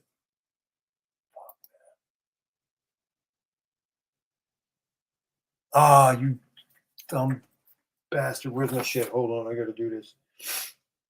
Oh, you didn't do it. I forgot to move something over from Adobe. Where is it? I put it on Twitter. You guys might have seen it over there.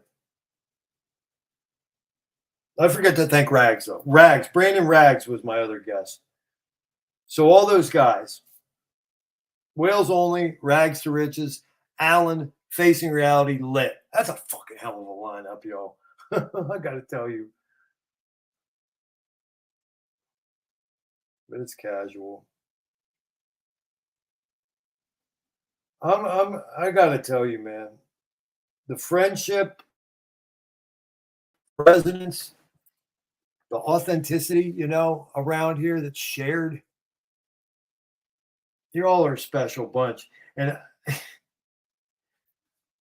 that sad soul, I got to wonder if that sad soul from earlier in the stream is affiliated, you know, with any of the people whose feathers I ruffled. You know, you never know. It could just as well be a teenager. It could be an incel. It could be a jealous motherfucker. It could be somebody who has no sensibility about their spiritual aspects of themselves whatsoever.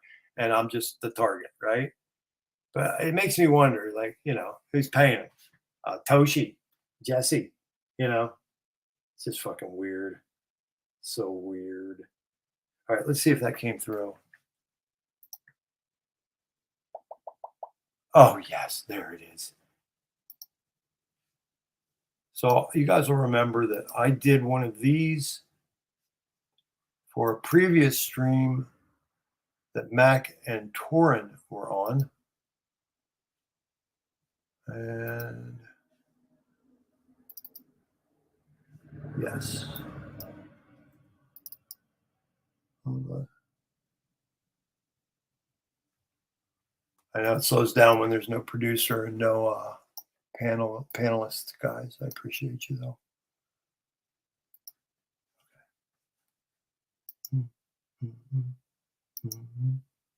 There it is. Bing bong.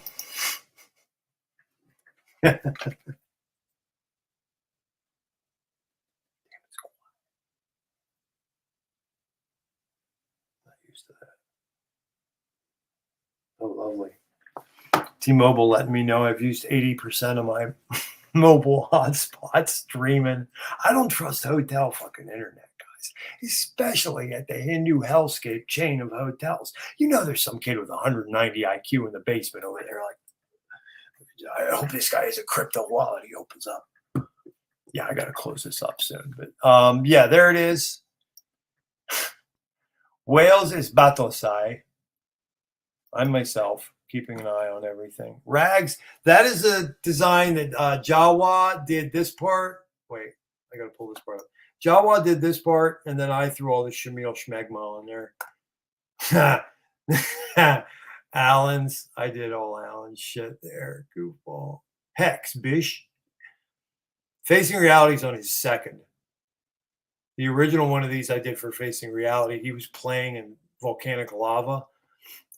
This one, he's got, looks like he's some kind of Dutch explorer from the year 1600, but he's got a Bic lighter. And he's, oh yeah, lighting the globe on fire. Interesting. All right. And then this is one that I did. You guys might have seen this. Is this my Telegram or my Twitter shit? I can't remember. We got the graph. We got the graphs. And then the John from this episode. I didn't go over this at all, did I? Some of you guys who have been following the graphic design aspect and the layered meaning in the thumbnails are probably able to guess what a lot of the non-obvious shit is. What do we got? Hello, I'm Thothschild. Of course, that's going to take everybody back to the Slim Shady shit, but I knew him when he was Marshall Mathers, and the kid could rhyme his fucking ass off. This is the trivium, okay? The trivium of logical thinking, something that's been thrown in the garbage in the modern era. The Hunter S. Thompson quote, as you know, one of the driving forces of my efforts on the channel was always going to be to marry like the transparency of my personal life vis-a-vis Gonzo, Hunter S. Thompson style, where he understood as a journalist, right? You could never be as subjective as you wanted to be, and the constant push and pull between subjectivity and objectivity. Objectivity would win. Why not just fucking let it wash over you and become part of the story, which is what Hunter S. Thompson did. And it's an ethos that I've kind of taken on in 102 episodes doing this. So 102 it is. Pro Polymath Podcast is the name of the new show, replacing Mind Spray. That's my dad. Not really. Now, here's a little story that must be told. I couldn't resist. The way that his hand was up, I just had to do it. There's my ex-wife. One of my ex-wives. King Kong is so enfeebled by the mere suggestion or idea of a mega centralized exchange, shown here, that all he could do is stare at the dildo that somebody put in his hands. That's the ass I smack. I showed you guys that. She was a couple summers ago. No big deal. This is you if the centralized exchange goes the way that it will. Not just because they're going to have FedNow coin, but think about how much that's going to funnel into not real crypto. Bitches.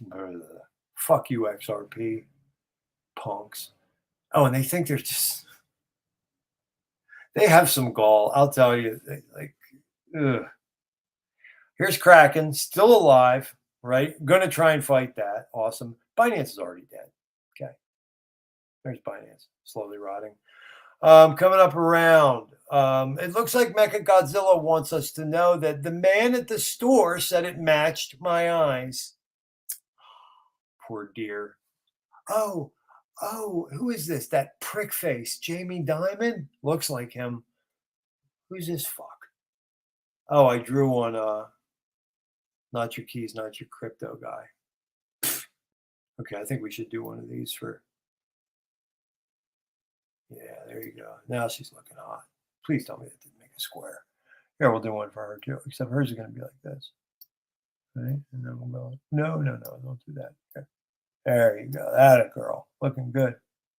That's ℙ𝕆𝕙𝕿𝕃𝕙𝕉𝕐𝕋. That's Vitalik Buterin's boss over at Ethereum. Janet's yelling. And then I was really bummed to hear this news. Maybe because he's been the bane of my existence. That's right.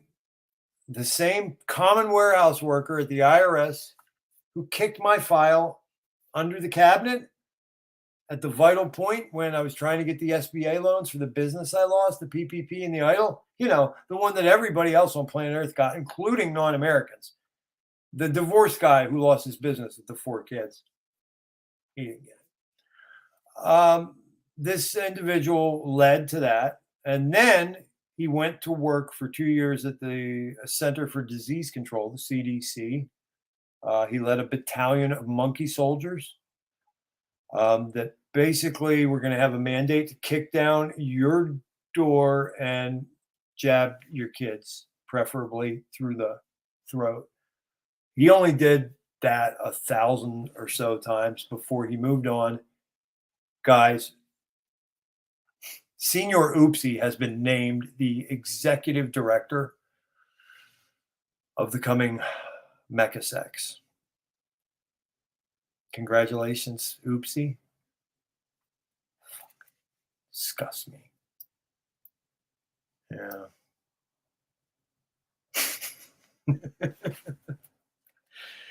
Bro, I want one. What, the dildo that King Kong was holding? No. You're not getting it. Dude, I have shit to do. I got to go to bed. I got writing. I'm in a hotel room. Shane, I'll talk to you tomorrow. Okay, brother? Bars, man, you were at the whole show. Thank you, my dude. I appreciate you. No, I'll tell you where it goes. Yeah, you're exactly right. Dude, do you know how many songs I wrote that I ended up hearing on another person's album? The art does not belong to us. We simply are dipping into the creative stream. Hell yeah. You like that?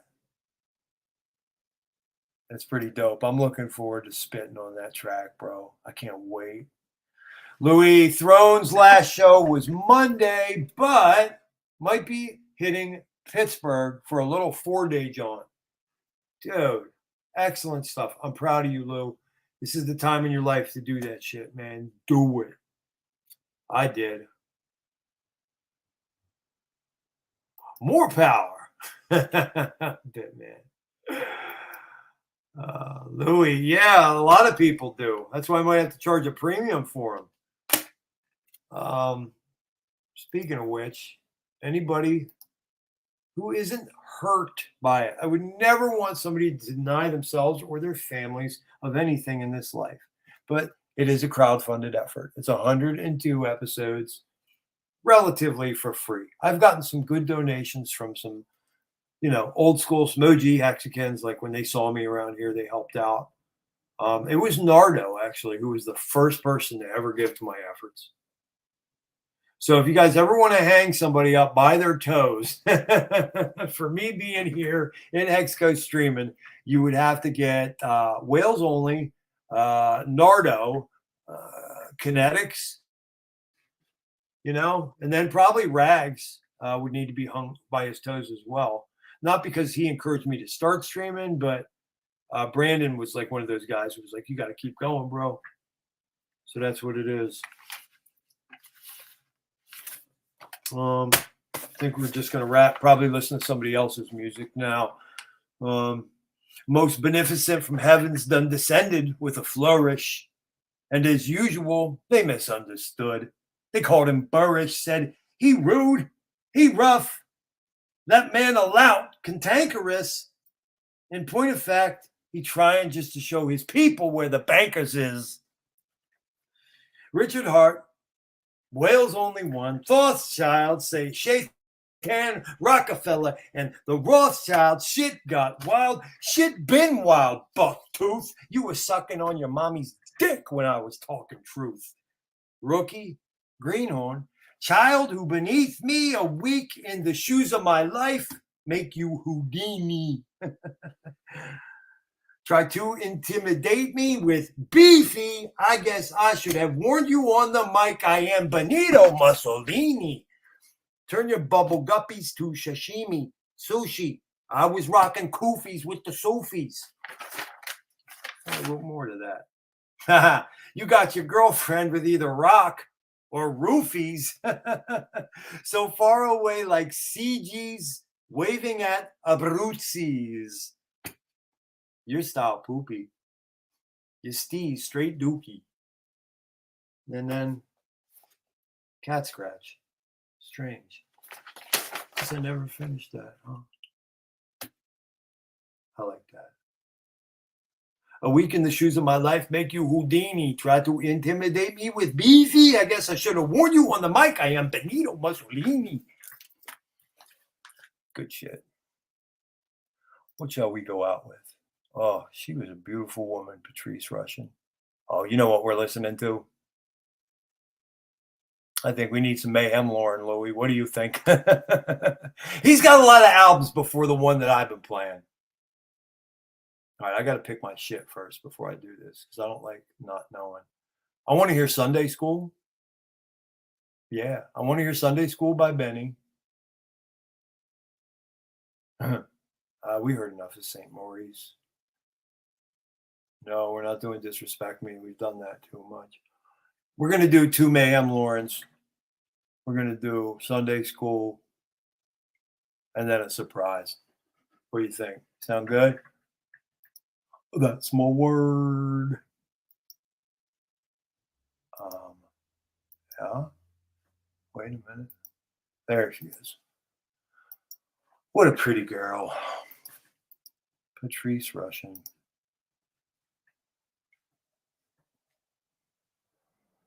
I'll make sure I got the audio.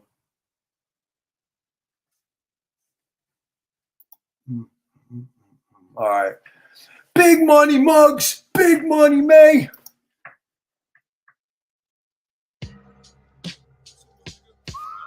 Yeah. Fuck that niggas talking about, man. Fly shit for Gotta turn this up though. The Renovici. DJ Muggs. Sent the green away. I was bench pressing 2,000 pounds. QU to LA and back to QU. We swerving. We ain't no pain, no nigga. We with it. Yo. Word to the suede on the roof. I'm the truth. New York monument. Even if the Cubano tuck, my chain prominent. Crime certified, clocking casually, your majesty. A king not reaching his potential is a tragedy.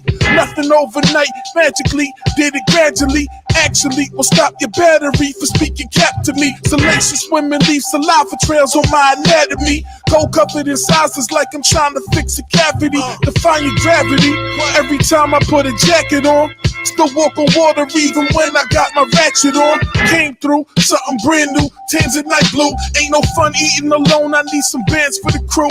Fuck you talk about, chalk them out, on to the next. It's awful we flex, cop loose stones to toss with baguettes. Type of shit you cop on Blue now, my outfit makes your boo smile. I'm flying and I'm buying while you crying like a new child. Playing big, counting big money. Whip his big body, shout out to Big Body. Big money mugs, big money May. Big accounts, big amounts, bigger guns will spray. Playing big, counting big money. Whip his big body, shout out to Big Body. Big money mugs, big money May. Big accounts, big amounts, bigger guns will spray. Fuck your niggas thought, man. Yeah, I've been on a private island for a year. Shirtless, cooking lamb on the grill, swordfish and all that. I'll be back when I rap shit, you heard? Yo, niggas is built like wet cardboard. Grill marks on omega-3, make sure it's charred at the wrong spot. If I'm feeling rich in the room, fiends will trade your sunglasses for a trip to the moon. I cop the worst prop on the best block and then build it. People beat the play presumptuous, this nigga killed it. Facts though, stacks grow, fast flow, really on some other shit. Ask bro, cash though, asshole. I'm still the grittiest, my bitch the prettiest, and my shorty looks better than my dog does. You fucking clown niggas softer than velour rugs. My team official used to looking for secure plugs, obscure drugs, Bentley whippers, Fendi slippers, Louis bags. Versace tag stacked up in my top drawer. Never speak to me about a drought, nigga, we got more. Cop raw, lockjaw, go ahead and test it. I'ma add you to the list of all the shit I'm not impressed with. Playing big, counting big money.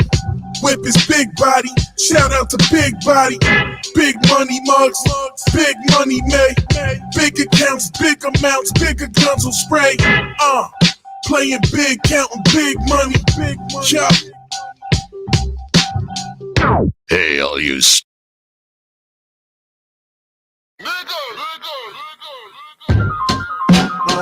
One of these niggas will do it right.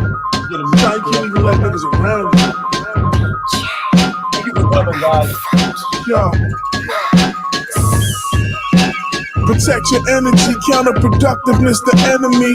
I'm just an MVP in an MPV, or a 7, or an 8, or a 600, we getting K. Protect your energy, counterproductiveness the enemy. I'm just an MVP in an MPV, or a 7, or an 8, or a 600, we getting K. Ringside, in the rings, Nick, we stay resilient.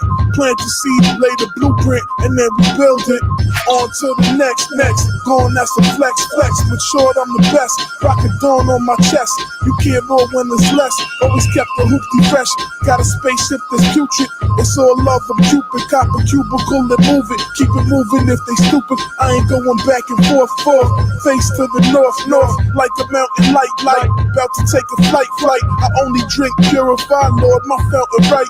I'm ahead of the culture, cause I'm ahead of the culture, but never above the culture, but really deserve a sculpture. Protect your energy, counterproductiveness the enemy. I'm just an MVP in an MPV, or a 7, or an 8, or a 600, we getting K. Protect your energy, counterproductiveness the enemy. I'm just an MVP in an MPV, or a 7, or an 8, or a 600, we getting K. Yo. Yo.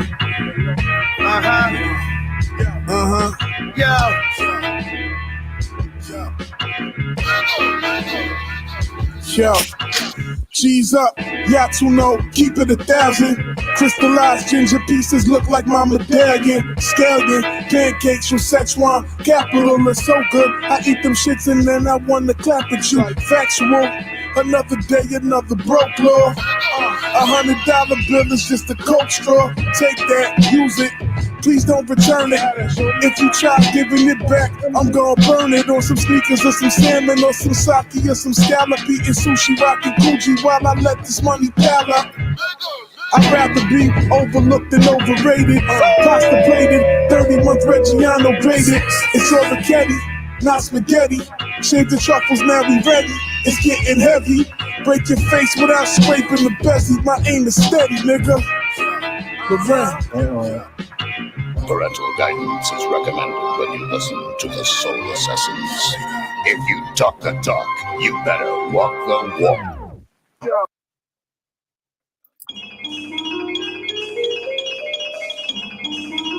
Mike motherfucking checking this bitch.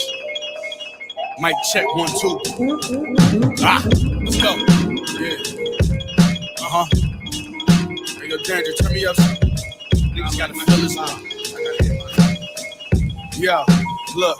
Hey, look, niggas ain't see what I saw. A brick turned to a pot full of gold. Over that, spent my daughter's first birthday locked in the hole. Plot full of gold, came back stronger. I'm in control. Soft white from my block to the stove, not in the cold. Me and West like Stockton Malone, Gotti Capone. Niggas dressed like they copying hoes. Poppy, come on, stop it, you know you're not with the smoke. I get you low. In about a year, how niggas gonna deny me the throne? Rappers y'all comparing me to, niggas scared of me too. It make they heart beat faster, just hearing the truth. I stick my 40 out the window while I'm staring the coupe. We pull up to your front door if I'm here to shoot. Let's go. They say we so dope and did random actions of violence. Our neighbors in the burbs want to hand us back to the projects. They say I'm on tour while the family package the product. Everybody gon' eat and I'm standing next to that promise. Can't believe y'all when y'all talk about the guns y'all shot and all the money running to them and it's crumbs y'all got. Just let me know. Come check with me when y'all want y'all shot. It's 10 shooters in my hood for A1 y'all got. Hey look, I had to dumb it down for niggas. You gotta do that. It's like bringing down the prices. You gotta move that. I was in the feds with braids under the do-rag. I'm a volunteer to do ya if it come to that. I fuck with smart bitches in the club. I caught bitches staring. All these Jews got these hoes training thought slipping. Brought a quarter thing back. That's a small mission in the dark kitchen. All you hear is the fork clicking in the zone, looking through the holes of them yard fences. I'm dope, yeah, you know the flow from them park benches. 3 things happen when you keep your torch, nigga. Put in work, might sell it or you gon' get it. Quarter brick, half a brick, whole brick. Fiends still hit me when they dope sick. They cook with gas for the raw, so much glass on the floor. I got my bitch kitchen looking like I broke in. Let's go. Quarter thing, half a thing, whole thing. Daydreaming, thinking about cocaine. When the plug throw me action, I let my man quarterback it. Looked up and all that stacking got us both paid. Real niggas know.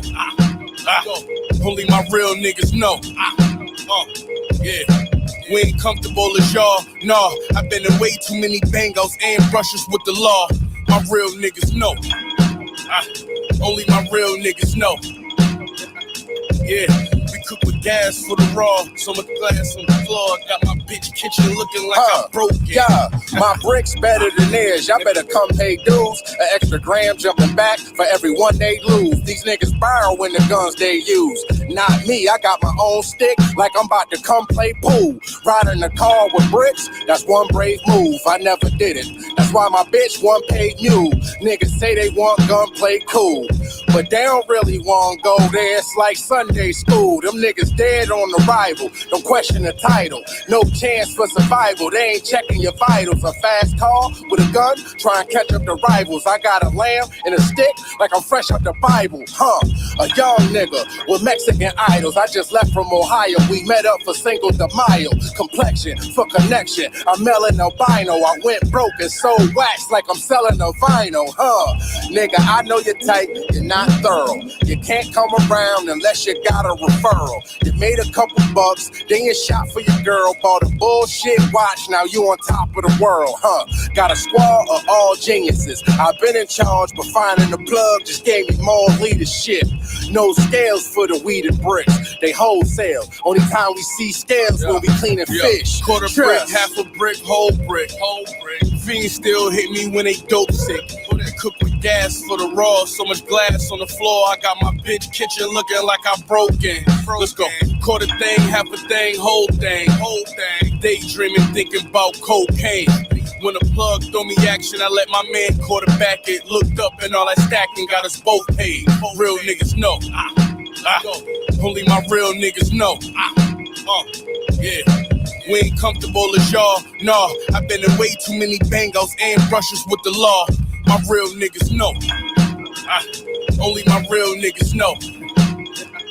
Yeah, we cook with gas for the raw. So much glass on the floor. Got my bitch kitchen looking like I broke. Yeah, it's a shame what we did to the highway. Even worse if we made it there safe when we pulled in the driveway. 3.5 whole ones going by Friday. Now we riding back smoking, listening to Sade. Dope's up in Maryland, the coke is in SC. We get it off the dock, the plug come on a jet ski. I hit my man up, see what's the ticket for 10. So right back Sunday night so we could flip it again. The whole town going crazy, a few slept on it. Still potent though, I only did a 2-step on it. You ain't gotta be a genius or be deeply educated. Keep the money and the drugs completely separated. We ain't doing no dumb shit, nigga, we all smart. Same sweatsuit on, underclothes from Walmart. Nah, I ain't acting crazy with them dudes. Got the diesel with the stamp that say ladies sing the blues. Got the coke coming in like they season on the news. For winning, what I look like getting even with you fools. It's an occupation, for nigga get jammed, hit his lawyer and his fam, then we move the operation out. What?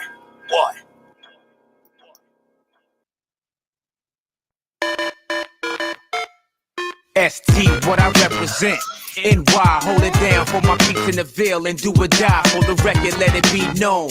Chrome's conceal and any one of these niggas can blow your grill. Show your skill, you want more? Hold your steel. You want more? Unload text, you all can feel. Raw deal, you all peel, run for the hills, run for your shields, the battlefields, blasting at will. Smoke dog, you know my name out. Be the same till the day that I'm laid down. Niggas push me to the points, gotta spray round. Take a street like for a game, acting like clowns. Always playing, you ain't busting off, just shooting the breeze. Cause you scared of the repercussion after you squeeze. You ain't been through what I did just to get where I'm at. Streets where I rap and BK where I be at. Cause Brooklyn where we live at. Juggling and get trapped. Handling the big cat. My army got my big cat. I'm a Brooklyn survivor. These streets is hotter than lava. Toxic the lava. Burn you like fire. I'm a BK, BC, ST. Smoking Nestle with a chick in a GS tree. Or Missy so sexy. But she's a bitch. Chill, shorty, you can't play me. I'm a general, baby. What? You crazy? Fuck town where niggas be acting so shady. Welcome to Brooklyn, where we send shots through your fitteds. Rock two-tone, do-rags, and whips is kidded. I love to shit it. Fuck you if you ain't with it. Out here, I know the DA get cases acquitted. So why would I up and leave behind all my team? All that cream, go to wear new and start out clean. My 16, these niggas cramped with hoes. Been all around the world, still Brooklyn zone. Brooklyn where we live at. Juggling and get trapped. Handling the big cat. My army got my big cat. Brooklyn where we live at. Juggling and get trapped. Handling the big cat. My army got my big cat. What we live is what you read about. And any time of the day we bring the heaters out. My nigga stacked this dope, then he brought the beamer out. Now you wondering what Coco B's about. Coco B, BRLOKLYN with a couple hoes. Tired of copping weed bags, had enough of those. Invest in a few pounds or a couple loads. My niggas hustle most aggressive and keep the toast on point for the beast and whenever beef approach. If you want me, you can find me in the reefer smoke. Chrome close, anyone compete, meet your ghost. On my heights and capers, Smokey Live be one of the greatest. Can't tell you all the things my niggas do for the papers. Wild rocks look like raiders, ain't got models for ladies. Come through in fresh wares, always driving the ladies. From the days of mountain bikes with Timbs on my feet. Move with the heat, Coco B's influence your speech. During the week, catch me in the park getting sex. Better rally style over the bar, behind the neck. Out in Brooklyn where we live at. Juggling and get trapped. Handling the big cat. My army got my big cat. Brooklyn where we live at. Juggling and get trapped. Handling the big cat. My army got my big cat. Where we live, what you read about. And any time of the day we bring the heaters out. My niggas stacked up a dough and brought the beamer out. And now you're wondering what Coco B's about. What?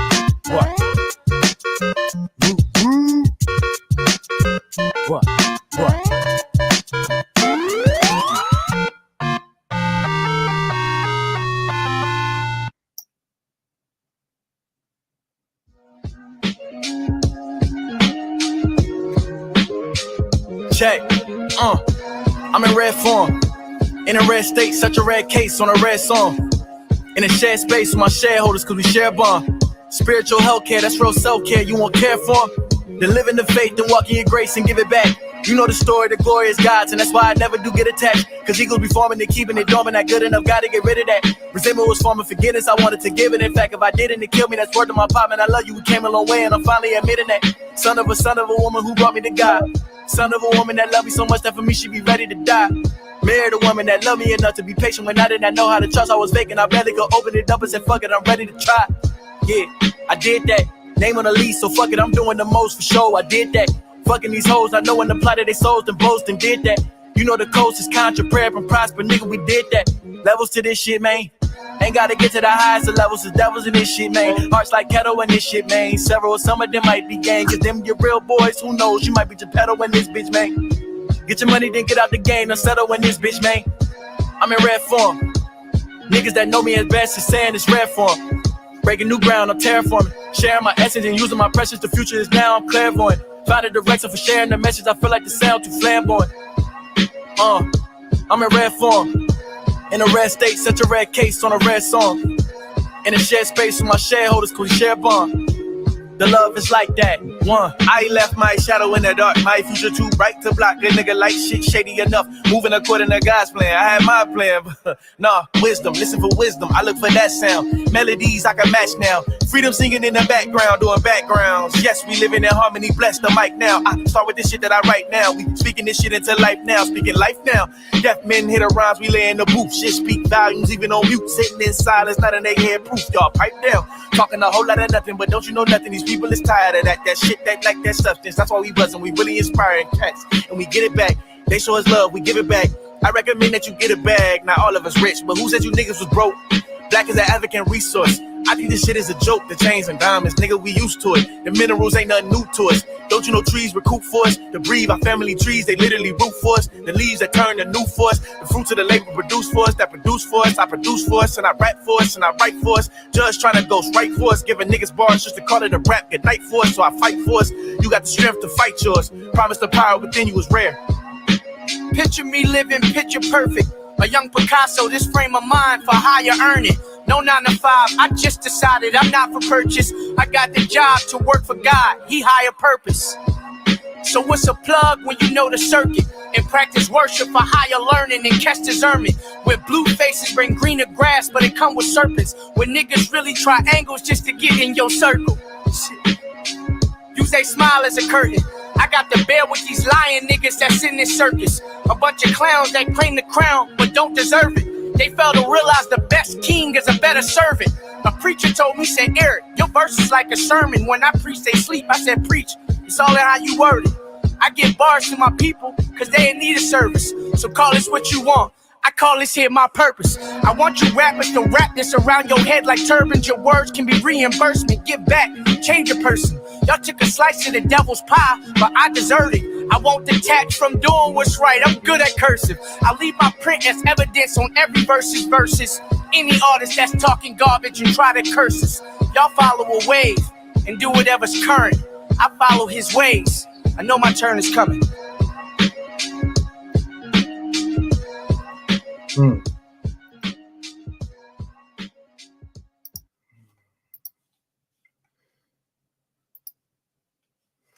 know, it's funny.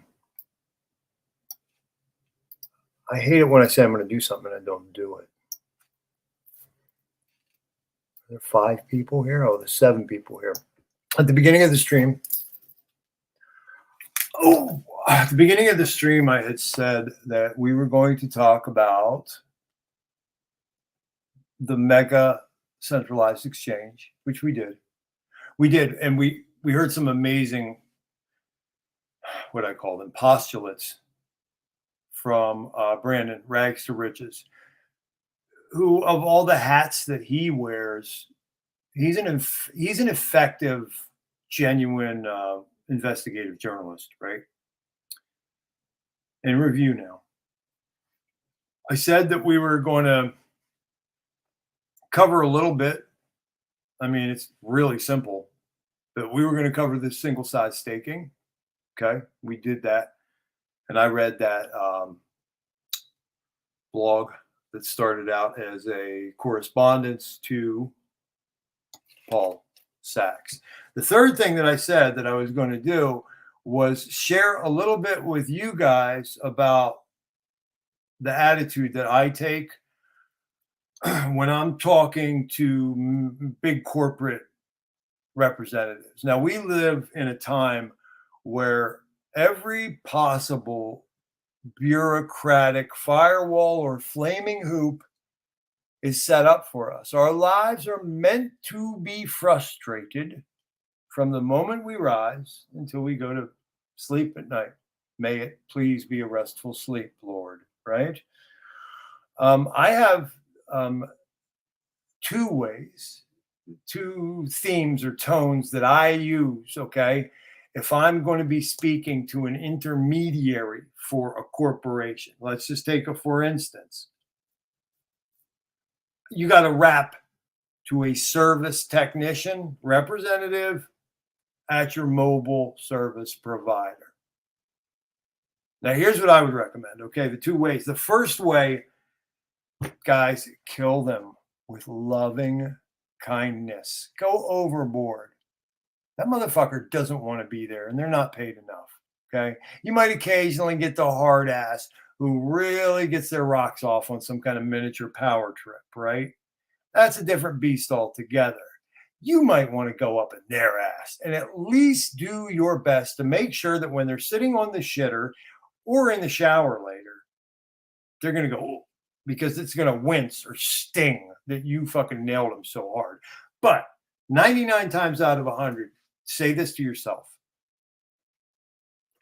This poor soul, this incarnate mortal, we are not that different.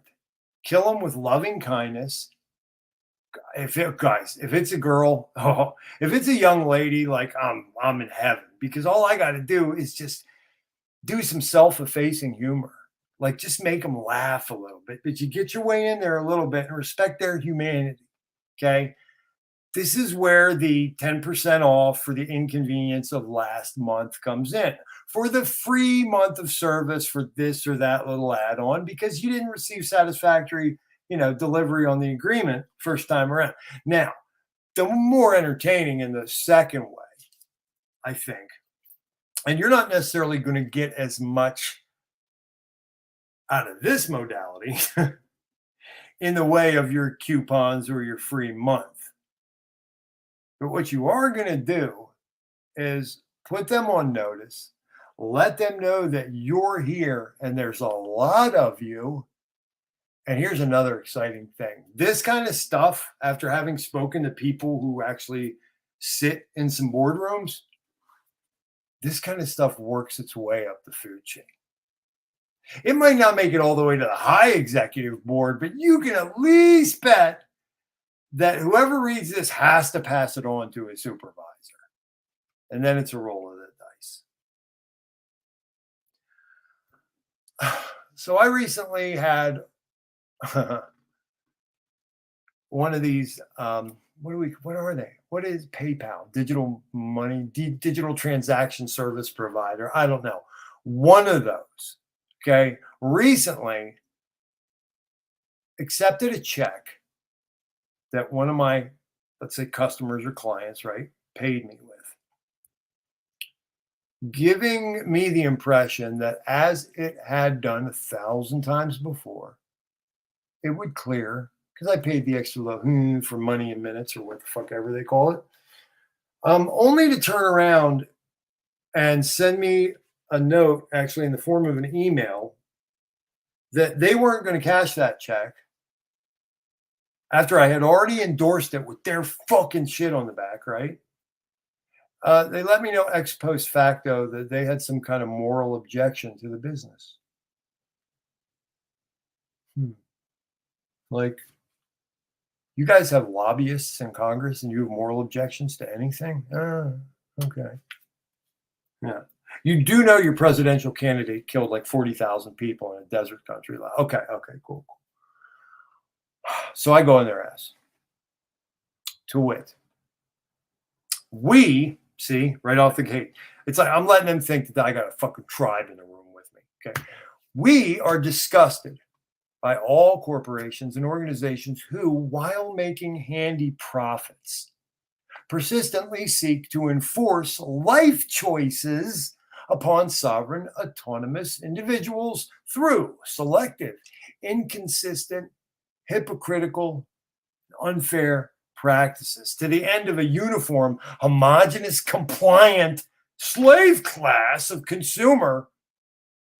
By representing and accounting for an organization who has a role in controlling the choices of others, let us not euphemize it, creating a system of slavery for a paycheck. The individual worker or order follower will pass the buck to the bosses. The bosses will pass the buck to the service provider they're affiliated with, who will pass the buck to industry standards, who will pass the buck to legislators, who pass the buck to lobbyists, who pass the buck to the whims and desires of corporations, who will then try to pass the buck to, what would the Satanists say? The Luciferian. Human nature.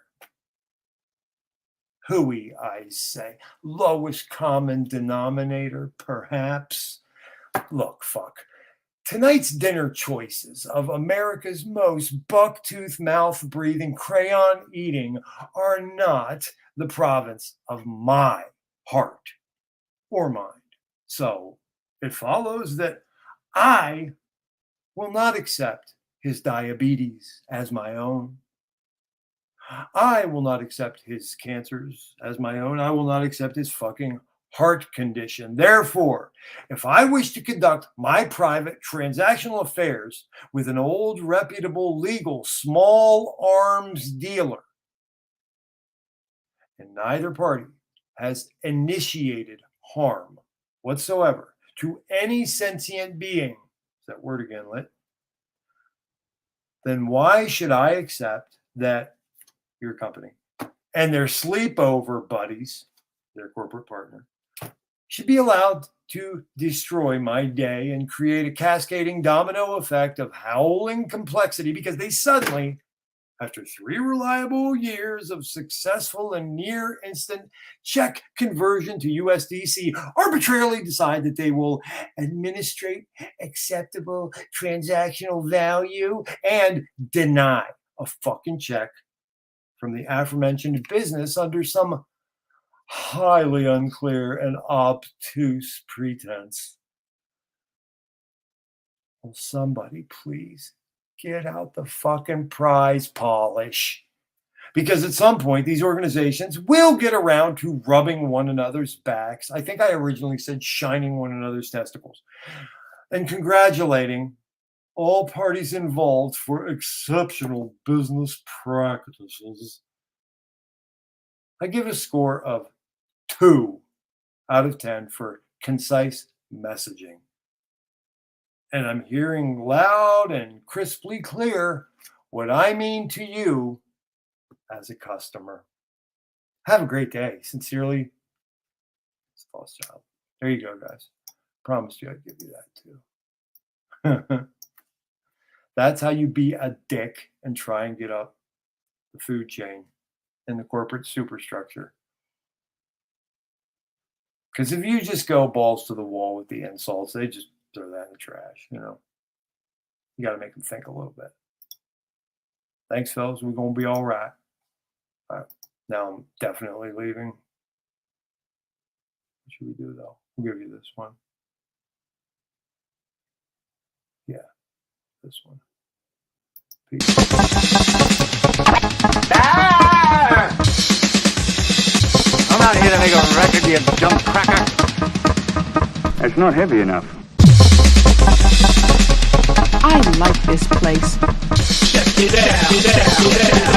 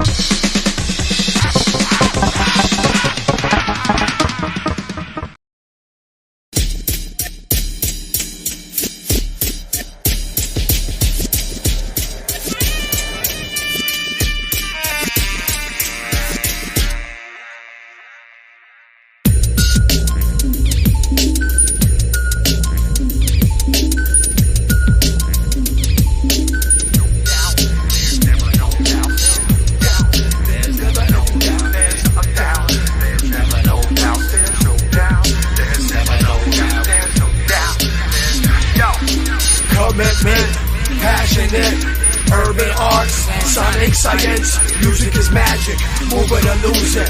Live in the sad scene, you gotta improve it. Invoke soul, the ember burn. Got a lot of shit we must unlearn. Captain audience, sonic science, commitment, passionate. I better do something before the anger kills me. Take a deep breath through the chest, I'm fresh.